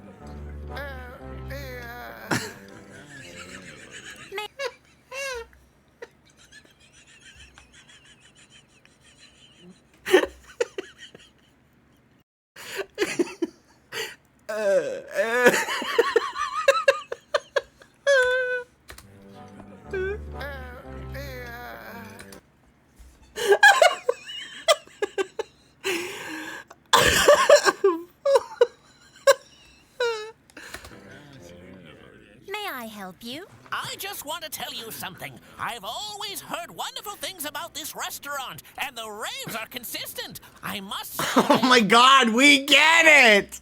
We fucking get it! We get it! We get it! Give my compliments to the chef. I love this restaurant.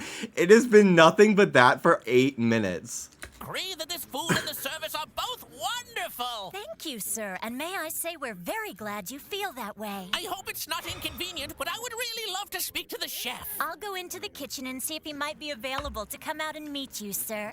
Oh, we're not in any The hurry. painting I is don't crazy. mind waiting as long as necessary. No, we don't mind waiting. But while we wait, I'm sure we'd like to have you bring us some of your famous desserts. What would you like to have? Well, what's the specialty of the house?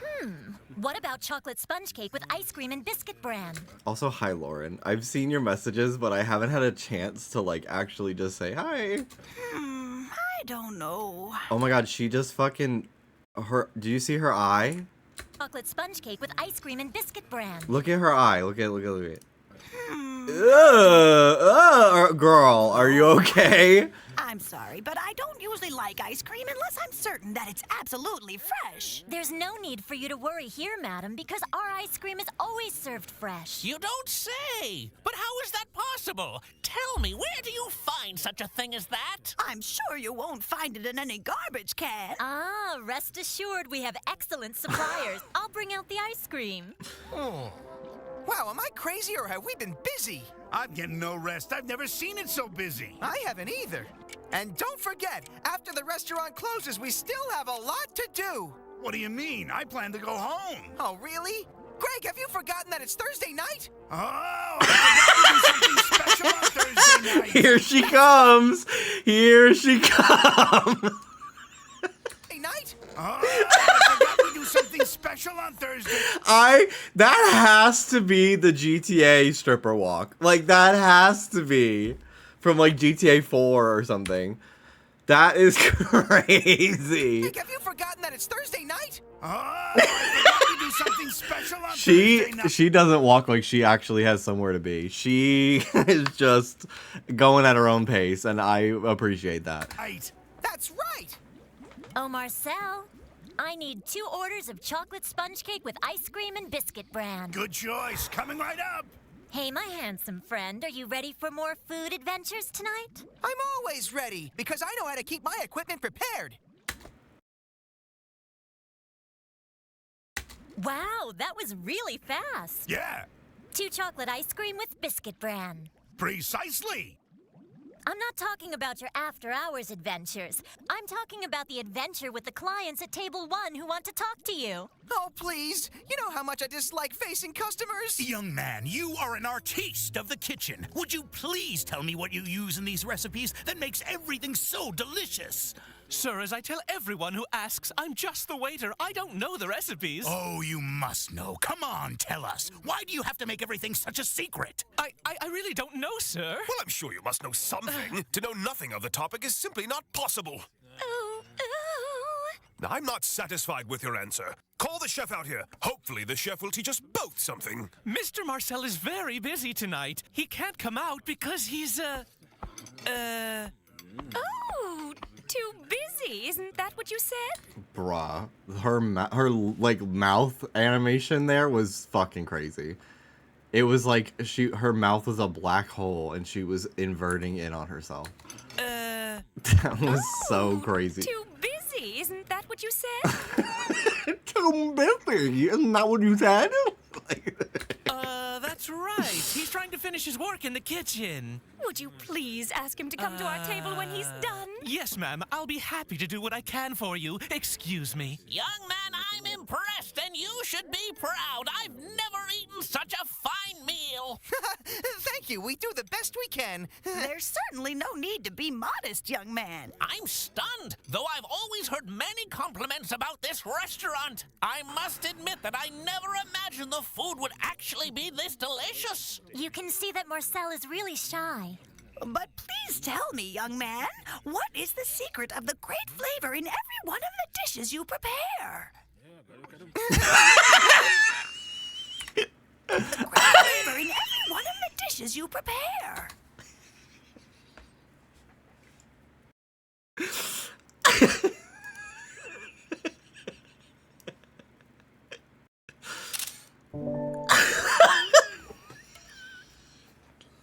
That is so scary. When you accidentally like let it slip that you're gay at your fucking conservative Thanksgiving. Oh, yes. Well, if I It's like all 4 kids voice actors. It's fucking crazy. told you, it wouldn't be a secret anymore. Oh, please, won't you tell me, young man? All right, I'll tell you. Oh, now's our chance. Now is our chance. He's actually going to say it. Quick, grab your notebook and write down every single word. The actual secret ingredient that can be found in all of the food prepared here is lots of... Come on, out with it. Lots and lots and lots of... With lots of? With lots and lots and lots of... This guy is just driving me crazy. The dishes are prepared with the secret ingredient of a lot of dedication and care. Oh, I just knew he was going to say that. But the food is absolutely fabulous. I'm sure we'll be back here often. And thank you for the really great service, young man. Thank you so much for your support. Well, I must be going now. See you next time. Stay as long as you like. Oh, Marcel, would you mind stopping by our table? I would be happy to. How can I help you? We were talking here about the various restaurants in this city, and we were just wondering... What exactly do you put in your food that makes it so delicious? What do you mean? Is there a secret ingredient used? And if so, we'd like to know what it is. It's the same scene. Oh, no, not that same old question again. You must tell us. Tell us. Hey, why do you have a notebook here? This is just a little notebook that I always carry around with me. It's just an ordinary autograph book.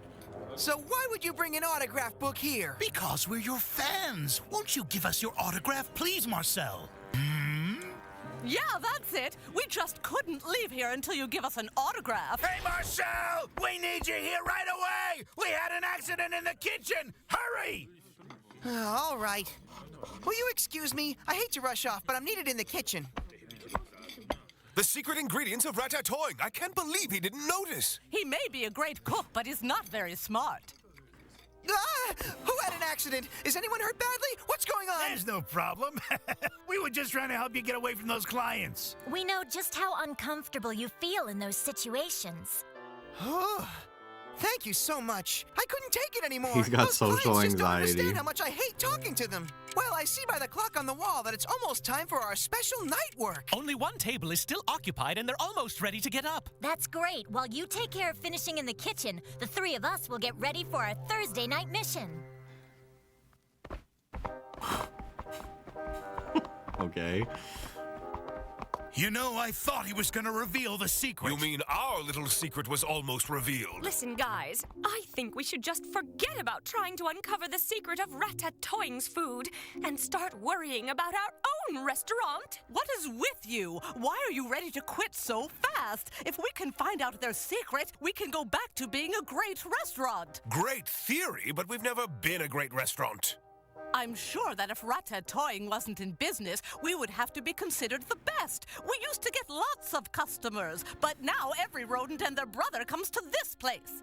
I thought so too. Didn't you, Oscar, darling? You bet it was. Our only hope of returning to our success is to get rid of Chef Marcel Toing. There's no way to compete against him. They must have a weakness there somewhere, and we'll just have to find it. Ratatoing is such a crazy fucking name. Come on, Greg, it's time. Oh!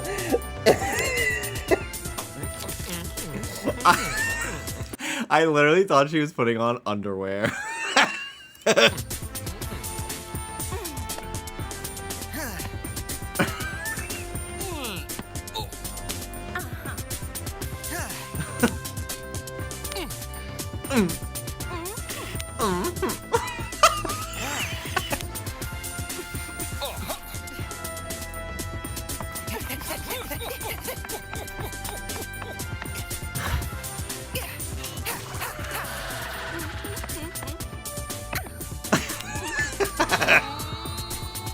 This is so fucking good.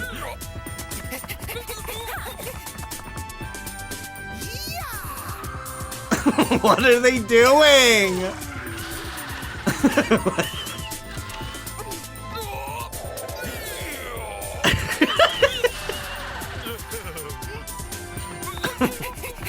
Bruh.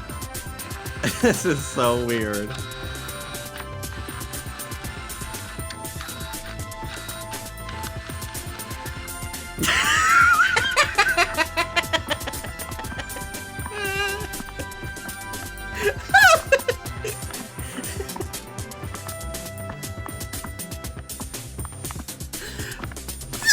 They were walking for so long. They were walking for so fucking long. That was such a long fucking shot, dude.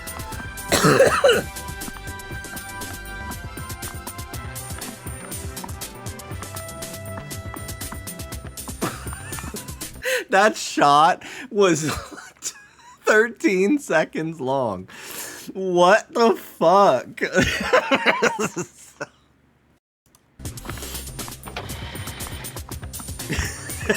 The green one kind of walking gay. We've got to think of some effective countermeasures. As long as Ratatoing is open, we're sure to keep losing business. I think you started losing business for us the day you started forgetting about our own restaurant and focused on Ratatoing's big secret. Not to mention the fact that it's costing us a small fortune in restaurant checks while we struggle in vain to learn it. We're eating there almost every day, and we've left the management of our place to our wait staff. Oh, would you shut up? I believe we don't have any choice but to destroy Ratatoing. When that's done, we'll worry about our own restaurant. Them doing this in the middle of the street. Out, I won't go back to their place anymore. And besides, I miss our restaurant. Ladies, calm down. We must recognize the difficulty of our situation. I 4 people owning a restaurant is crazy. suggest we stop going there for a little while and carefully reconsider what our options might be. That's a fine idea. I don't want to come back here. We've got to go right back. Tell me, why are you so anxious to go back there? I have a small confession to make. You see, I somehow left our notebook on the table containing all our notes. I don't believe it. If Marcel sees that notebook, we'll be exposed as restaurant spies. If that happens, we'll have done all this spying for nothing. It was a fake Maybe we'll mustache. be lucky and they won't even open the notebook. Let's just stay away for a little while. We need time to rethink our plans. Let's go! So they're stealing ingredients for their restaurant.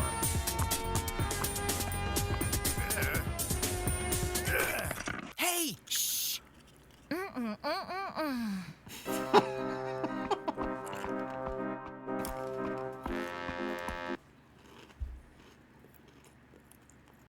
The front door being wide open.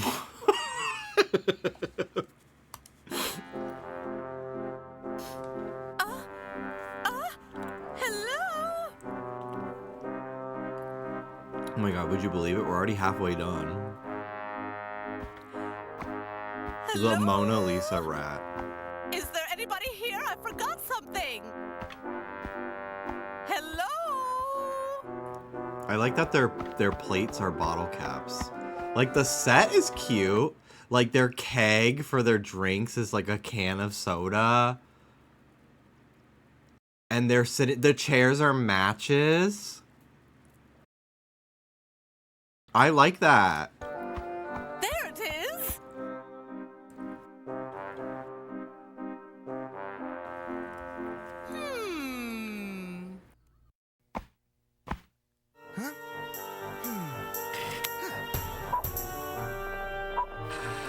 Night vision glasses when all the lights are on.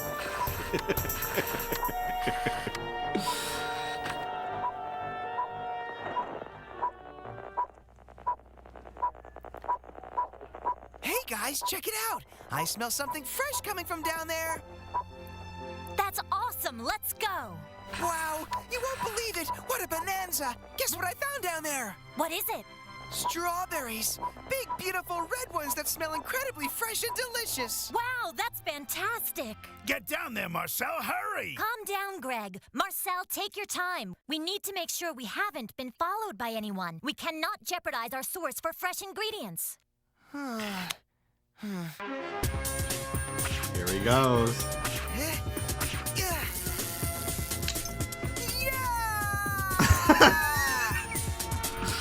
Oh, he just missed. That's it. Now bring me the strawberry. This quick time event. What have you done, you clumsy idiot? It wasn't me! It wasn't me! If I was little, I would do that. I would want to be flung around like that. That looks fun.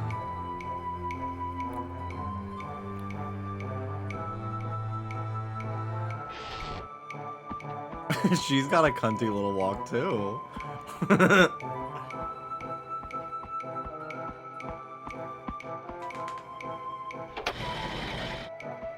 How the fuck does she know that this like non-textured hallway? How did she know that would happen? Turn this crazy thing Greg, how did you turn that thing on? I think I pushed the switch! What switch? They pushed the button behind you! Did you say pull? No! Pull the button! Push the button! Are you saying button? I mean switch! Did you say button or switch? The button is a switch! What switch? Oh, button! Okay.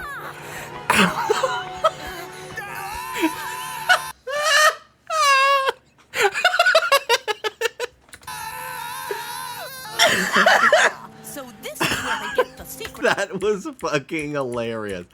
Greg, how Oh my god, man. What switch?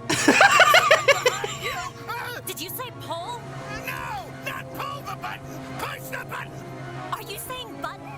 I mean switch! Did you say button or switch? Switch! What switch? Oh, button. I get it.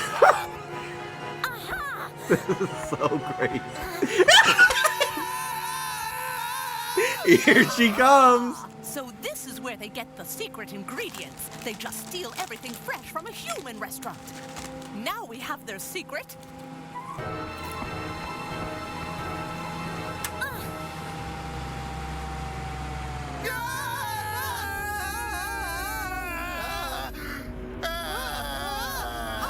I better get out before they see Why me. are there sausages hanging on the wall? Is that a thing that people do? Huh? Come on, guys, let's go. We need to get out of here now. Oh, I'm so dizzy. Where am I? It's so beautiful here. Everything is spinning. That was too adventurous, guys. Let's just say we weren't ready for that human merry-go-round. I'm afraid I don't find that to be particularly funny, Greg. You need to be more careful. You could have gotten us killed. Oh, give me a break, will you, Marcel? I was being careful, but the line got stuck. Well, guys, what really matters is that we were able to bring back an excellent strawberry. Precisely. And though we had some trouble getting it, we'll be able to make a week's worth of excellent dishes with this little beauty. Perfect, my friends. Damn. Now let's head home A and week? call it a night. I hope Ottavio remembered to lock the front door. Let's see now. Greg asked me to do something before I went home, but what was it? I think it was, let me see now. I think I had to go to the store. But which store? No, that's Hello, not it, 'cause Gaby. there's no store open today. I think I had to, move the my tables and clean God. the floor. That's it. But I've already cleaned the floor. No, that can't be it. Oh, I forget. But whatever it was I was supposed to do, I'll just do it later. It'll be fine. That is his fucking walking. I better check Oh my things out because god. he's so forgetful. What an unbelievable story. Everyone Let in me get this movie walks like they are learning how for the first time. You're saying that Marcel gets fresh ingredients directly from the kitchen of the human's restaurant? How many times do I have to say it? That's exactly what he does. But that can't be possible. Humans are notorious for setting rodent traps to keep rats away, especially from their kitchens. They're like super secret agents. You should check out their equipment. It reminds me of a Rat Bond movie. Oh, now I get it. Marcel Toing isn't just a great chef. He's also a super secret agent who goes on missions impossible. I doubt it. It's true. I saw them actually pick up and carry fresh strawberries. They were so bright in color, not like the ones we have to settle for from the garbage cans. I don't see how we can compete with Marcel's restaurant when he has fresh ingredients to use and we only have garbage ingredients. We shouldn't even have to try to keep up with Marcel Toing. Anyway, I don't have the stomach for risking my life to get food ingredients. I don't think you should have to take such chances just to have a restaurant. So That we can't pause. Risking my life to get food ingredients. compete against Ratatoing's restaurant because we'll never have the same quality level of food ingredients. You're right. Wait a minute. What if Marcel suddenly found he wasn't able to get his fresh ingredients anymore? What would happen then? But those guys really know what they're doing. You should have seen them. They have it down cold. How do you think we can stop them? Well, maybe all we need to do is to make things a little more complicated for them. I'm sure we can find a way to make it more difficult. So, what do you have in mind? Do you know a cat that's available for a job? No, That would we be don't need a great, cat Mel. for this job. We only need rats, and here I see we have 4 good ones. You know, I can't even imagine what you're thinking. Okay, guys, when I say now, we put our great plan in motion. I'm so nervous. I think one of them's Maria, gonna are die. you convinced this is going to work? Convinced? I still have grave doubts about this great plan. You'll see. You'll see. 1, 2, 3, now!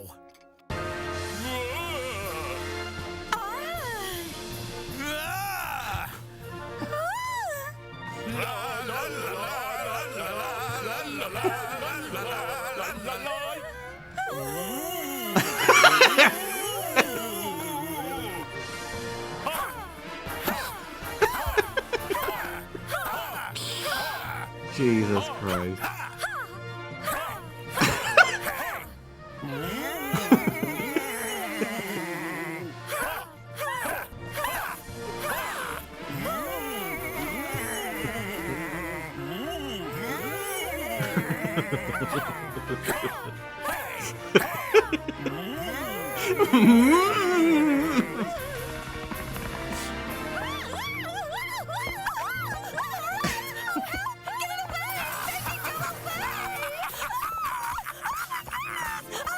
This place has become overrun with rats!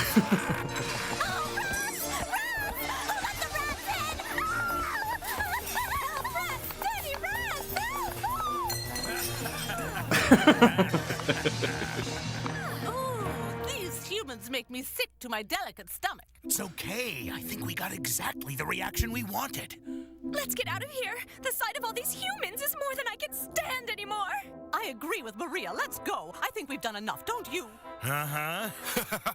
Yes, it was absolutely perfect. Now all we have to do is sit back and wait. What the heck caused all this mess? Rats, sir, but I don't know how they got in. The rats came in and made our customers go completely crazy. How did we suddenly get rats? We always are so careful. We've never even had the slightest trace of rats here before. Them just sauntering out is so fucking funny. They didn't even get anything. Oh, are they trying to get the restaurant? Okay, so Ratatoing is in the walls of this actual restaurant, and which like we've established, and they are trying to get this restaurant shut down so then there's no fresh food that they can then go steal from it. Got it. No, we're careful, but they just appeared, and it was horrible. Well, just make sure you apologize to the customers. We'll need to take quick and effective measures. I want this taken care of immediately. Okay, boss. If I hear Jason Griffith in this movie, I'm gonna I fucking can't wait puke. to see how crazy they get after they discover the / incredible mess positive. we made. We're so bad. After the confusion, everything eventually Don't spoil settled it if back he to shows normal up. once again. But 1 week later, Hey, Marcel!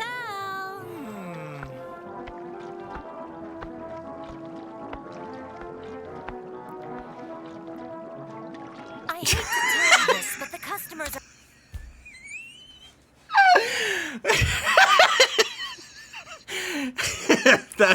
Why does she just take so long to do everything?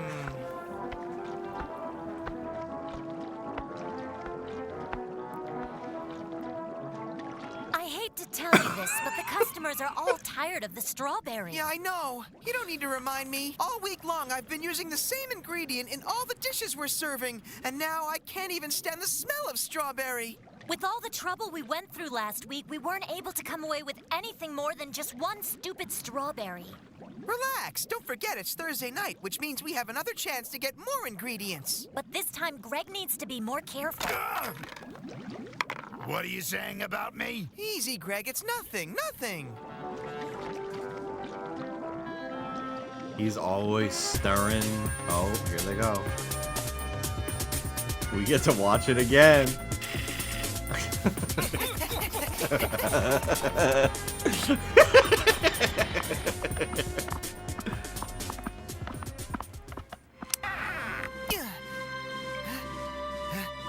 There we go.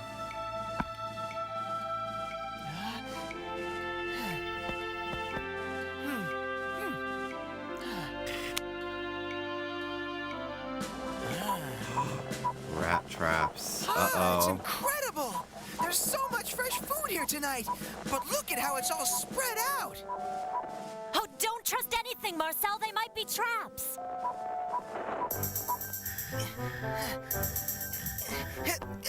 Be careful, Marcel. I have a bad feeling about tonight. What do you mean, Carol? One Don't of say them's gonna things die. like that.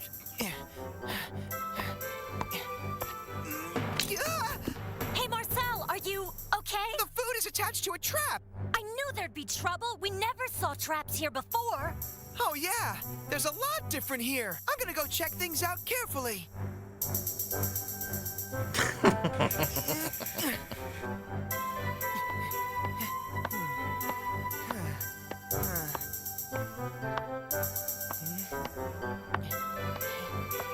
This music is so... it's So video gamey. Damn, he's really checking out everything.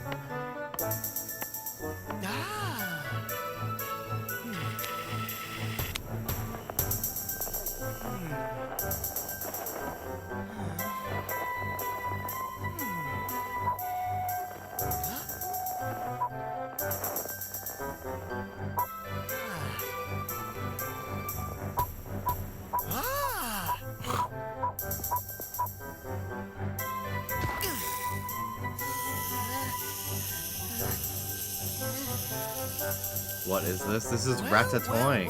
What do we have here? Looks like a bar of chocolate. Uh-oh. Oh, that's great. We've never had any chocolate before. That's fucking rat certainly poison. do now. That is definitely rat poison.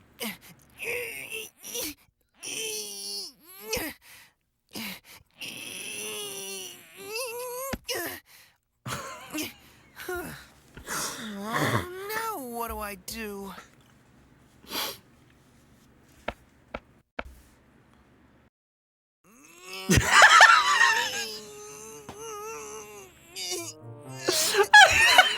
Oh! Oh no! I'm getting it! I got it! I think we have company! What do you mean? Can't talk now!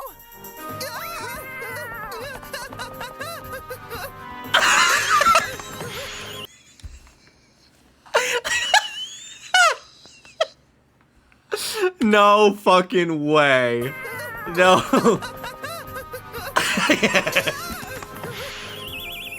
No fucking way. Why is it shaped like that?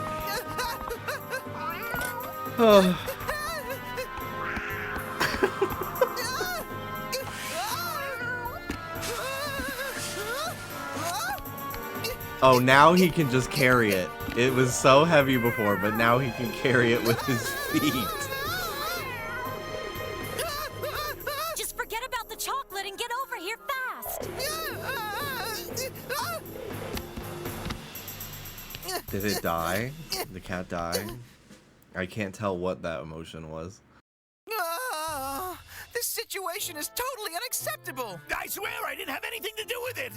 How awful! I don't see how we're gonna be able to come away with anything. Well, I can't say I know what to do. I don't have equipment that handles a cat. Forget it. We just have to accept tonight as it is. Honestly, like, the voice actors are really committing. They're really committing to this dog shit script. Like, they're really putting in emotion behind these lines. How are we supposed to prepare our famous dishes without our secret ingredients? We'll just have to make do for a while with what we have in stock. Yes, so if you're just tuning in, like, this entire cast is all 4Kids voice actors.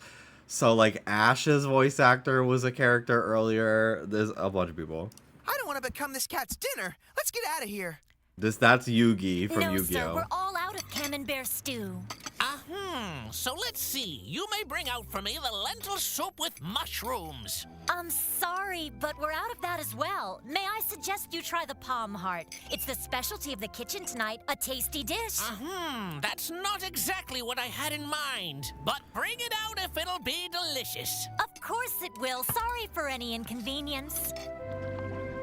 Oh, is Yugi and Cyrus someone else? I thought it sounds like not like little Yugi. But maybe it's a different person. Never mind. Carol, I don't know what to do. He sounds like little Yugi. Little Yugi's also Dan Green. Oh, really? That's cool. Yeah, I thought he sounds like little Yugi. Every ingredient But never mind, he's Cyrus, whoever the fuck that is. Unless I come up with a miracle, we're in big trouble. I don't know who that is. Marcel, everybody knows you simply do the best you can. Looks to me like we did it. The customers are really beginning to take notice. Our plan worked. Look how empty this place is. The food certainly isn't the same anymore, is it? We took care of hurting their business, but our restaurant is still just as empty as ever. We haven't really benefited from all that trouble we went through. Oh, the little blue guy. Okay. Yeah, I vaguely know who that is. I certainly agree that there's no particular reason for us to celebrate, but we just completed the first step. We destroyed the reputation of Ratatoing. Ratatoing. So what big ideas do you have now? You didn't have the courage to get what we needed when there were no traps in the kitchen. Why would you make such an accusation? We just know the rats we're dealing with. What are you trying to say? Are you implying that we don't have any courage? Then let's see you go into that human kitchen and get some food for our restaurant. But it's too dangerous, and besides, it's scary. Just what kind of a rat are you? I'm a tough rat, but I don't want to be a dead rat. Don't worry about it. We'll think of some way to deal with it. Wow.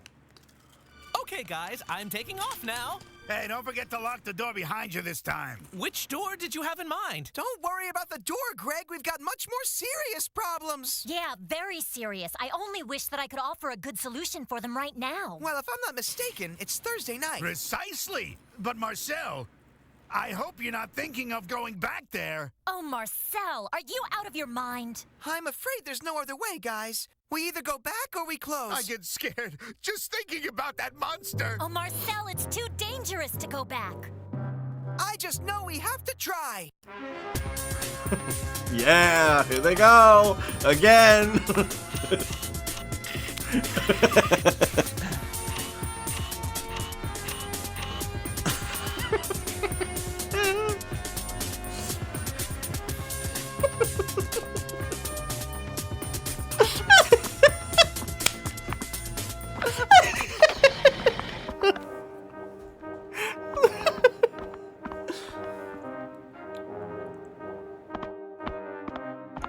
How many people do you think worked on this movie? Probably more than you'd expect.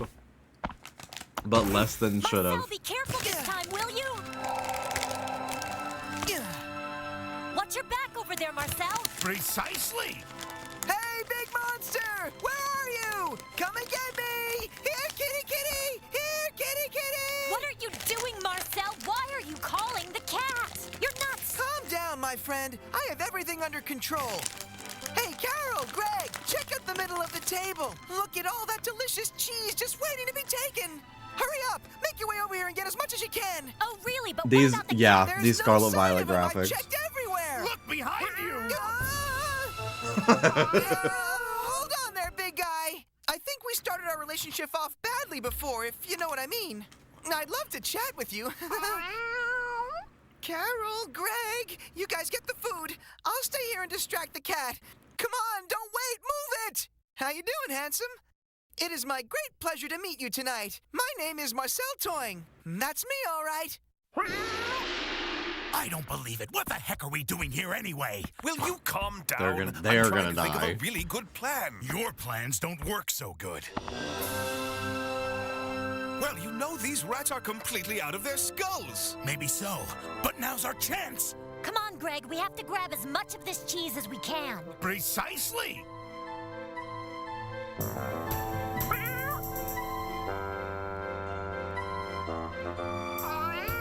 Oh, man, they're almost finished clearing out the cheese. Dumb cat. Hey, cat, look at me. I'm talking to you. Hey, pay attention to me. Hey, hey. Hey, hey, hey, hey. Pay attention. Look what I got. Oh my god.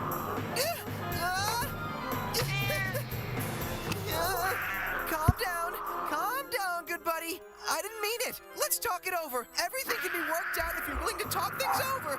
Great. Is everything okay, Marcel? Everything's great. It couldn't be any better. It's just fine. But please, hurry up and grab everything you can. I don't know how much longer I can hold him off. I'm obsessed with how that cat looks and walks. As I was saying, I think we could be great friends if we would only give peace a chance. It's an honor and a privilege to meet a cat with your intelligence and ability. Calm down, my friend. Please calm down. I've got an idea. Hold it right He there. does look like the Give us bulldog. everything you He's have in very your like. bags and make it quick. And we do mean everything you've got. But why? Don't you think there's enough cheese No, here for you're all bad of us? boy. Go get your own, but watch out for the traps. You're absolutely right. And it's all delicious. So I think we should just go.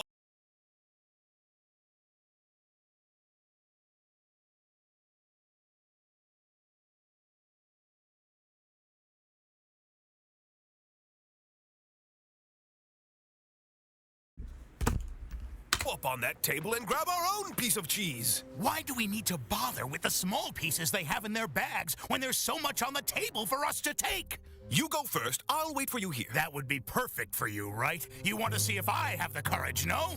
That's not it, but you'll have to watch out for the rat traps. Do you think I'm too stupid to avoid a trap? Yes, I do. You guys are real stupid. And I bet this place became a complete disaster because of the two of you. You better show us some respect, you low-life rat. Hey, you, don't call my friend a lowlife. What are you going to do about it, Chubby? Hey, look behind you guys. It's a monster. You must really think we're idiots. Oh, First God. you think we don't know about the rat traps, and now you give us the old Oh, shit. I'm losing my patience Oh, with you. Hand over those bags of yours. That's it, my big friend. Grab these two and take them to your boss and see how proud he is of you. He'll give you a big reward and you'll have me to thank for it. Unbelievable. When I saw that big cat behind us, I almost fainted. What deal do you have with that cat? Yeah, what's the deal? His name is Paolo. He arrived last week. Nice name, but he scared me. How did you get him to want to cooperate with you? He's your natural enemy. Well, I had a homemade snack in my bag. I offered it to him, he loved it, and he wanted more. I know you cook food rodents enjoy, but who could have imagined that cats would love it too? I don't know about other cats, but Paolo loved it, and it was easy to make a deal with him when his stomach was full. I'm so glad we solved the rodent problem. Now we don't have to have all these traps around. As long as we have our secret weapon, we won't have a rodent problem. So rat traps aren't needed here anymore. No rats will dare come around while our cat's on duty. And soon the Ratatoing was full again. Almost everything seemed to be back to normal. Oh my god, the men are gone. The women are there by themselves. I said almost They're everything, dead. didn't I? They're dead, dude. All right, sir. The chef has already prepared your salmon with Roquefort cheese. I heard those rats of ours were sent to an out-of-town laboratory. Oh, you know Oh. I miss them so much, it just breaks my little heart. Be patient, my friend. I understand they're being treated very well out there. I know I'd feel better about the way I'm being treated if I had the dinner I ordered here 1,000,000 years ago. Boss, that new friend of yours has requested another salmon with Roquefort cheese. I guess he likes the food here. And I intend to keep him feeling that way. Trust me, he is the very best deal in town, my friends. Precisely. Precisely for the 800th time. Precisely.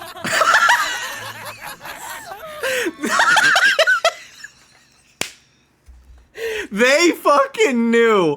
They fucking knew how many times they had him say that. That is crazy.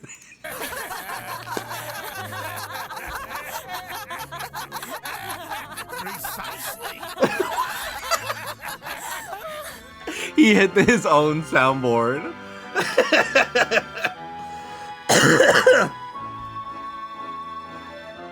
Holy shit, dude. Wow. Is there a post-credits?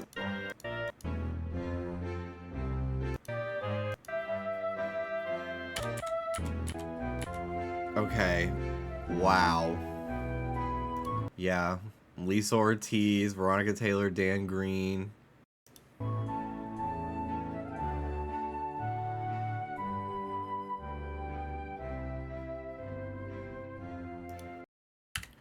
Oh yeah, Mike Pollock is not credited as himself here. Herb Lawrence. That's crazy. It must be a non-union gig or something? I don't fucking know, man. It is him, though. Yeah, absolutely. Crazy. That was insane. Okay, Ratatoing. So what did we think? I watched it. I kind of think I liked it.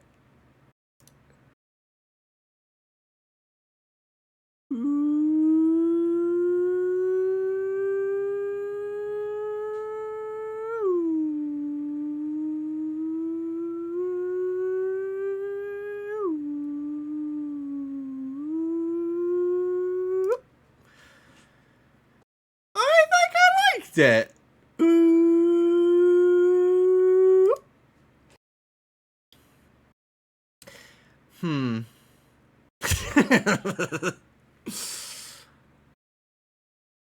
Yeah, half a star. I liked it.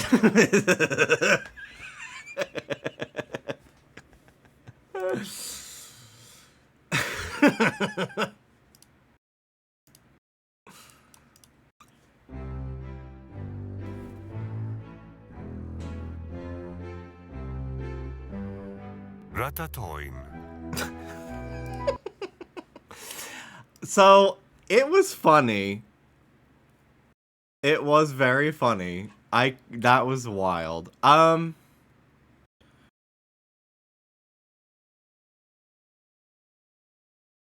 Wow. Not streaming. Where to watch? Nowhere. Can we watch? Yeah, we can.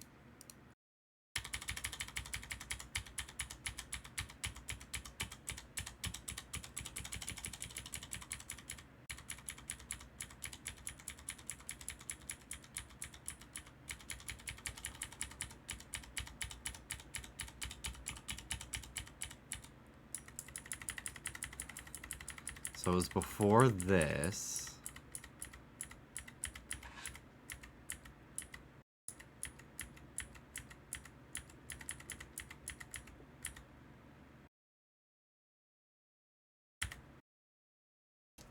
Was making her eat it. Is that for dinner? Like Gorgonzola? Hello. Well, it's turning out to be some night tonight, huh, Marcel?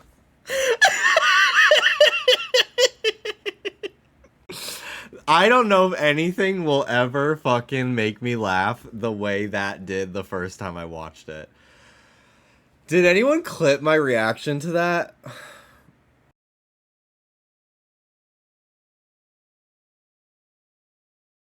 That was crazy. That was fucking nuts. Okay, well. Alright.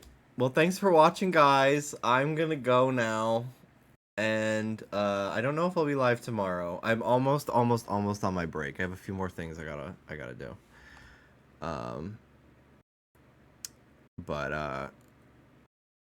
Yeah, I'm almost there. And then we'll be live, like, every freaking day. Which will be fun. Okay, everyone, thanks for watching. I love you all. I'll see you tomorrow. Probably not tomorrow. Probably Tuesday. Okay, take care. Bye!